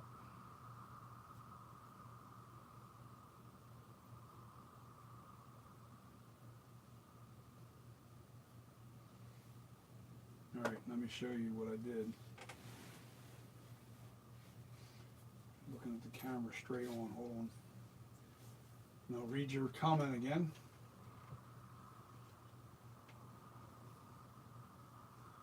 Yeah, it's hard to see, the lighting.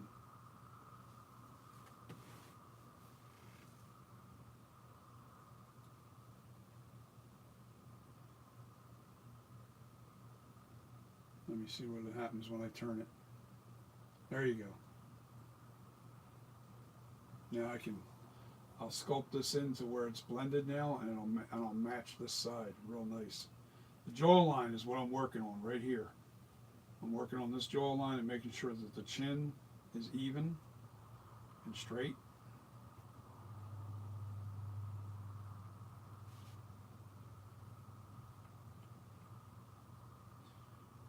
Now the way I do this, when I sculpt this, I get this right, and then I'll tilt this thing back, and I'll look underneath of it and make sure that that's right.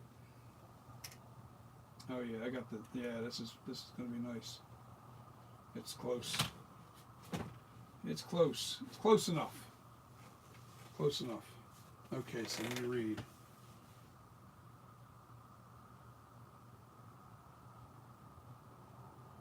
How did I make my... I hate to say this, but... Alright, which mask is the 2018 or kills? No, this is Monster Clay. Alright, let me go back. Thanks for answering our questions. No problem. Lucas Gaming. Hi. What's up, buddy? Daniel, is wet clay is that wet clay you're using? No, this is Monster Clay, and this is hard Monster Clay. I like using hard Monster Clay because when I demold this, I don't get too much damage, and I'm able to retool and bring it back to shape after I demold it. The other bonus of not using wet clay is this is a wax-based clay. I don't have to cover it. I don't have to treat it. I don't have to wet it down. I don't have to do anything to this. It can sit on here for months. This has been sitting on this armature for 2 years, and it still works. It still works like magic. Is this more expensive to go with Monster Clay? For sure. You need about, I'm going to say, a minimum of 25 pounds of Monster Clay to do a sculpture like this. And they come in 5-pound tubs. As a matter of fact, I have one over here. Let me show you the 5-pound tub, if I can get it without knocking everything the hell over. All right, this is Monster Clay. All right, and it comes soft, medium, and hard. I like using the hard. This is the tub that it comes in, and that's a 5-pound tub. This is roughly about $40 a tub. $40 for 5 pounds. So you will spend some money on your Monster Clay. You're looking at, at least $250, $260 to do a sculpture with this stuff. But you never have to take it off the mold. You never have to. I laugh when people take it off their armature. You never have to take the clay off the armature. You just retool it, make it into something else. Why bother? You know, wet clay, yes, it's cheap, but it's messy, real messy. This stuff doesn't get all. My hands are clean.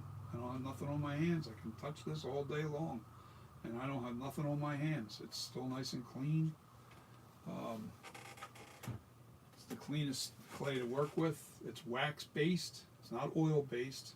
It's wax based, and it's I think the best stuff to use. But that's my personal opinion. Some people some people are using silicone and what do you call it, resin, and they use wet clay. But wet clay doesn't capture the detail that this will. Wet clay will never give you the details that the hard clay will. But you have to tool it in there, the details. The other thing too is wet clay is very messy, and you have to cover it. It can harden up on you. You're not going to sculpt on a wet clay based sculpture for 2 years. You'll never get that kind of life out of that wet clay. At least I don't think you could. At least I don't think you can. But that's just my opinion. You're better off with Monster Clay.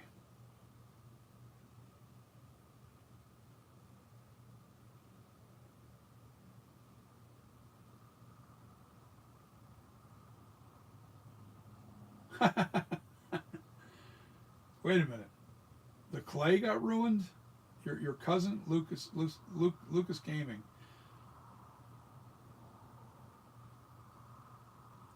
My cousin used the Monster Clay, and it got ruined because he left it outside. But it looks like the melted H2 mask now. That's funny. Well, in this heat, yes, Monster Clay does not like the heat.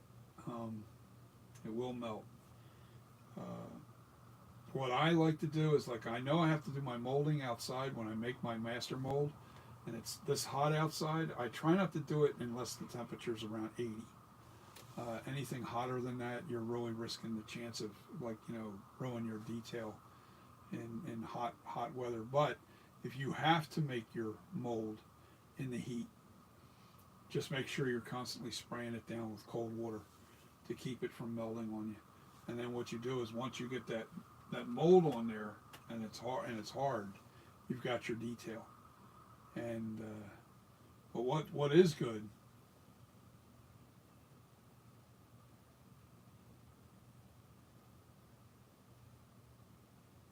about is demolding it when it's warm, because when it's real warm outside, the clay is a little softer and it's easier to demold.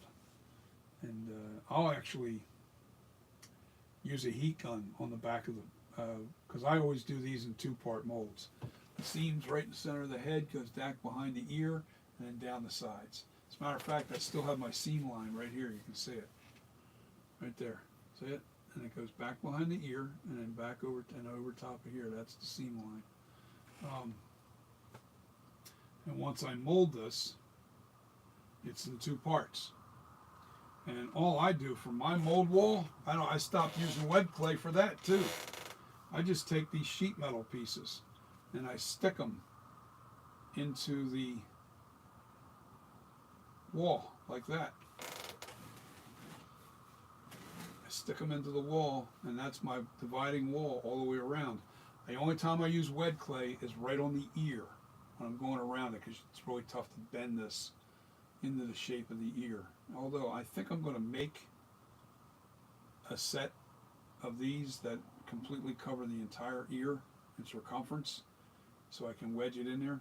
And although the wet clay works better anyway, because there's other little tricks that I do that make that happen. But I still got to close all that in. I got to fix all that. The ears aren't completely done yet. I'm fixing the jawline here now. That's just going to be a little bit of tooling now. I should be.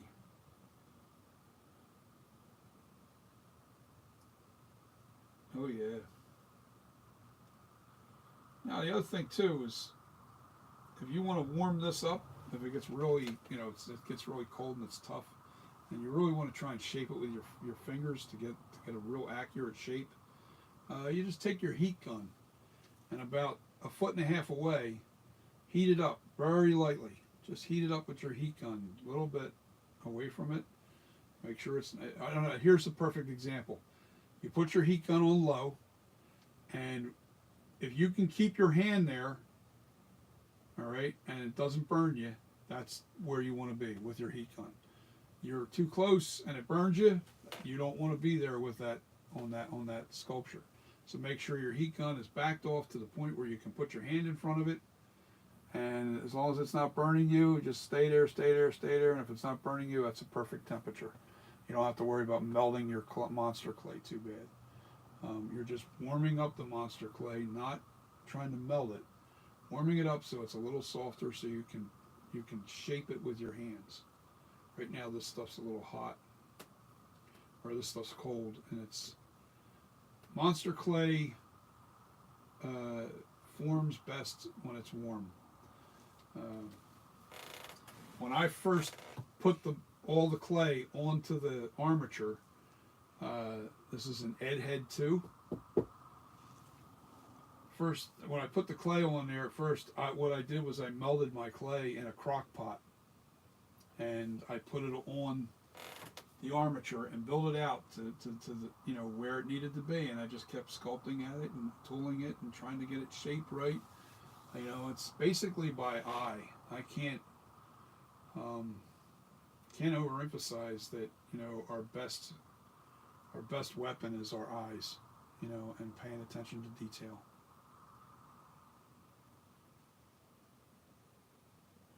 Yeah, now that mask that you're talking about that melted, Lucas, the clay's not ruined as long as the clay didn't burn.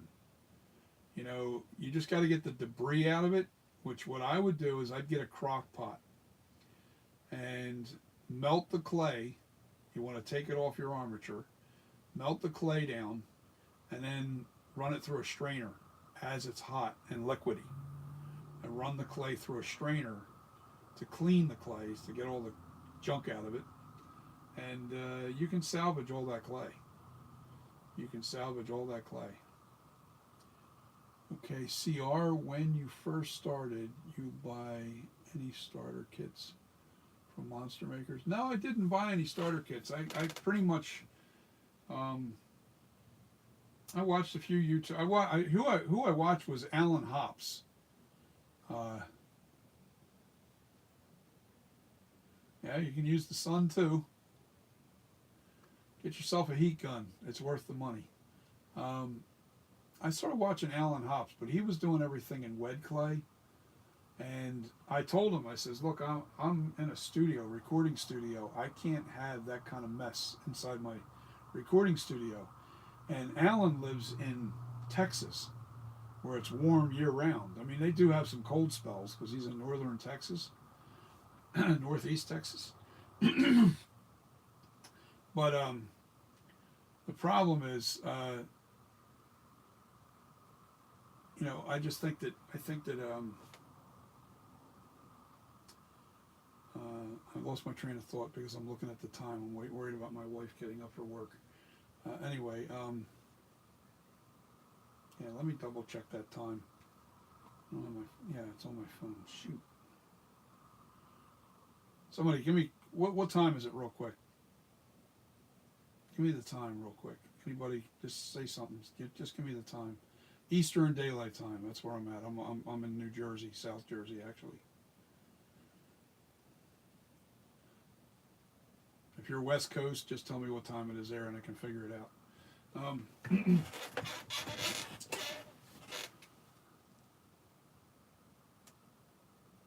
7:02. Are you in Eastern Daylight Time? Lucas Gaming, are you in Eastern Daylight Time? Are you Midwest? Are you West Coast? You in Asia? Where you at? It matters. 7:03, which is good because that's not too late. I've been on a long time. I don't know if I want to upload this video. Maybe. Yeah, no, it's pretty instructive. Ohio. So you're Midwest.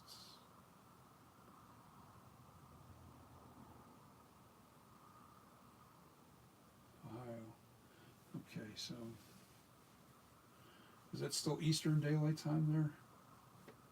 I'm not sure. Ohio, it might be. They're on the verge of going to Western or East, Mid. Anyway, I'm tired. So, Albany.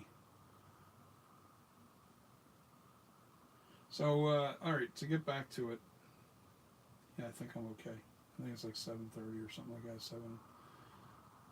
7:15. Southeast Asia. You might be joking, but that's okay. And if you're not, oh well.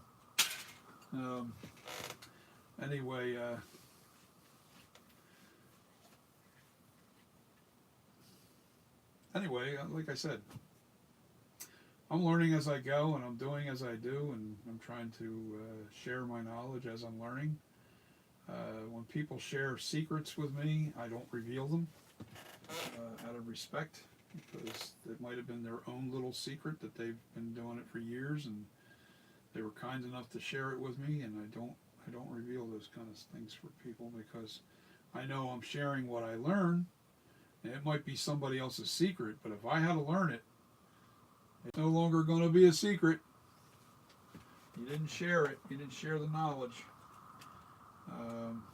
People will figure it out at some point. And, oh well, that's the way it works. That's how the cookie crumbles.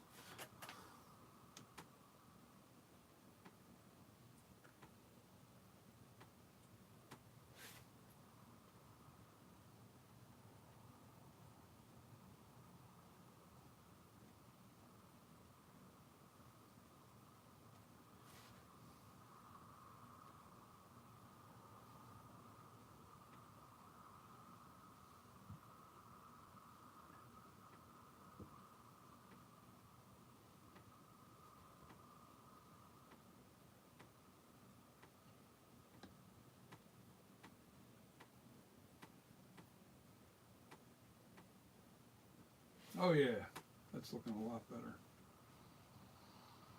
Also, I also realized what else is going on with my eye is this chin drops down just a little bit back and it goes back down a little bit where this is a little higher up here, and that also creates the illusion that this chin is different than this one, and it is different. So I don't have to do too much to it. Very little, as a matter of fact.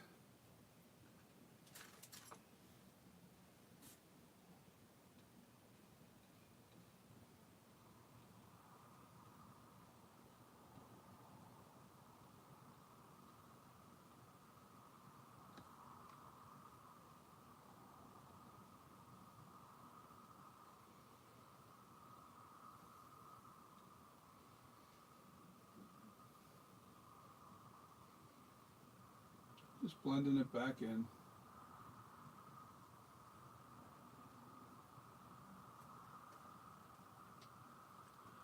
Okay, what else we got going on here? What are you guys saying? I'm gonna take my glasses off.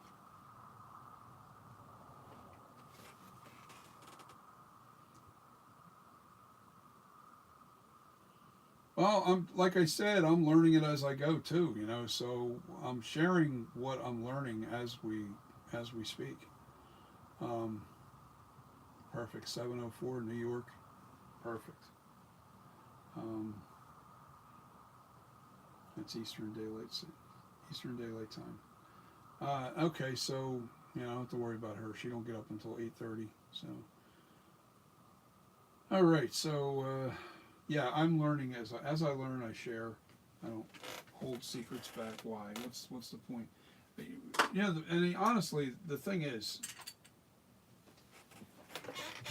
you know, the more we keep this community of mask making together, and people, if you have the ability and you can make a really nice mask, go for it, man. Um, who am I to stop somebody from, you know? There's people out there. It's funny. I was thinking if Nick Malpagano had reached out to me and said, "Yo, man, you're giving out too many secrets." Okay, well, I'll stop doing that if you share with me. How's that? I'm just joking, Nick. I'm only kidding. Please don't take me seriously. I'm just a nut.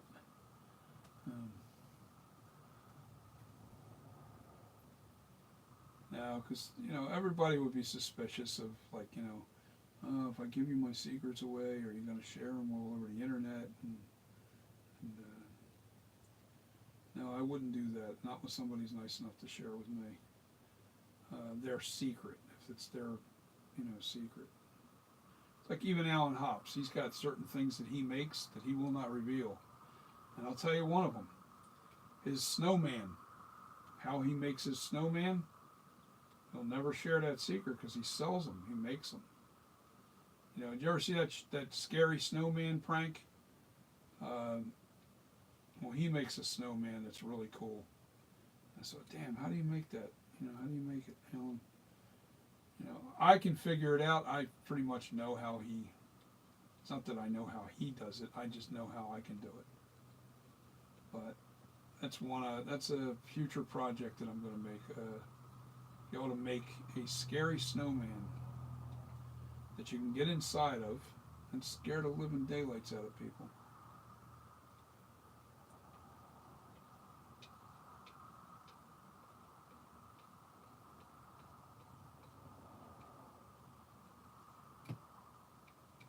Oh yeah.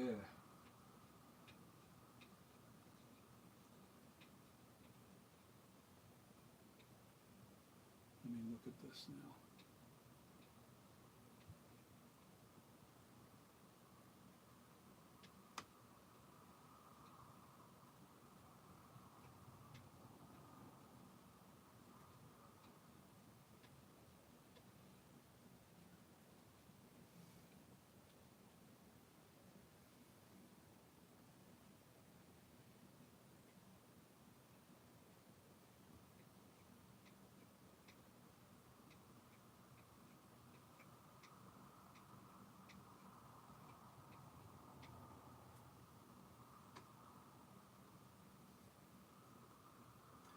Yeah, there's certain things that, you know, some people just don't want to share because, you know, they're making a living off of it, and I get it.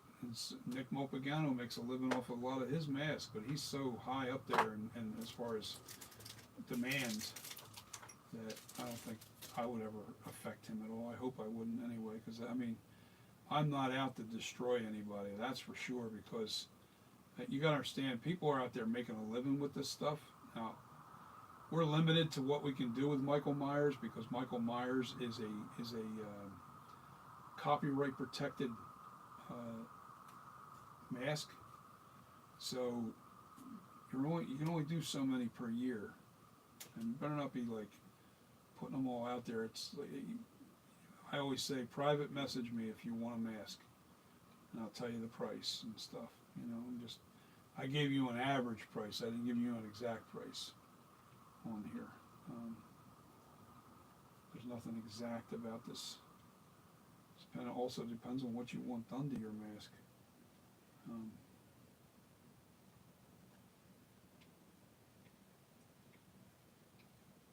I can feel where the old and the new are coming together.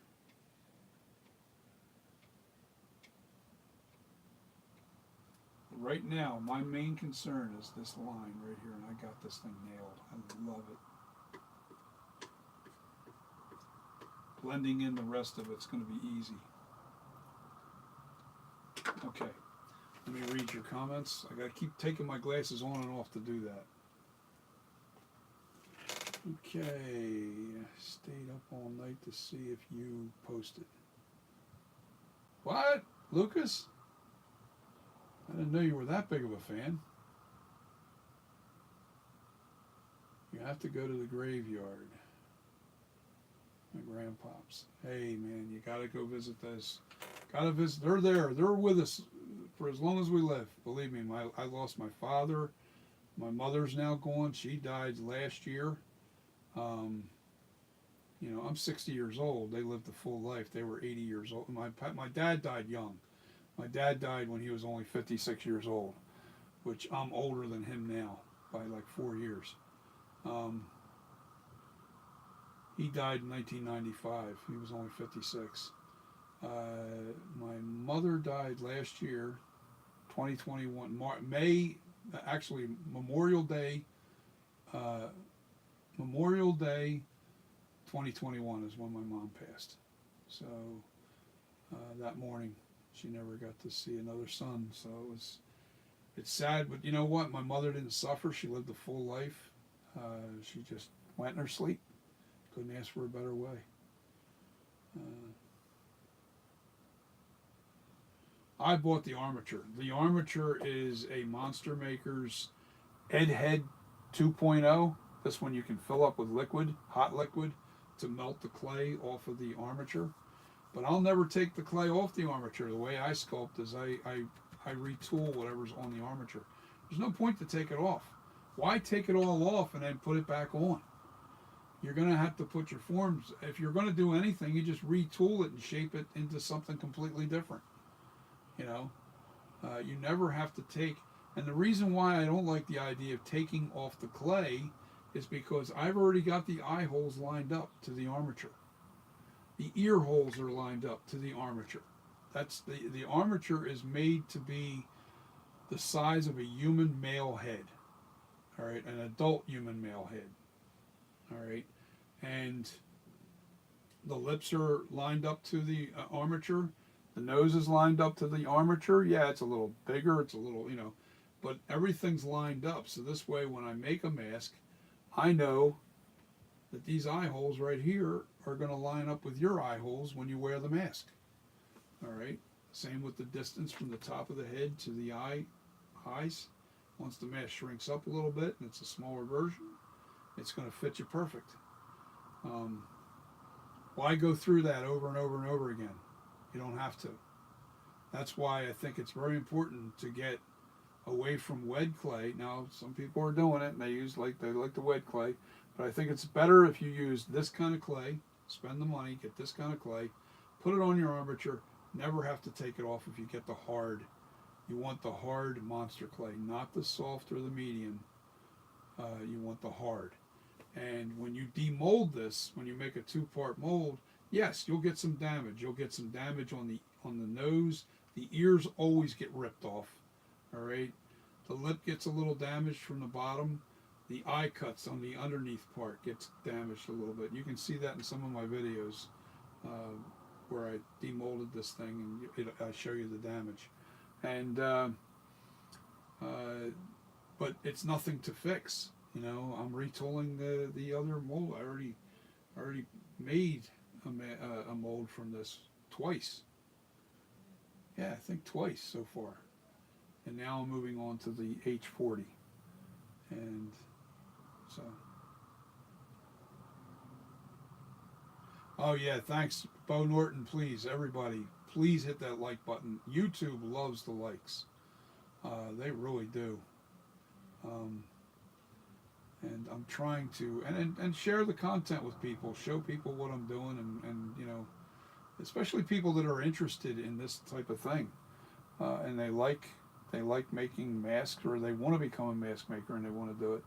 I'll show you what I can show you as far as what I learn on my own. I don't, anybody that shows me something that's in the business professionally and they're making a living at it, I wouldn't reveal their secrets. Just so you know, anybody that's on here that is a mask maker and you know you don't want to share a certain thing that you do, that's your style, and you share it with me, just know that, you know, your secret's safe. So, but anyway, but I want to thank everybody for watching me tonight. I got some work to do on this yet to make this look nice, but I have the chin right where I want it. It's sculpted right where I want it now. Now I just have to smooth out the under parts and smooth out in this area. Actually, what I have to do there is add a little more yet, because it's created a little bit of a divot right there.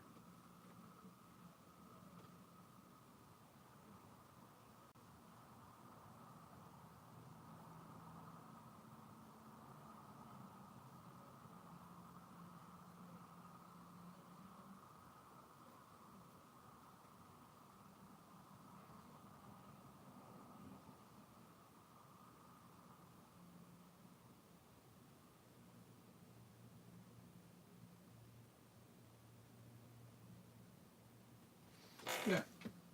So, and that's pretty much smooth now. That's still feels a little bit, but you know what? The bulge that's here now, I have to carve away anyway. So,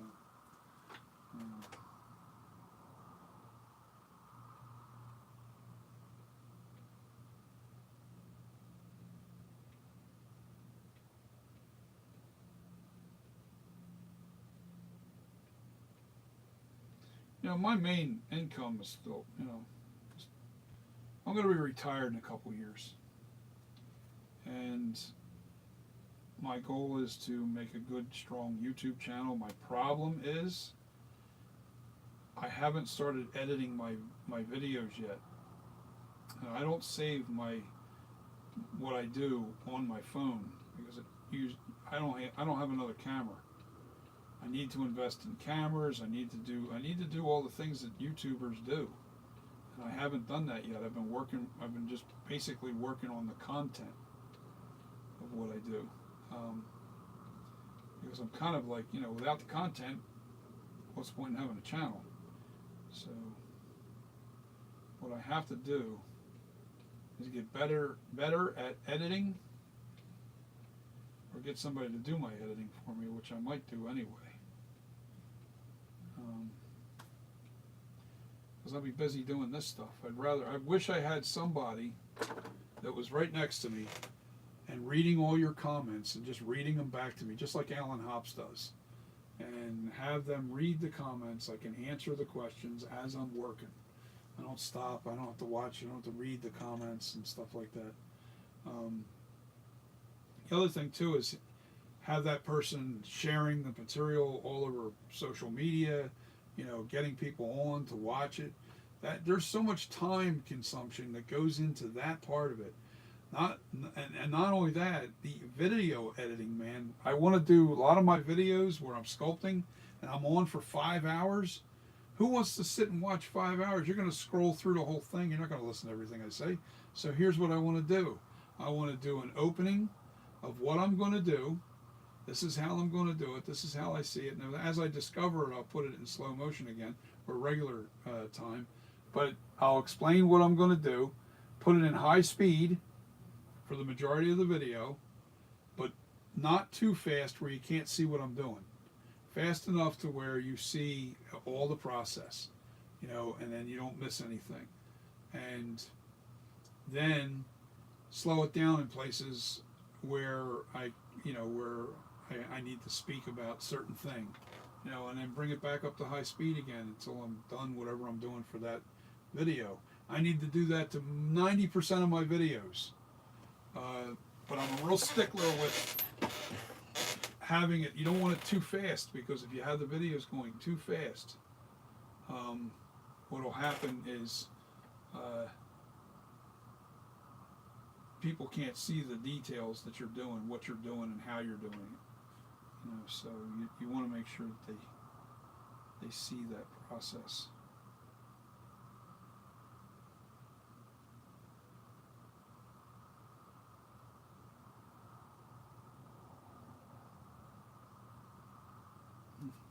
No problem spot. I'm gonna fix you right now. What in the world is that?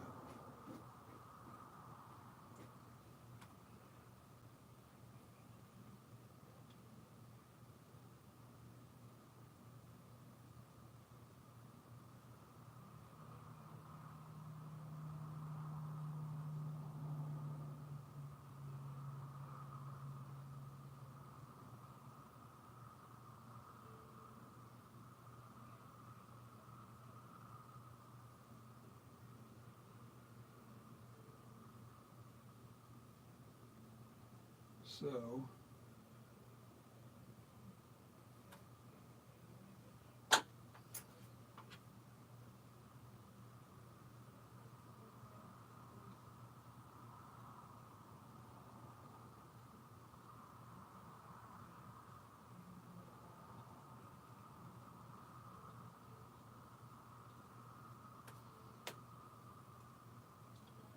you know, you guys are seeing this in real time.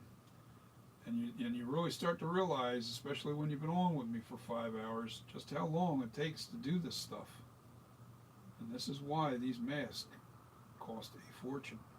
I had a couple guys that were mask makers that jumped on one time, and they were saying, "You believe this one guy?" He says, he asked me, "How much does a custom mask make? You know, how much is it going to cost me to have a custom mask made?"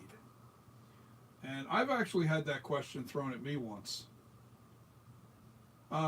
And the interesting part of that is, after I said, "Well, I'll tell you what, I want you to watch one of my videos on how I did this mask and explain, you know, how long it took and everything. And then I'm going to charge you roughly about $50 an hour. All right. And then you add it up." Now, I'm going to be honest with you. I don't work on a mask 8 hours a day. Now, today's a long day because you guys, you've been nice enough to be on here with me the whole time. It's a lot of people watching, and I'm glad you're on. And so I'm staying on, and I'm going to continue to mess with this thing and to really hone it in. But most times I'll spend maybe 2 hours, hour and a half on per day, sculpting on this. So if you're only doing 2 hours a day, how much time do I really have into this mask, into the sculpture after 2.5 years? Let's say there's literally maybe 3 straight solid months of labor, of 8-hour days. You know, add it all up, maybe 4 months. You know, but if you calculate that by an hourly rate, you got to pay somebody 4 months at $50 an hour for 8-hour days. Do the math. You don't want a custom mask made, not unless you're really well off. That's why custom masks are kind of unheard of. Unless you're a guy like Alan Hops, who makes his masks within 2 hours. they'll sculpt out a mask in 2 hours, but it's not like this. It's not this kind of mask. He's not replicating anything. Anytime we replicate a mask, it takes a long time to replicate, especially human figures. It's a little bit difficult. I'm not saying Alan can't. I think Alan can. Alan can do anything, and he can do it well. But I think he also knows that taking on these kind of projects are very time consuming, and you're working with crumbs of clay, as Nick Malpagano always says. You're working with crumbs of clay. I need a Queenie. No, that ain't it. What the hell do I do with it?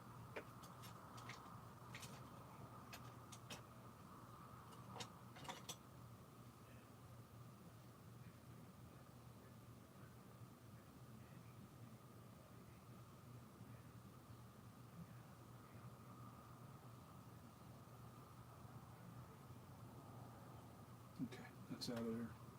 So anytime you get a hard stone or something in there that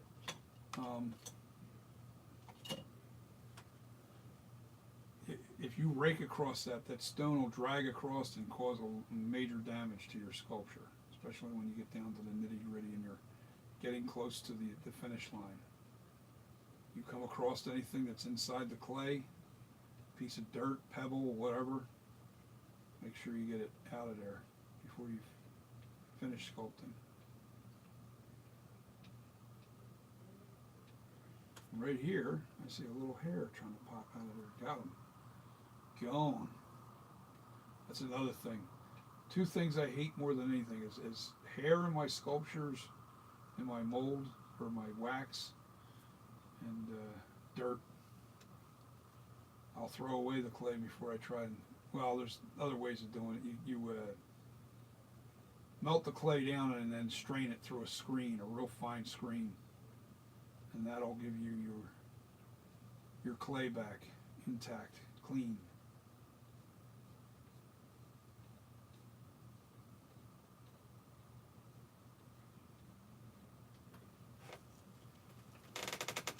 Now let me turn this so I can see it.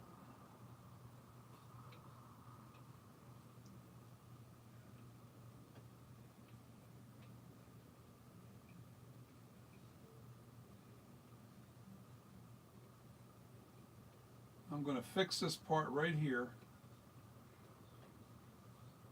and then I'm going to wet it with the naphtha and blend it real good so you don't see the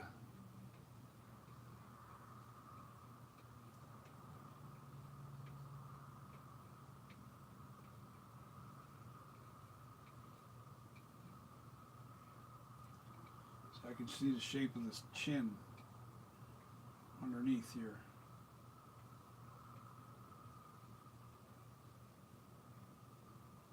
Now what I'm going to do,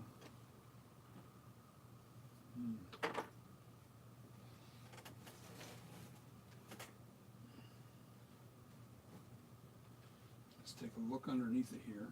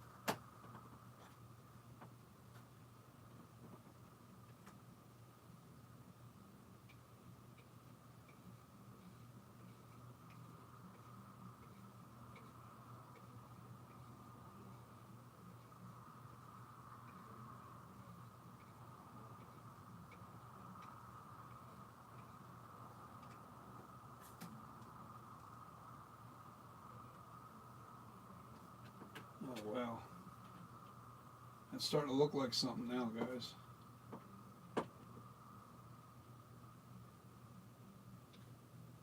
Oh, looks like I'm froze up. Hold on, guys.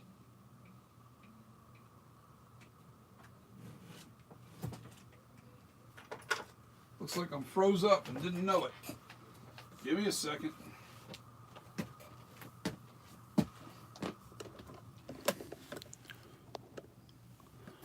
My battery was getting low, so I froze up. Hold on, let me do this. I'm going to plug this in. Sorry, guys. I hope you're still with me. My battery died. Or my battery was low. Plug it back in. There we go.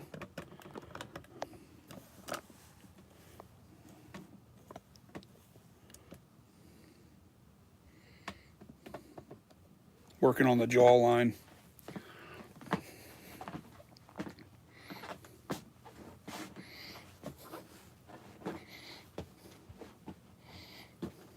Hopefully you're still with me. I had to plug the phone in. The battery, that little warning, I have an iPhone. So whenever the battery warning kicks in, it stops the stream. When your battery's down 20% or whatever, it stops the stream on me. Hold on, let me get closer to what I'm working on here. I didn't even notice it until... come on. Yeah, I didn't even take notice to that until I...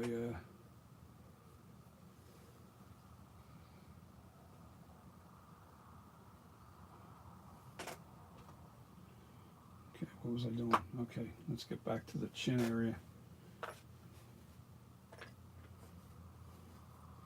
Now I had this lifted up. You guys missed out on all this.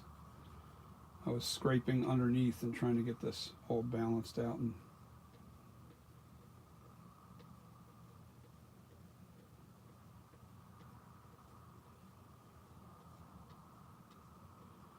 yeah, whenever your battery gets low on your phone, guaranteed a problem. The stream will stop. It'll pause.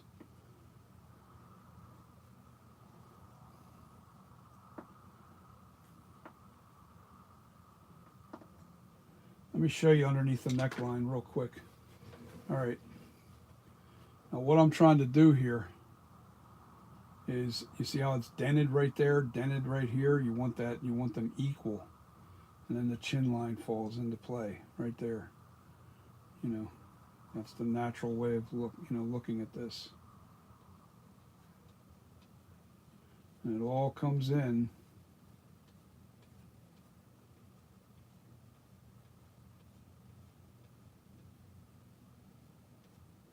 And always looking at your sculpture from different angles definitely helps you a lot. That's stiffened up enough now where I can... Ooh, a little too soft still.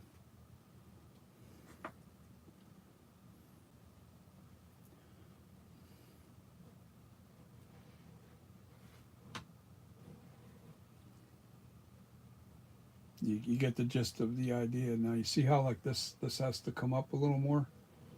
See, now that I'm looking at this dead on, I can see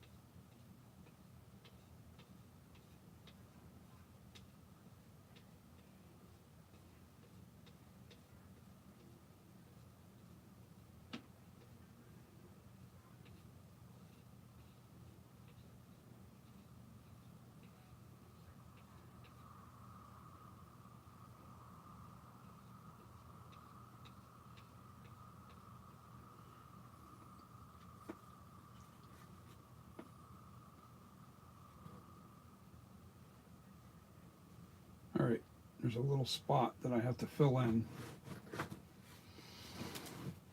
right here. Just needs to be a little bit bulkier there.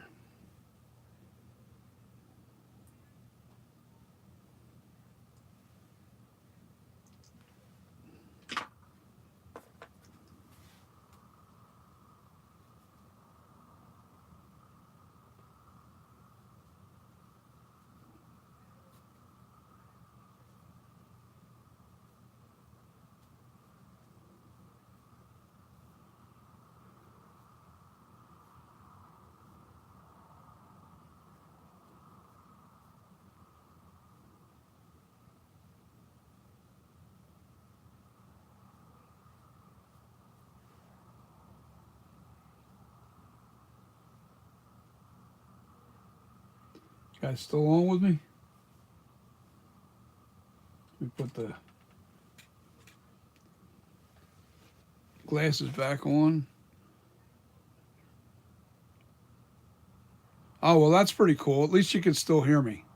Okay, so I fixed the problem with the camera. That was my battery was getting low on my phone. I use my phone for my. I got an iPhone 11 Pro Max, whatever the hell it is. It's a decent phone. Oh wow, I really got this close. Jaw lines are not easy either. I got news for you.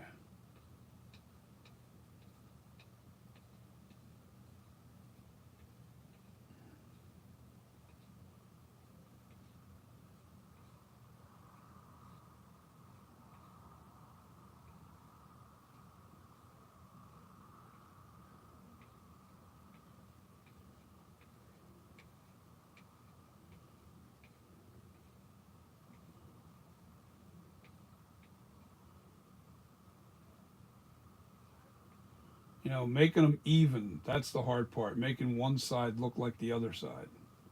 That's where it gets difficult. Making them even. That means really looking at everything at every angle. You just really have to do that. You can't cheat. I lift my mask up. I'm looking at the angle this way. I'm looking at, you know, seeing how this is dipping in and that's dipping in. And this has to go in just a little bit further.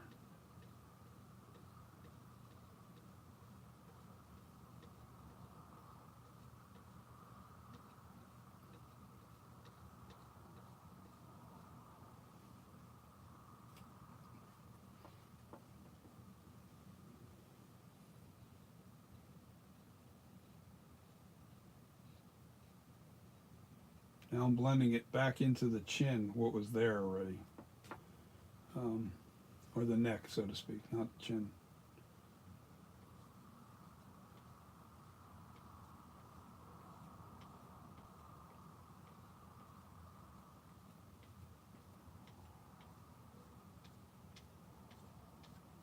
Now, wherever there's the hole, which I can already see two of them from blending,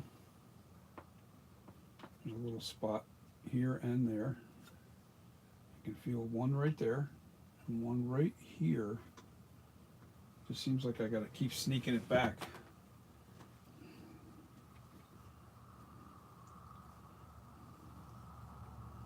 I want this perfect. I want this so on, it's not funny.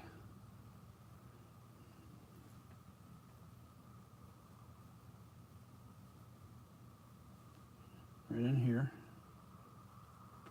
There's a spot. And right in here, but I'm going to put a little worm, more of a worm here.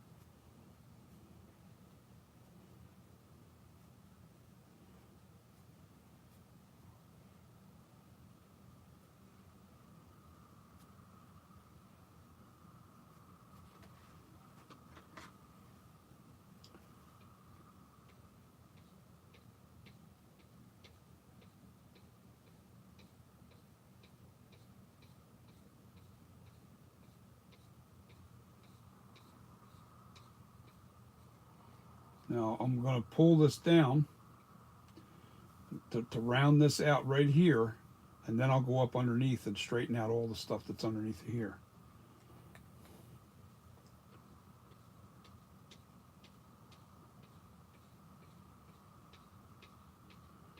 Yeah, baby, you're seeing this in real time.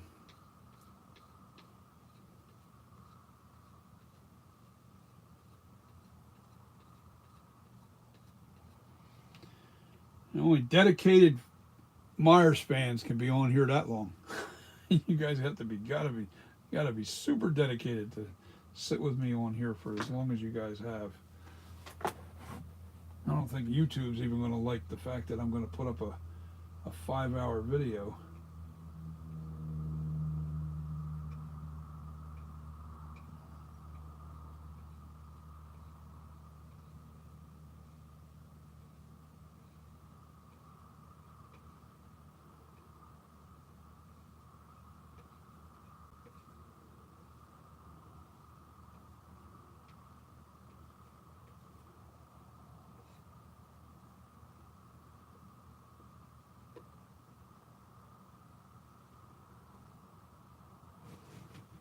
I got to clean my knife off. All you do there is you just push that stuff right back into your clay ball. I always keep a nice, warm, melty clay ball in my hand as I'm sculpting.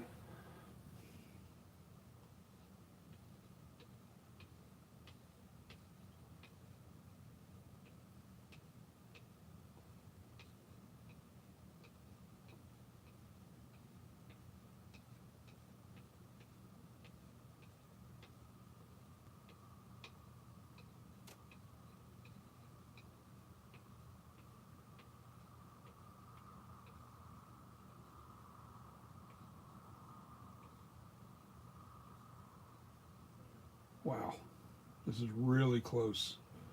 I've never gotten it this close before. This is crazy. This is really nice. I can't wait. I can't wait. I'm excited for this next mask. I really am. I'm excited to go forward because now I won't have to change anything outside of, like, you know, just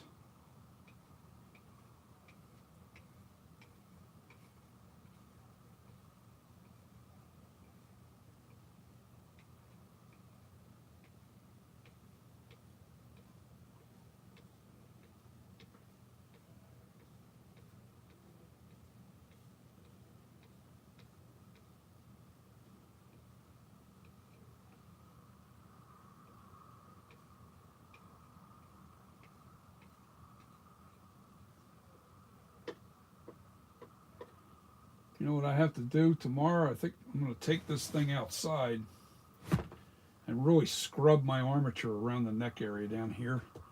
I'm going to scrub the heck out of it and clean off all this old plaster that's still stuck on here. That'll come right off. A little hot water. And let me turn this on its side so I can see.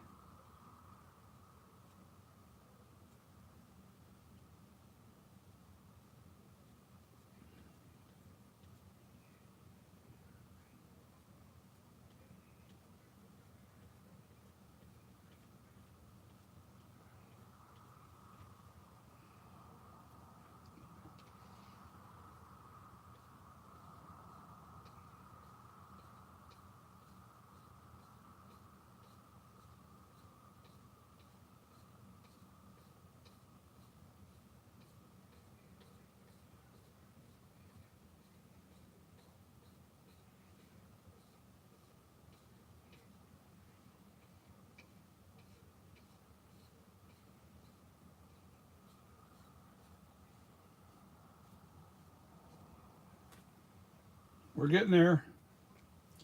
Shaping is not easy.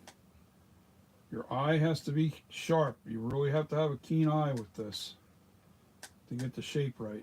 I'm not saying me. I'm talking about in general people that want to try and tackle this.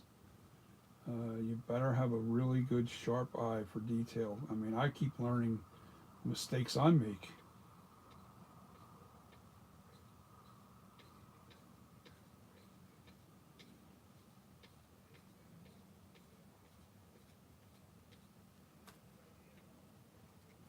There's a little divot right in here. You know what? I'm going to worm that in. See if I can fix it.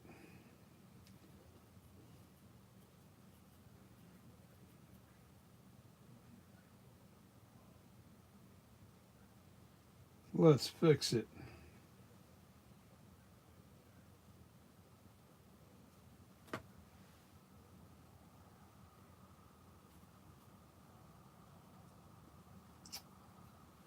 You got to really push this in to make it blend. And then what I'll do is now that spot is filled, I'm just going to take off this excess.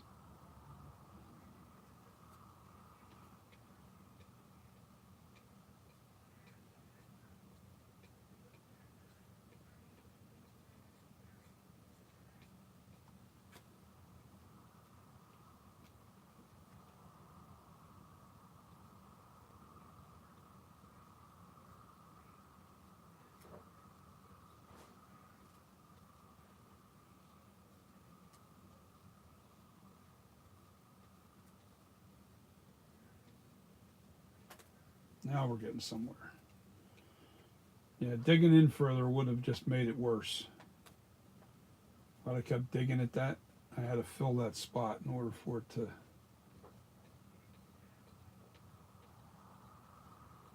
come together right.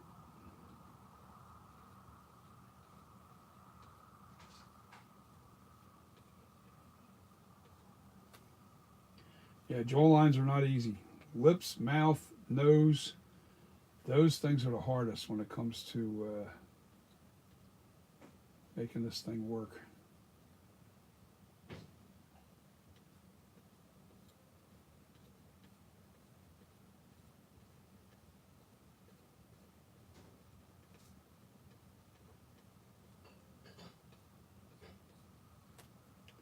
But you're starting to see it now. You can really see the where I'm fixing the imperfections. Never go in one direction constantly in one direction. And the closer you get to finished, I always kind of like to do a round motion, like, you know, sweeping. But I'm barely touching this clay. Just pulling off a little bit now because we're getting close to finished.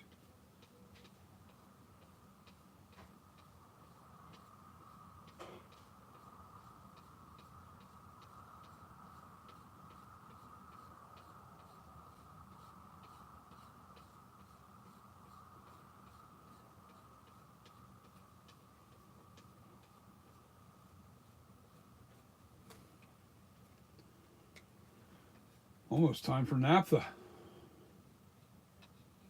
Yeah, that feels pretty good underneath there.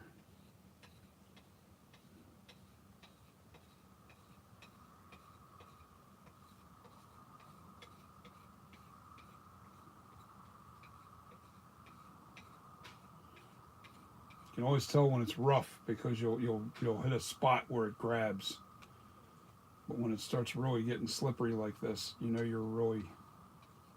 And I'm not putting a lot of pressure on that. I'm putting very little pressure. I'm not digging. You know, I'm just scraping is all I'm doing. Lightly scraping the surface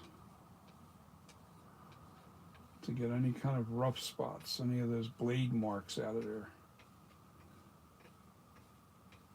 And you have to go in different directions. It's a little tough underneath the neck because the neck area only allows you to really scrape in one direction, and that's upward. But you try to go a little bit this way, a little bit that way, you know, and that'll help you.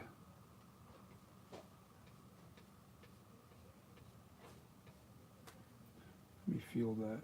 No, that's just okay, it's just a light illusion. I kept thinking, man, there's a big shadow there. What is that? It's actually light. Yeah, it's light. It's being casted right in here. I don't know what it's from. I have to figure out. I got like several lights on, so I don't know which light is causing that problem. One of them is.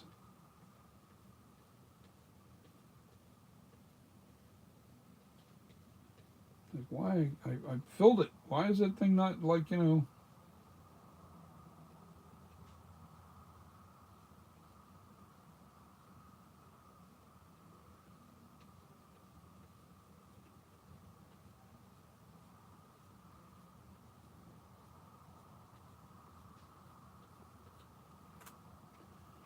Man, we're close, guys. All right, let me read a couple comments. You know what? Let's just naphtha this bad boy real quick, and then we'll pick up tomorrow where I live off. I said that twice so far, but you guys are sticking with me, so it's like, wow. All right.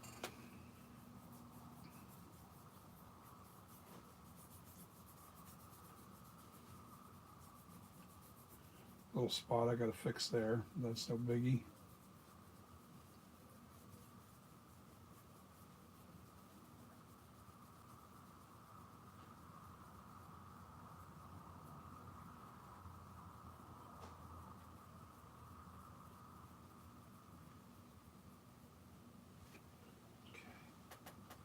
Now the brush will get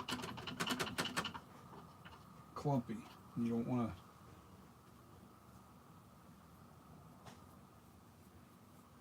The naphtha reveals all the little imperfections. When you smooth this out, it'll show you where you still need to do some work. But I never put the stuff in my hand directly, and I always use a brush. I think it's the best way to use naphtha. It's just my opinion. I originally started using a rag, and I thought, what the hell? This is a pain in the neck. And I saw somebody on YouTube just use a brush. I was like, oh, well, geez. Doesn't take rocket science to do that, does it? So, yeah, I was able to really figure this out. And I'm so glad you guys came along for the ride, because I'll tell you, there was a big secret revealed today, you know, that I've discovered, and I love it. You know, it's a real important thing as far as the shape of the jaw, the shape of the overall look of this mask is.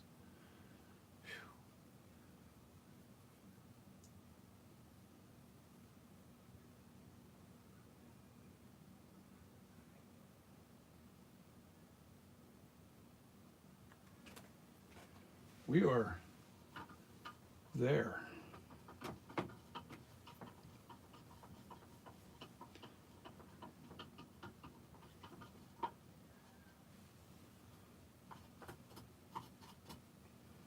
Okay.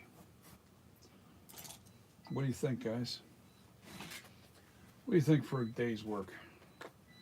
A little bit of a bulge right there. I ain't worried about it. It's now wet with naphtha. I can't do anything with it.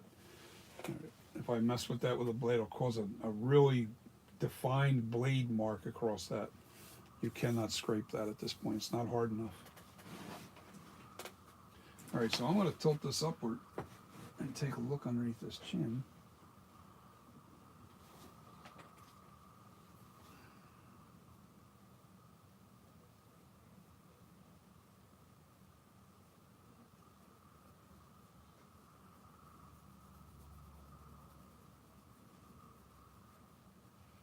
And there's a couple spots here and there that I got to fix.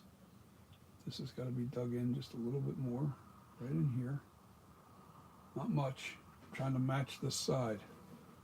See this side? It's going in. This needs to be in a little bit more. Not too much, because this determines that. Actually, yeah. I know what I got to do with that.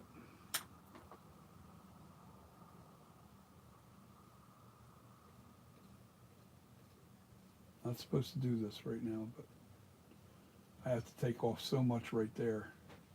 It might be a little easier for me to do it this way.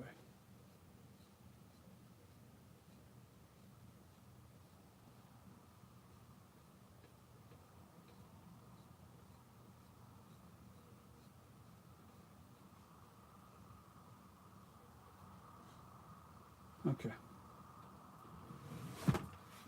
Oh yeah, that definitely brought it in.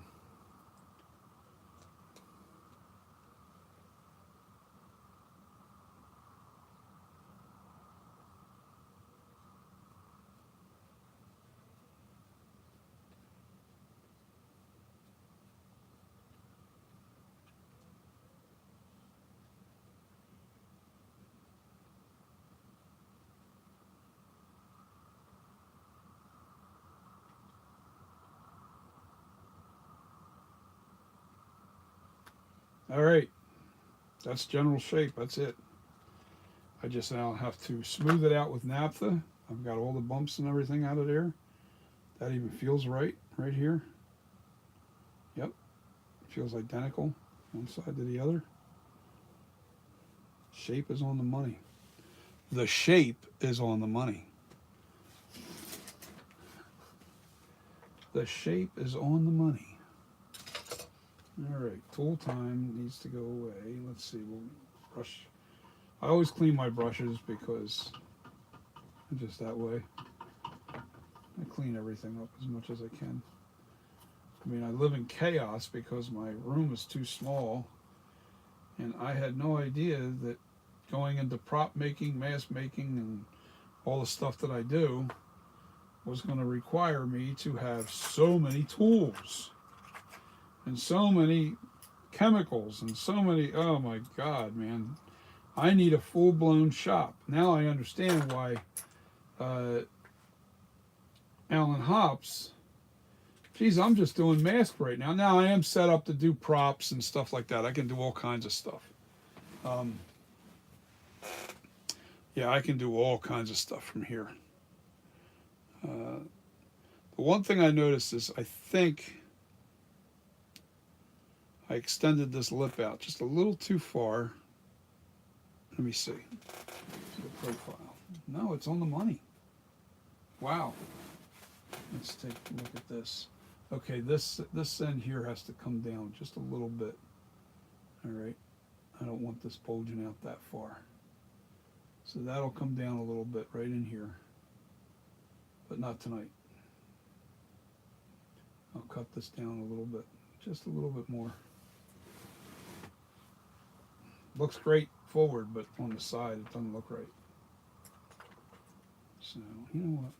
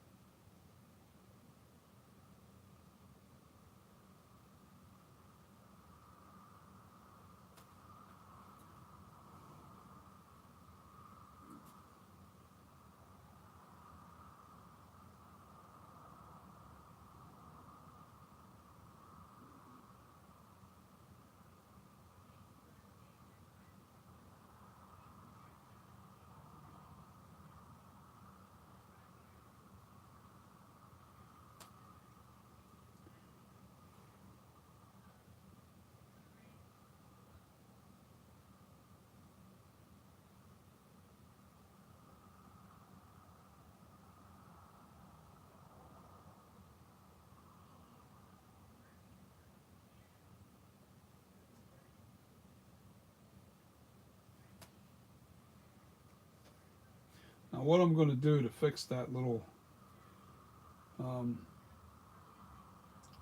oversight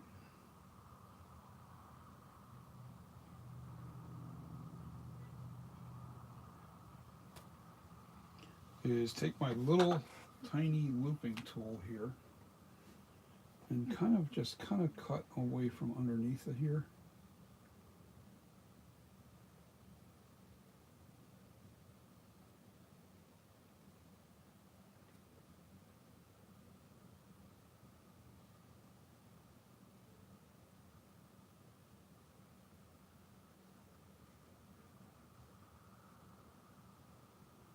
I know you guys are going, what are you doing? What are you doing? You're messing it up. No, I'm not. No, I'm not. Trust me. I'm making it work.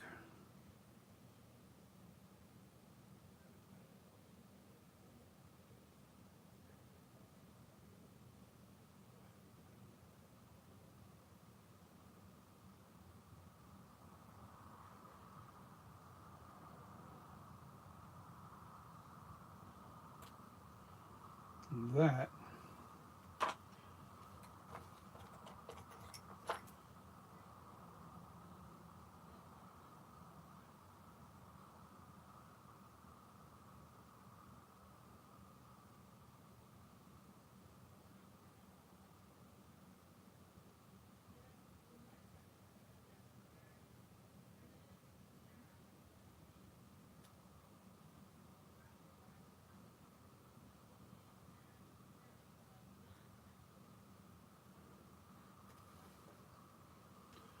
Pretty cool, trust me. I trust me. Why can't you? I trust me.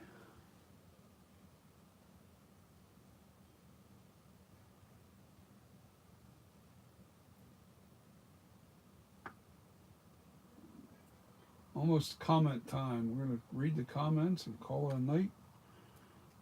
I just want to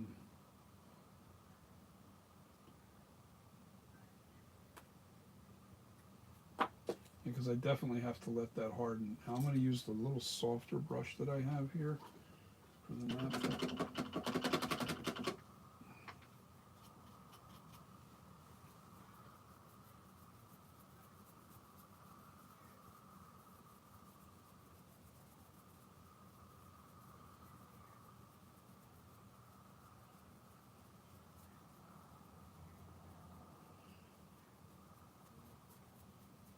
Still got some more smoothing to do right in here, right in this area right here, right there.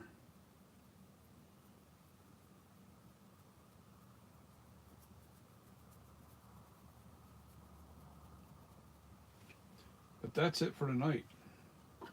So now let me read your comments, guys, because I've been really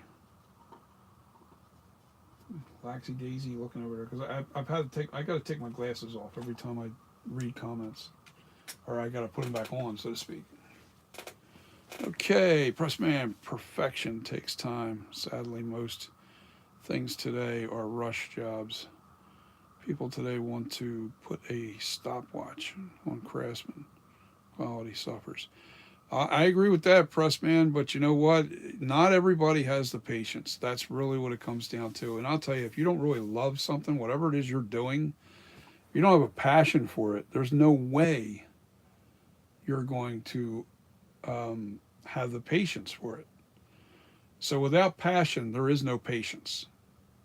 That has a lot to do with our lives in general. If you don't have a passion for whatever it is you're doing, you're not going to have the patience for it. Doesn't matter what you do. So going forward, I always think, find your passion. When you find your passion, you find your pleasure. You really do. Passion, pleasure, perfectionist,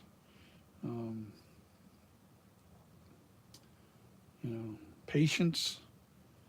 Patience only happens when you're really having pleasure.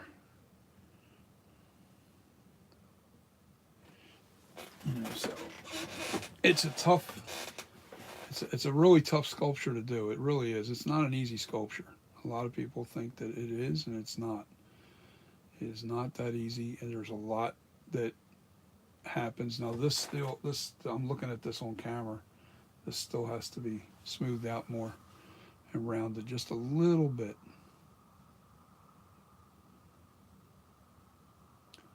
Yeah. Looks a little too jagged there. Doesn't look rounded. Like right here, right on the line, I can see a line. I don't want to see lines. I want to see smooth, round chin lines. Like this one here has it's pretty nice and round. There's a couple spots though that need to be a little bit of work, but I can fix that. I'm going to get this really, really on the money as far as the generalized shape goes.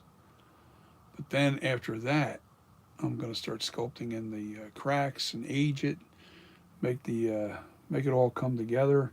Do it the H40 version of my Night Creeper 78. Then I'll do the Kills version from the sculpture.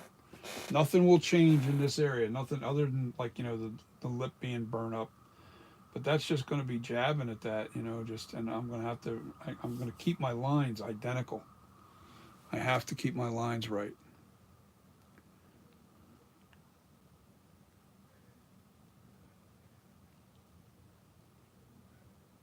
Yes, that's okay. Pressman, I just saw that.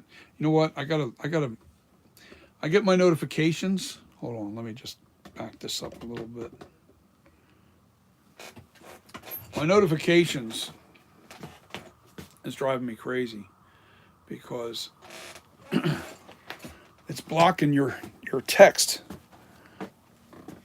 I'm gonna turn off notifications is what I want to do.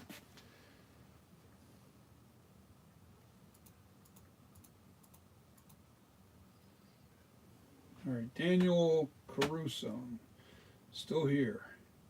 J.R. Jewel coming out nicely. Hey, DJ coming along nicely. Okay, Pressman. Daniel, the picture may have froze, but I could. Okay, you guys can still hear me. Your mask size is 25.5 and 27.5. Is that a measurement on the outside? Yes, that's the outside. Not the inside. The thicker the mask is on the inside, the more shrinkage there is. Okay, so finished mask. Looking good. CR. Perfection takes time. Sadly, yes, I read that. Have a good night, man. Thanks again for taking the time to share with us your process and tips. It's invaluable to someone like me who's wanting to get into this. Well, all you can do is give it a shot. Like I said, it's all within yourself. And, it's whether do you have the eye is what it comes down to. Your biggest weapon is your eye. How good is your eye?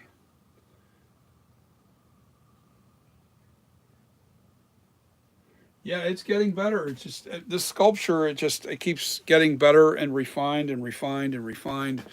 At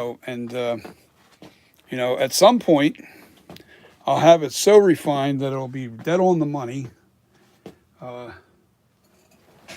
then I'll start going backwards. I'll do the H78 will be the very last one that I do with this perfected sculpture. I'll never lose the eye cuts. I'll never lose the general shape of the head.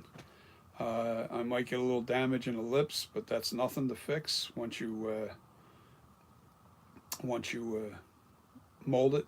If you look at my other videos, you can see how I fix the lips, and now I have a better understanding of how the lips have to look. So therefore, I think it's going to be a lot easier for me to really make a very accurate sculpture. And these lips are the flashback lips. Just so you know, these are not the and the flashback lips. I'm sorry, they look a lot like the the original Captain Kirk mask. That's what those lips look like to me. Those lips are identical to the original Shatner mask, I think. So, yeah, I think we're really on to something, guys.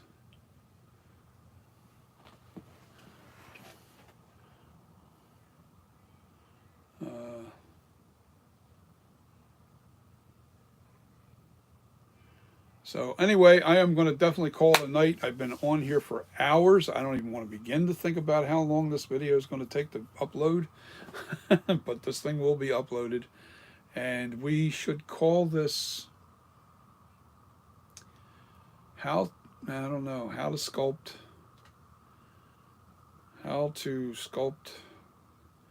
the, you know what I'll call it? How to sculpt, because this is what I basically worked on, the lips. How to sculpt the flashback lips how to sculpt the flashback lips. That's what I'm going to call this video. I know we tackled a little bit of paint and everything else, but that's okay. We're not going to worry about that. We're going to call this the how to sculpt the flashback lips. That's what this video is going to be called. So I want to thank everybody, all 6 of you guys. Well, actually 5 now, but there were 6 of you guys on with me the majority of the time. Thank you guys for joining me. Hit the like and the subscribe. If you really like the content, definitely join me. Also, notifications. Sometimes people don't get notified. And the trick to the notifications is sometimes if you're not getting the notifications, and this goes for anybody you're following, unsubscribe and then resubscribe to them, because sometimes they, for whatever reason, they stop notifying you. So do yourself a favor and unsubscribe and resubscribe to make sure that you're getting my every time I'm on. Also, when you hit the notification bell, make sure you hit all, because if you hit the other, like selectively, I don't know what the other ones are, but I know you have to hit the all to make sure that every video that when I come on, it'll pop up and you'll be able to join me. And then some of you guys will be working or something. You're at work. I'm home 24/7. So I stream whenever I stream. I don't really have set times. I just work whenever I have the energy. How's that? And today I've had a lot of energy and I got a lot done. I did get that sculpture of the lips refined, really nice. So remember to hit the unsubscribe and then resubscribe if you're not getting the notifications, and definitely hit the bell and hit all when you hit the notification bell. So I want to thank everybody for joining me here tonight, this evening, all day, whatever. I'm not even sure how many hours I've been on. I'm going to know in a few minutes. But I thank you from the bottom of my heart. Trust me, I don't mind sharing what I'm doing. I really want to try and grow my channel, share my content to everybody. Some of my other videos are long and they're lengthy and I talk a lot. But I think it's boring if I don't talk. I mean, you don't want to just sit there and watch somebody. And some people, I've actually had somebody say, we just listen to you in the background, And I repeat myself a lot. Oh, well, that's the way it is. That's real. That's how it is in the real world. If I edit all my videos, I think I'm going to edit all the ones that are really informative on how to mold and how to do all that, and do the high speed thing. That's what I really want to do to all my videos at some point when I can. And as soon as I can, I'm going to start doing that. But I want to thank you guys for joining me. Let me show you what I can see. Actually, let me unplug this. Let's roll this down, and I'll give you a bird's eye shot.